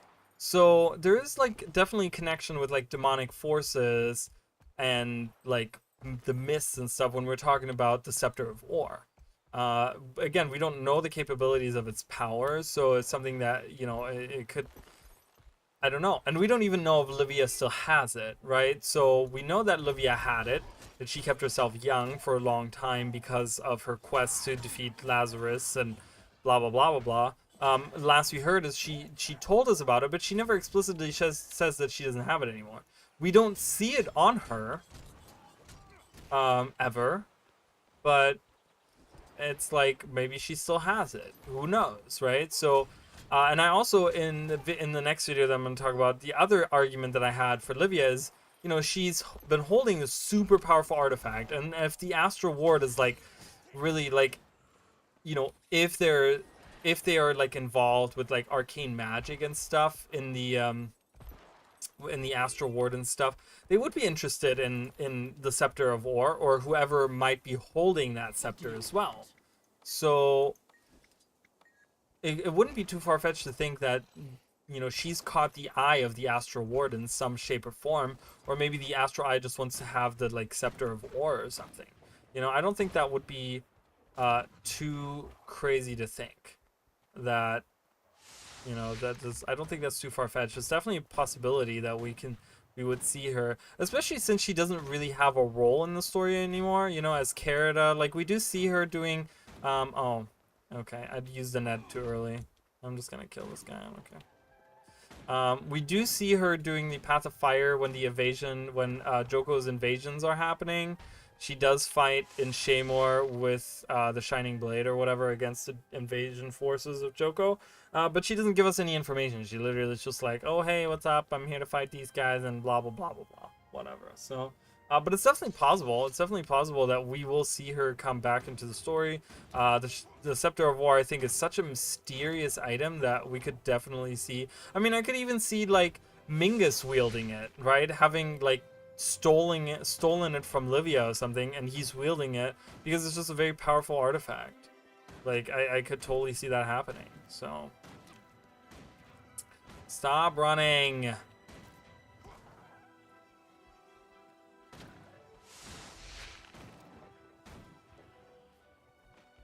Hold on, I'm waiting for this to recharge.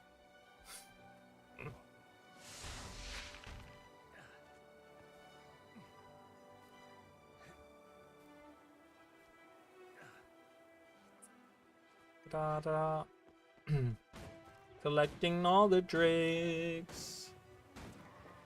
Again, it would have to depend on like how ArenaNet twists this expansion. Like, now that I know that Mingus might be back in the fray, like, that's a little bit different than I thought. Like, I thought we were gonna kind of focus on the demons and their houses and, you know, the leaders of it. Like, I will say, guys, I still don't think that the creature in front of the rift is Mingus.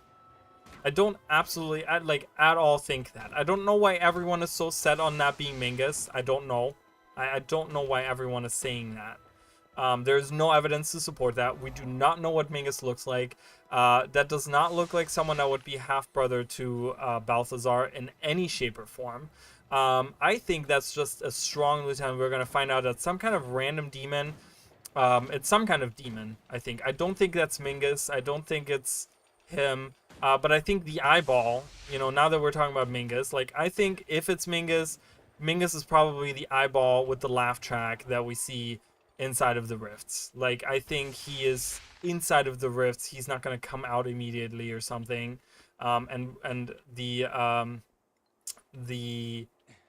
monster that we fight in front of it is some kind of boss monster that we will fight. But I don't think that's Mingus, because that just doesn't look like, I don't know, it doesn't look like Mingus, because Mingus, I look at the Shadow Army, you know, and I always think of like if you look at the Shadow Monks and stuff from Guild Wars 1 and even in the second game, like when we're in the Burning Forest and stuff, like that's what I imagine Mingus to look like. Like I imagine him to be some kind of shadow creature, some kind of, you know, he commands the shadow, like an army of shadows or whatever. Like, oh, I'm just talking and I already finished the heart.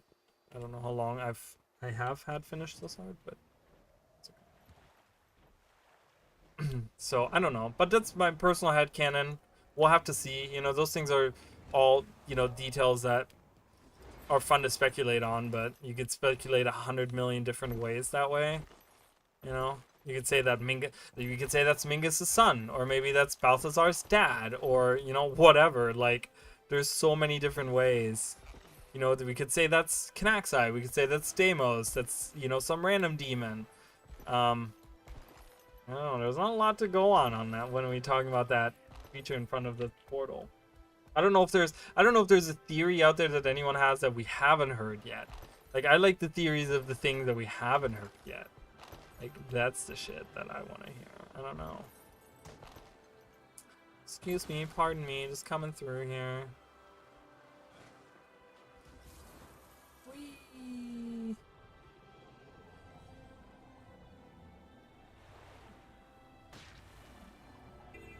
Perfect. You can just go kill all those separatists up there. Look at that. They even have a catapult for us that we can demolish. Great.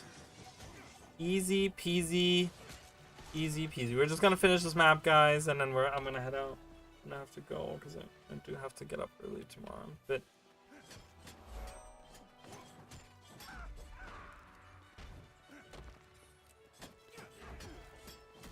manages to be the shadow of both our voices, like a dual deity bound to eternal conflict.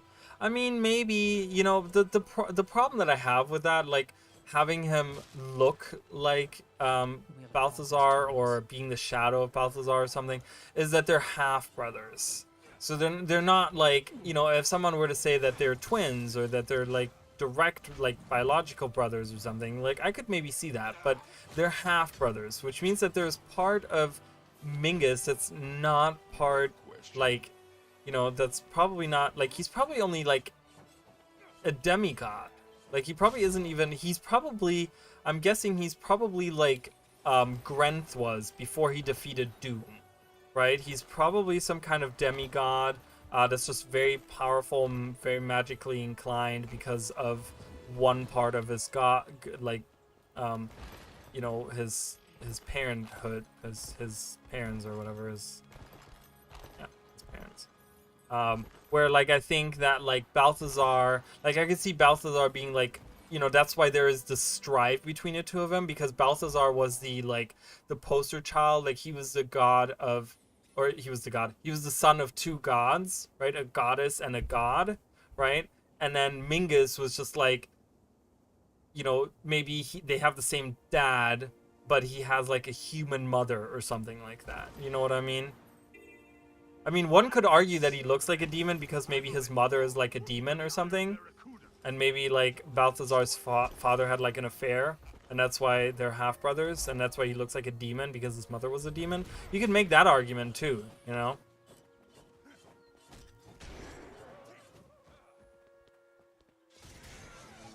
Like I said, there's a billion different ways that you can twist it, which is awesome, right? That's what I love. That's what I love, like to be able to make these different theories, and one of them might be true, right? You never know.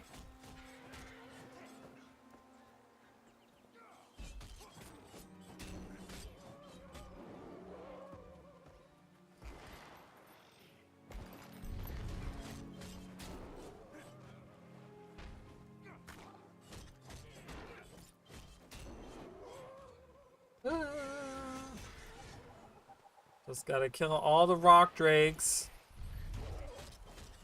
Thin out the population here. I always hated that. I feel like something was supposed to be up there. So you see how that plank is up here? I think, is it from here? Yeah, so you can kind of come up here. Right, you go up here. I mean, obviously I'm on sky scale. And you go around. This doesn't lead anywhere, right? That's what always like kind of pissed me off. It goes up here and then it like, oh, you get the scenic. What is this for? Is this like a legendary thing? Looks beautiful. Alright, whatever. We're leaving.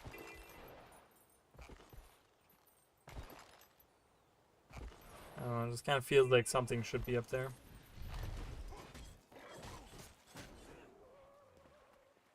Almost done. Let's do this. Wow. Yeah. Wow. Run away. I think ooze spawns. Yeah, it does. It most certainly does. Alright, let's go over here to the Ashford Abbey.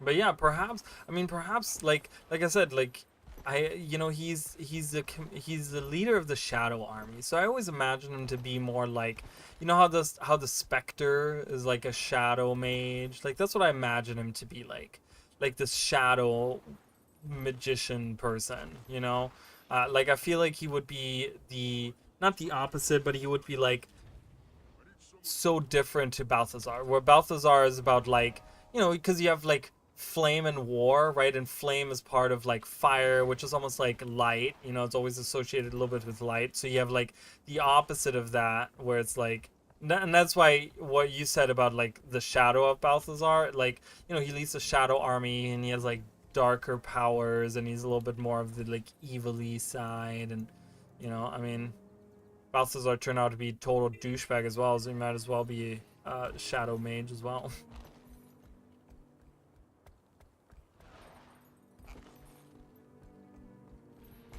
Can I kill these guys? No. But we do have some rubble. Rubble. Oh, I need a shovel for that? Fuck that. I'm just gonna kill harpies here.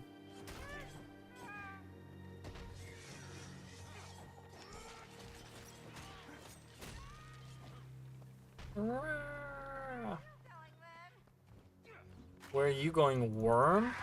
Excuse me? I don't know who you think you're talking to, but it sure as hell isn't me. Bam. Alright, are you back down yet? Yeah, you are. Hello!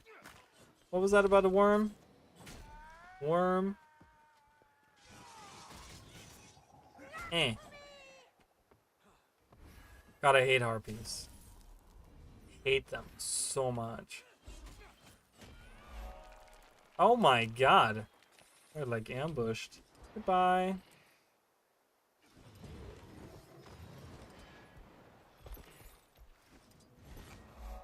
Alright, what else? I need that. I need that. Let's do it.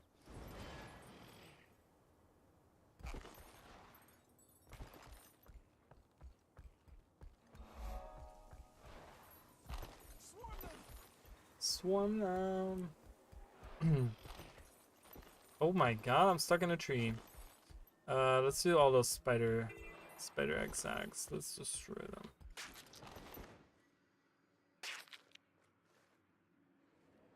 The Blood Legion is impressed by me squishing a random egg in the forest. Good for them.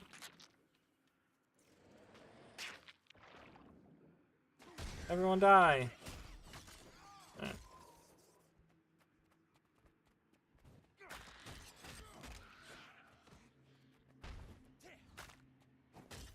Oh, look at all those. Well, you've all come to die.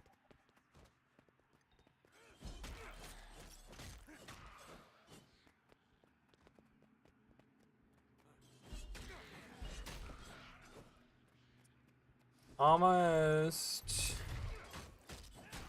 Oh god, I literally just stepped outside of that. That's annoying. Alright, coolio. 95. We have one more heart. 2 more vistas. Where's the heart that I need? There's a vista here, and the other vista is on the other side. So we can get those very easily. One is right up here. Oh god. Oh god. Oh, well, at least I didn't fall all the way down. Alright. Cool. No! Oh. I hate it. Really? I'm mad now, okay? Fuck you. Alright, off we go! Whee!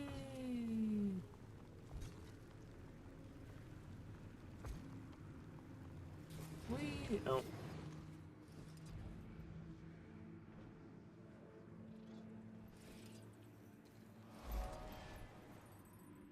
Run! Alright. Heart. Heart. Where's the last heart? Guess I gotta hover right there. Oh, that's the one I wanted to go to, and then I never did.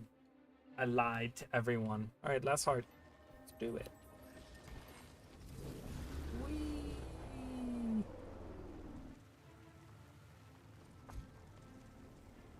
Ooh. Ooh. Oh, we made it. Haha. We made it!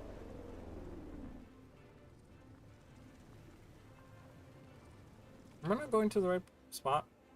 I'm not. That's why I'm confusing 2 areas with each other. It's down here. Here it is. I was like, why does this not make sense?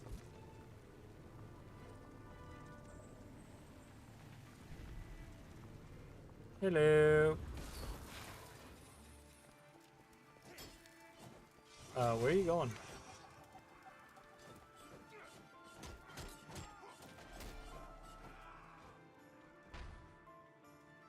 Na, na.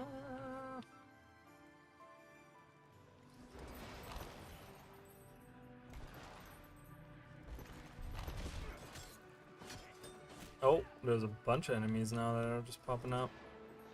Hey, Captain. Captain, my Captain. Flick that fireball right back to you. Oh, that's not what I wanted to do.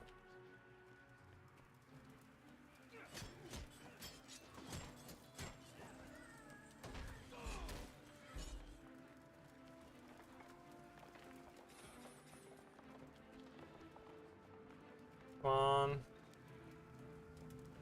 There we go. Last one. Nope. We'll pick up this hammer. That'll finish it. There we go. Done. I should be safe up here, I think. I'm gonna hide in the bushes. Alright. Let's get that. Let's get that. Oh, I got another key. Wow, I've been very lucky. Guys, you don't understand. I'm usually really unlucky when it comes to that. Whoa, look at all the stuff that we have. Jeez. See, when you don't open the inventory for like 4 hours, it's just like, oh. Alright, hopefully I got some good. Ooh, I got a focus. I got a focus. Do I like this focus? I think I like it. I like all the shimmering weapons. I think they're pretty good. I'm gonna unlock that. How much does it sell for? Oh, only 6 gold? Fuck yeah, I'm gonna unlock that. Add to my wardrobe. Boom. Done. We got a nice skin. That's a great thing to like end the thing and the stream on. Dusk is a great at die.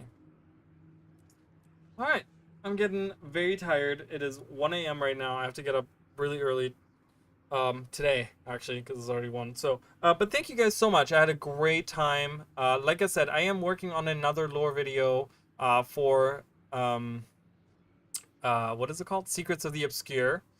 So if you guys are interested in that, and like I said, I have a bunch of other things that you guys can watch if you are interested. And I have a bunch of other, oh, I didn't write those down. I have a little whiteboard where I write down all my ideas and things that I gotta do and stuff. I didn't, there's like 2 videos that I have in my head right now that I did not write down because I just updated that yesterday. But yeah, so there's other videos coming to the channel as well. Like I said, I'm over on Twitter as well. If you want me to follow over there, it's nothing crazy, but I do tweet out whenever I go live. So if you guys want to know that, hang out. So I usually do Guild Wars on Tuesdays. I do other stuff on Sundays and Mondays. So, but yeah, anyways, thank you everyone that was here. Thank you, NM. Thank you, Spart. Thank you, Emily. Thank you, Jacob. Archimedian. Carl, Mish King, Emily I already said, but you know we can't thank Emily enough actually. So I know there was people, and Mish King, there was other people here. Weren't there other people earlier? Doesn't look like it. Jacob, I know. Oh, Macca's basement, Mr. Juice. Mr. Juice was here earlier. I didn't even realize he was here. Oh, okay. Cheese plate. You guys have some crazy names. Who else? That's it. Well, thank you guys so much. I appreciate it. And I'll see you guys either on Sunday, Monday, or Tuesday, possibly, or maybe in the next video. I'm trying to get another short done this week as well, so we'll see how that goes. But thank you guys so much. I'll see you then.